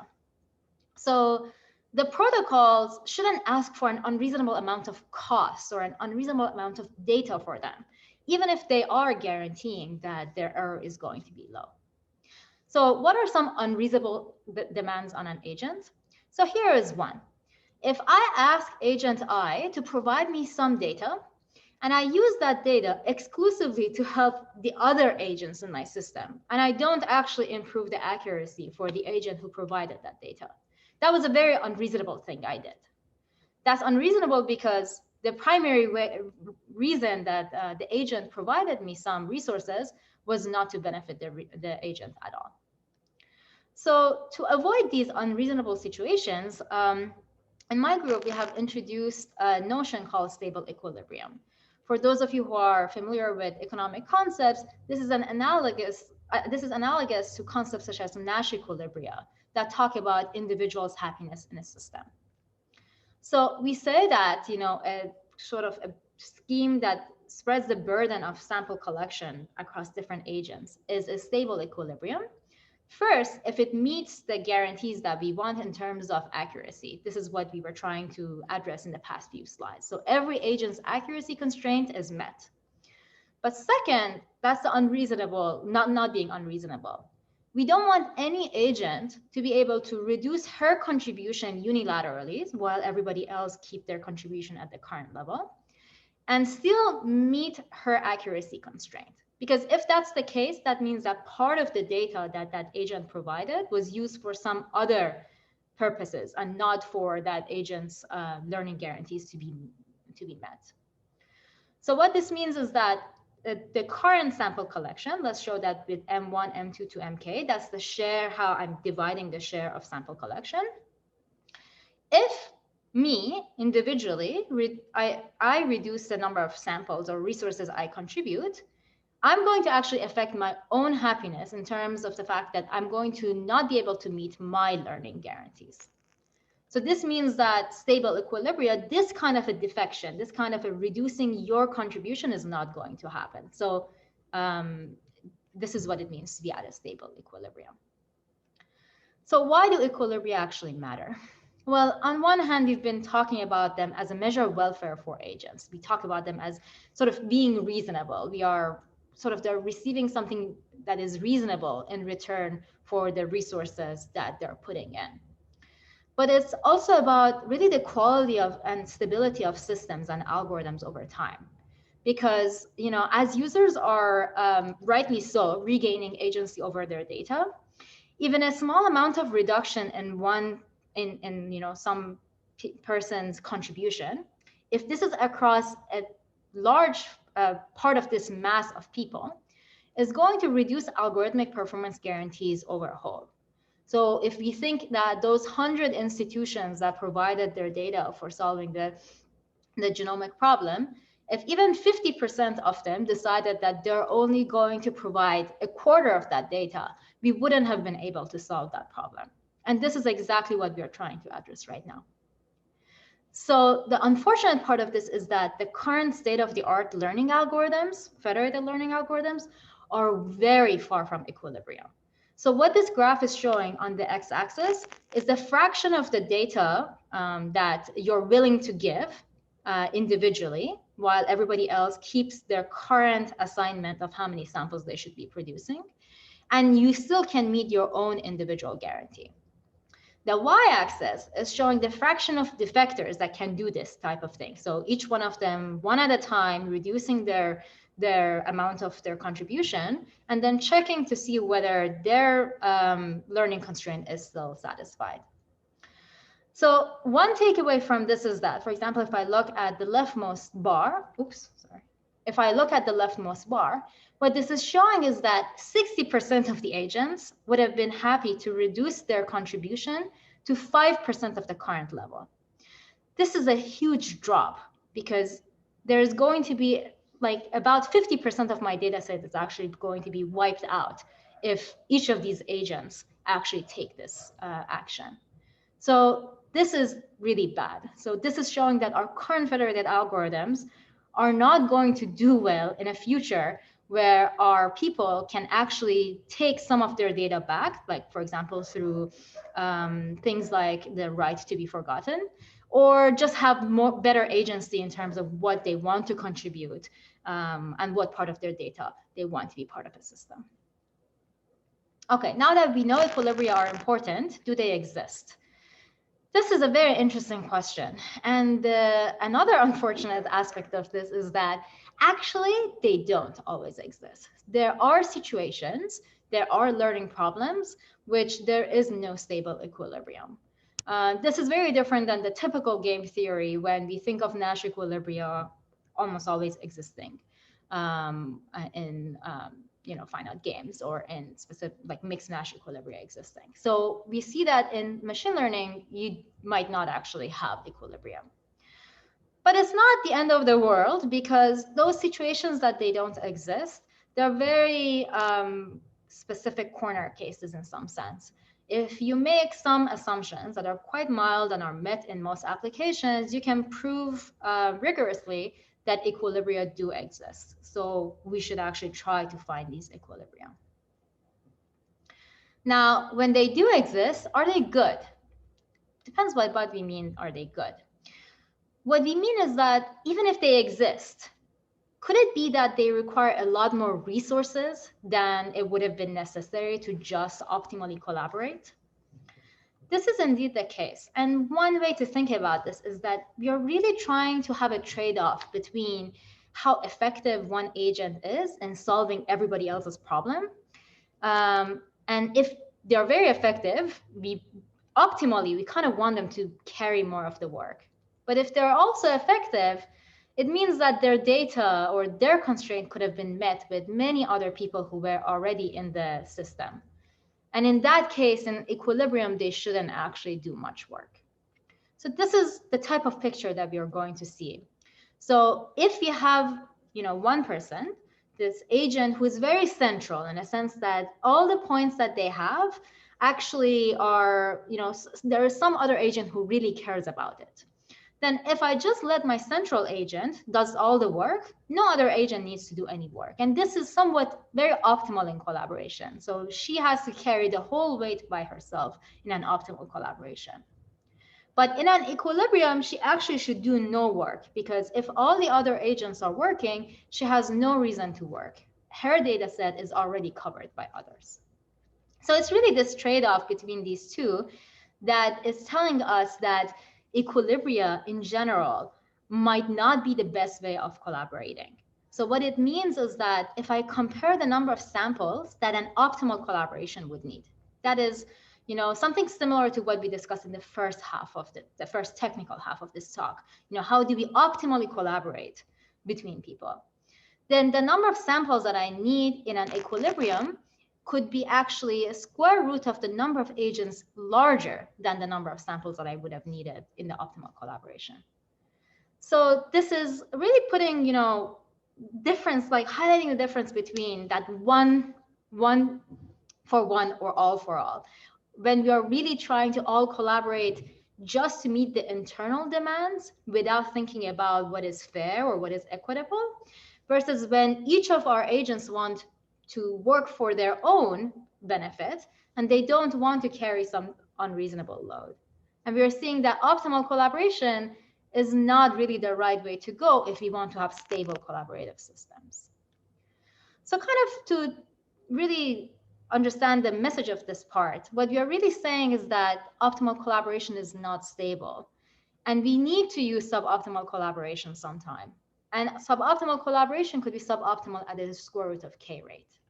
So kind of putting these two messages together, we're really highlighting the fact that, we need to really think about our system in terms of what is optimal and what is sustainable over time. I want to end on a larger and bigger picture and somewhat a call to urgent action in some sense. The world has always been strategic and social. This is not a new thing that people are strategic and social. They have been that way since they have existed on this planet. But what is becoming different is that we are starting to automate this social and strategic world using technology, and especially using machine learning. We're using machine learning to make decisions for the lives of these social and strategic people. We're using machine learning to coordinate across them. And as we are doing this, we really need to have machine learning systems that have provable guarantee in such a social and strategic world. And we need to do this. And this agenda is not something that only computer scientists or only machine learning people can do.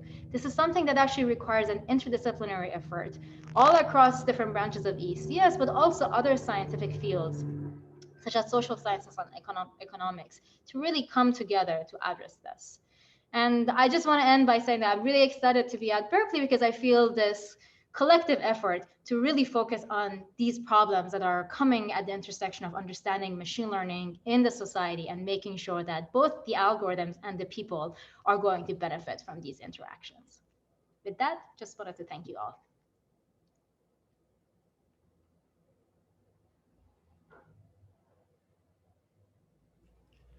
Great, great. Thank you very much, Nika. That was fascinating work.